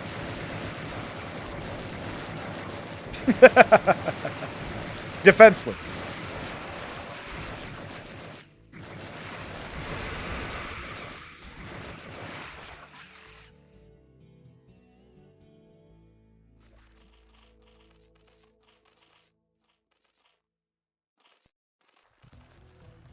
Tier 2 halfway complete for Krankendau. It's his hope against hope in a game where he is very much behind the 8-ball.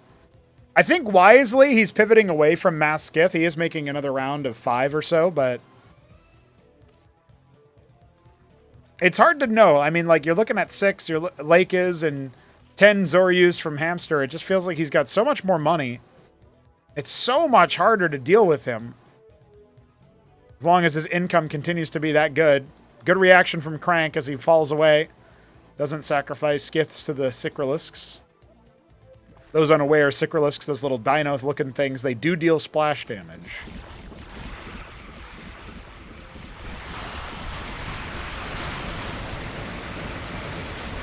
So the Skiths have to be very careful going up against them. And now the Sicrilisks are charging forward, and Crank was not aware of that move at all. Immediately has to fall back. He had no Khaz'Trith in this spot. There's still plenty where that came from. Now units charging into the front gates. We know that Iroleth might have something in it. For all Crank knows, it does. But there's nothing. It's empty. But he's still going to call it. The Zoryus are loose in the mineral line of the natural. And Hamster forces series point.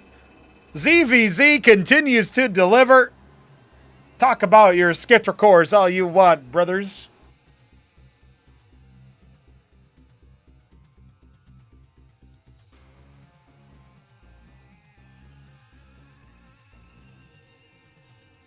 I would love to update the overlay for the next screen, but Photoshop has decided to take a break.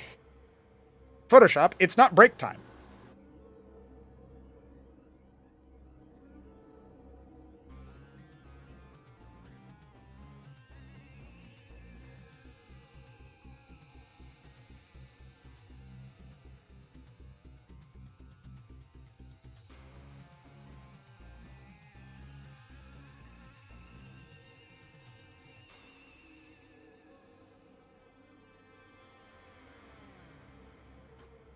Oh, finally.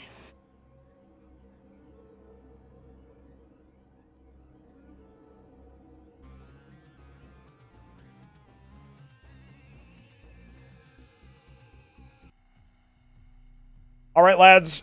This might be our last map coming up of the day of this marathon broadcast. Each one of these ZVZs has gone almost like 20 minutes, so it's kind of wild. You would think that the ZVZ matches would be the easiest ones, the quickest ones. You'd be wrong. But at the same time, Crisis Vector looms. Could very well be our decider in this series.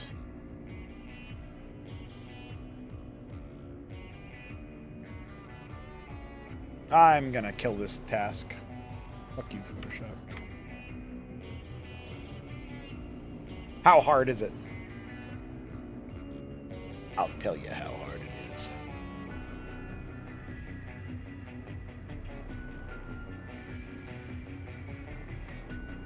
Another funny little quirk about Photoshop is that if you have a media player open, or like a YouTube video open, when you open Photoshop, it will pause. Isn't that funny? Just pauses. Like, eh. You didn't need to watch that right now.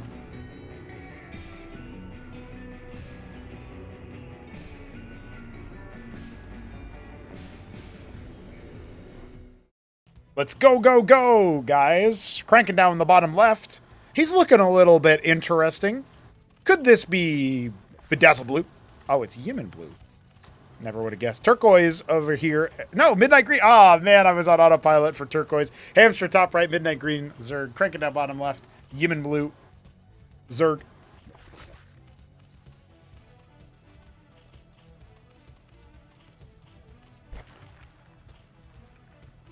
Yeah, Photoshop has a very funny set of features, like memory leaks. Every time you left-click your mouse, even if it's not inside the program, memory leak, right there. Larvask in the mineral line must be Hamster. Pool before Kagrant must be Crank. Let's go, guys.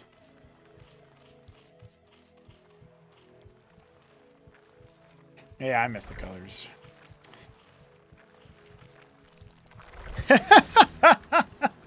Just to juggle his APM, he was making like a bunch of Rillarocors. Or maybe he just accidentally made 3 pairs and canceled them.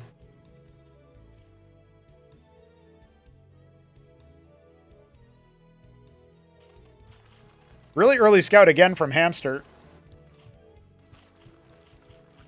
It feels like Crank probably looks at Hamster at what he did and is like, he's not really playing very efficiently. But then Hamster just has this preternatural capability. He can just sense what he must do.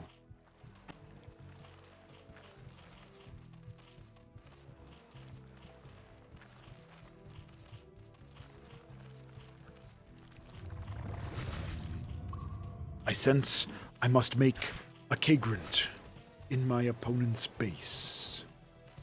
I was trying to influence Crank, but it didn't work. Neither one of these players wanted to give me an interview, a piece of their mind, and they're both snoozing by now, I bet. Or maybe one of them is waking up pretty soon. I'm not sure. We are about to cross the Rubicon of midnight here in Eastern Time.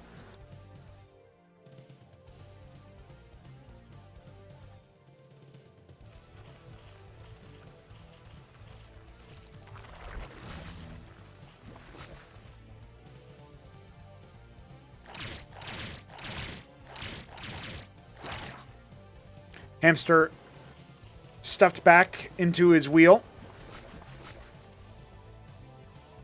It's just some quaws, though. He's making 4 pairs of his own. Shroud timing favors Crank, but Ridge Cap timing definitely favoring Hamster. What is he planning? What's he thinking?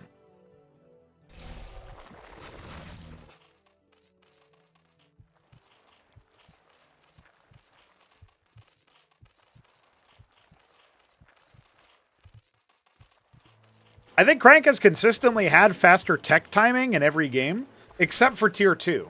Hamster gets Tier 2 a little bit faster in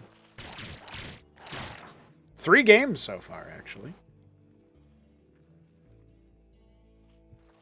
Or rather, 2 games. Maybe he'll also do it in this game, and then I'll be correct. But Hamster already stretching ahead economically, but there is a faster expansion coming for Crank. We'll see how much that matters as the hatch has just started on Hamster's side. He's got his 6 quads ready to drop. He's got 2 quads by the front gates to scout things out.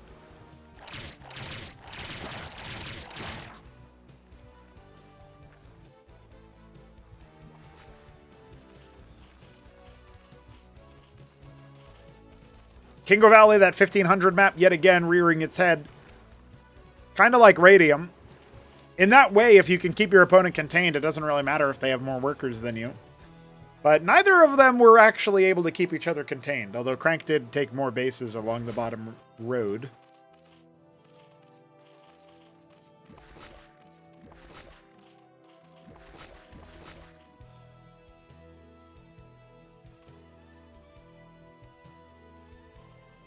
You can see Hamster scouting for drops as his own arrives, but there's already a defense force ready to go. They are kind of getting decollided a little bit. Focusing down workers seems to be Hamster's prerogative here. You burrow, but there's an Ovoleth right there. Might still be enough to prevent the right click.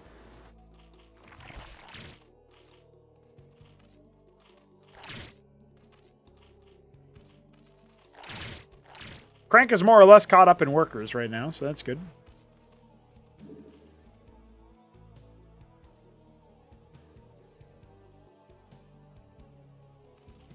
Four Lake is on the way.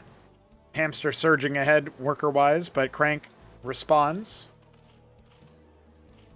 Another Vespine Ridge cap.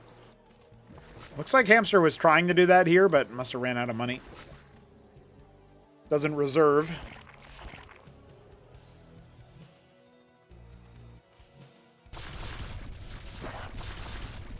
This looks like it could favor Hamster here. You got to watch out for that. Crank stepping back with his Lakes. He has no detection on this side. He ends up losing 2 workers, make it 3. Ooh, really good forward positioning here for Hamster. He's found a more traditional Lakes timing. And where's the counter damage? Where's Krankendau's army at this point? He's losing eggs. He's only got the 1 Lakes to his name. Has he just been caught out? He's making 4 Lakes more, but that hatch is gone.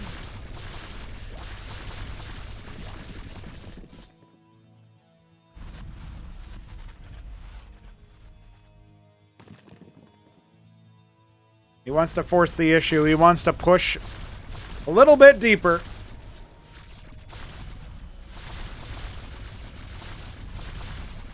Reinforcement Lake is getting caught up by the Droleths on the auto mine. Not ideal.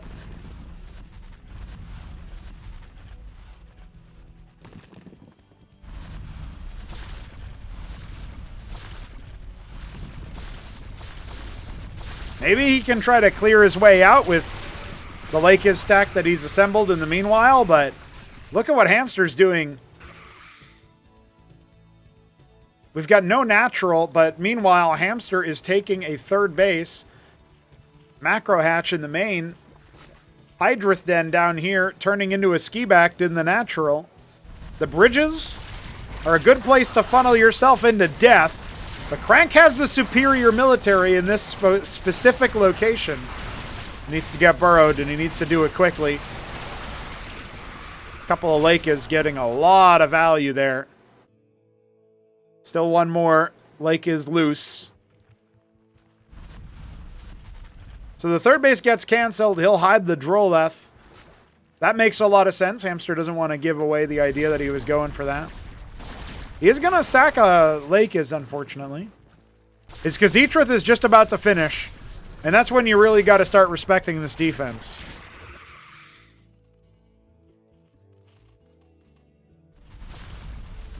Eight Skither cores on the way. There's plenty of Hydras. Oh no. Those Lakes have that little extra attack. Now he's being forced back. The Zoryu standing on top of them. Remember, there was a Lakes drop getting prepped at the same time, though. It's going to fly into the main base there and burrow. But the Skits are loose. They can defend it. They've got Ovoleths right there for detection, but still... Oh, man, a lot of Hydra corpses there for Crank. He only gets a couple of worker kills for that. He's got to abandon the front. Hamster only up by 5 workers, but he's been mining from this natural for this whole time. He's so far ahead in terms of material. Just in terms of money. What do you even do in this situation? The ski back is only a 33% of the way there. And there's 8 more Skits coming where that came from. You need your defenses, and you need them now. The Ovoleth will buy you some time. Sacrifice for the Swarm as we're going up to 16 Skithra cores and a Gorg for good measure. And it feels like Hamster is just about ready to set a course for the upper final and fly right there.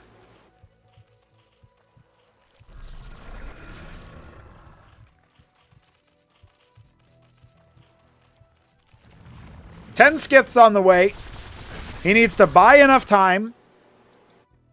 But there's so many. And he's only got Quaz over here. This isn't even a Sprafe yet.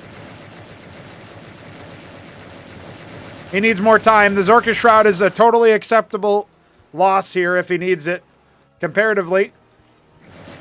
He's going to have one opportunity here while the Skits are all stacked up to go for the Jugular and wipe the stack. Oh, he might have it, but there's splits on the other side, and Hamster has the superior count. Oh, it's a full wipe. Crank's got money. Crank's got 6 more coming. But I think that was his one good chance, his one good opportunity, and he did not split well enough.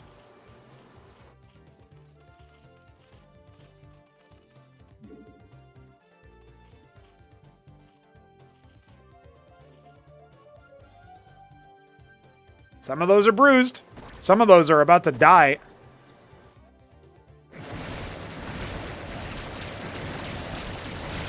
But there's plenty more where that came from. Hey, the Hydras are still really good versus them in an open fight when they can't really do that much damage. You can see Hamster trying to shark around after those Lakes. You can actually dodge those projectiles if you're fast enough. Zorius being given away for free is a bit of a whiff here for Hamster.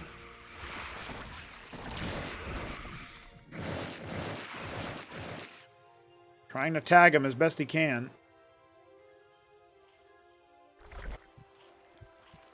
He still has 22 of the damn things. Making 7 Gorgs now to try to stamp out the ground army. The Skits are continuing to get bruised, and those Lakes haven't really found a good opportunity to burrow yet. But now the Gorgs reveal themselves, and you really got to respect that. Hamster has decided to build on his lead by taking that third base yet again. And I think this forces the issue. If Crank can't finish it here with his menagerie of pool and den units, if the Skits aren't enough, he's only got 9 of them, and there's 7 Gorgs.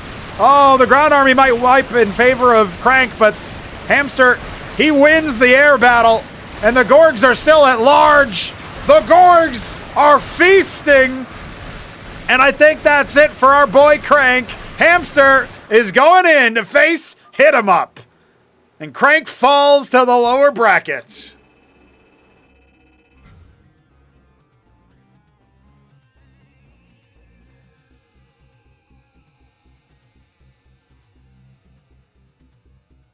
Now that is not what I had in mind. I thought we might see another Game 5. Makingwa Valley did not have it in him. It was all she wrote for Krankendau.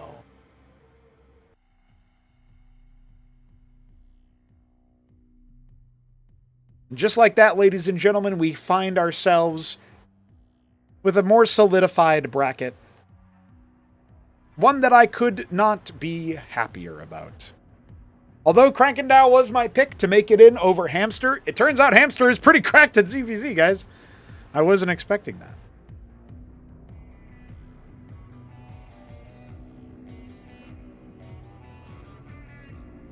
But I think we all know what that means.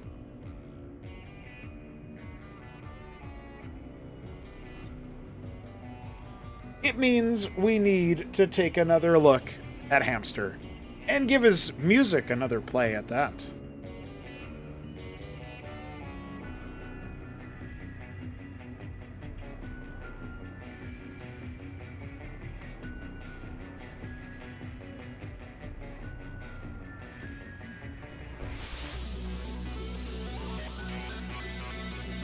Hamster moves on towards the upper final. He is able to best Krankendau, who unfortunately we will not see again until his opponent is decided. His opponent will be the winner of Art of Turtle versus TopRamen. TopRamen having the higher seed in that endeavor. It will be an interesting battle for sure.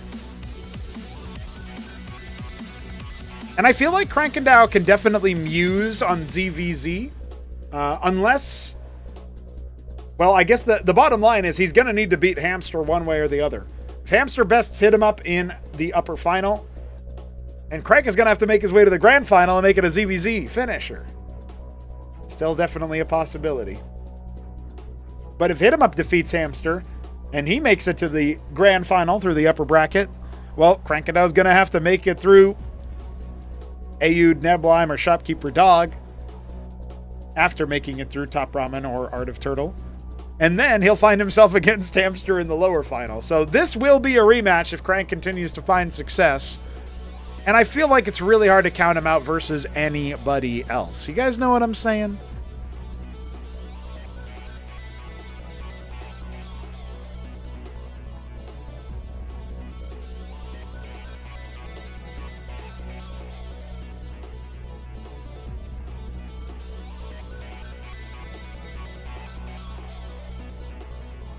Still a very impressive showing, not just from Hamster, but I will say from Krankendau.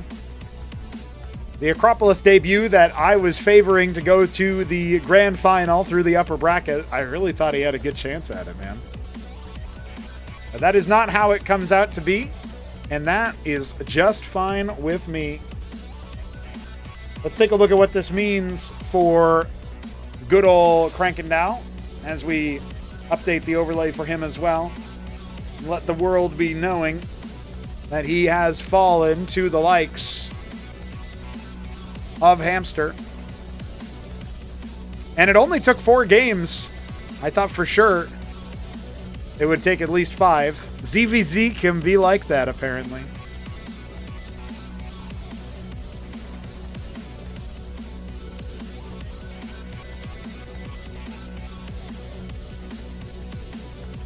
After besting everybody in his group and then besting Neblime in the quarterfinals, Crank finds himself down there in the lower bracket, ready to face whoever gets over the line.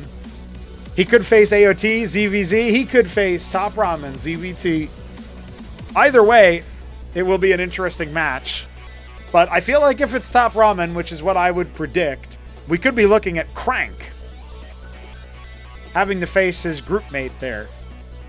That would be a very cool rematch, I feel like.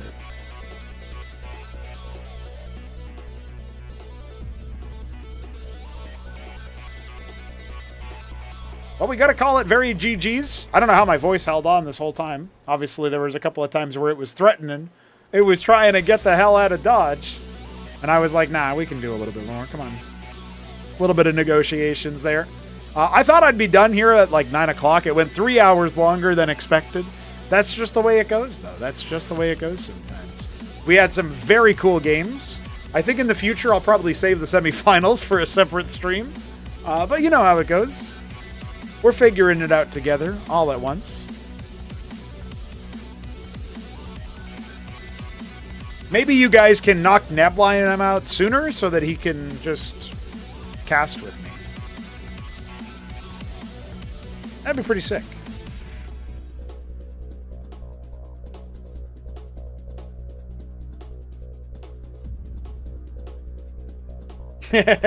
Yeah, see you tomorrow for that one, Shambler. All right, lads. I'll be catching you guys soon. I will keep you guys posted about when the next round gums up for the Throneroom Stage. We'll be trying to get the elimination matches played as soon as possible, and I think Tuesday or Wednesday, maybe even Thursday, might be the soonest that we can do the upper final. But I have I have like a week and a half, maybe a little bit less, before I have to get the hell out of here and go on my trip. So we got to wrap the tournament up before then. So there is a little bit of a time crunch here, but we'll do our best to make it epic. We'll do our best to keep making it epic and fun and etc. And I'll see you guys later on. GG's.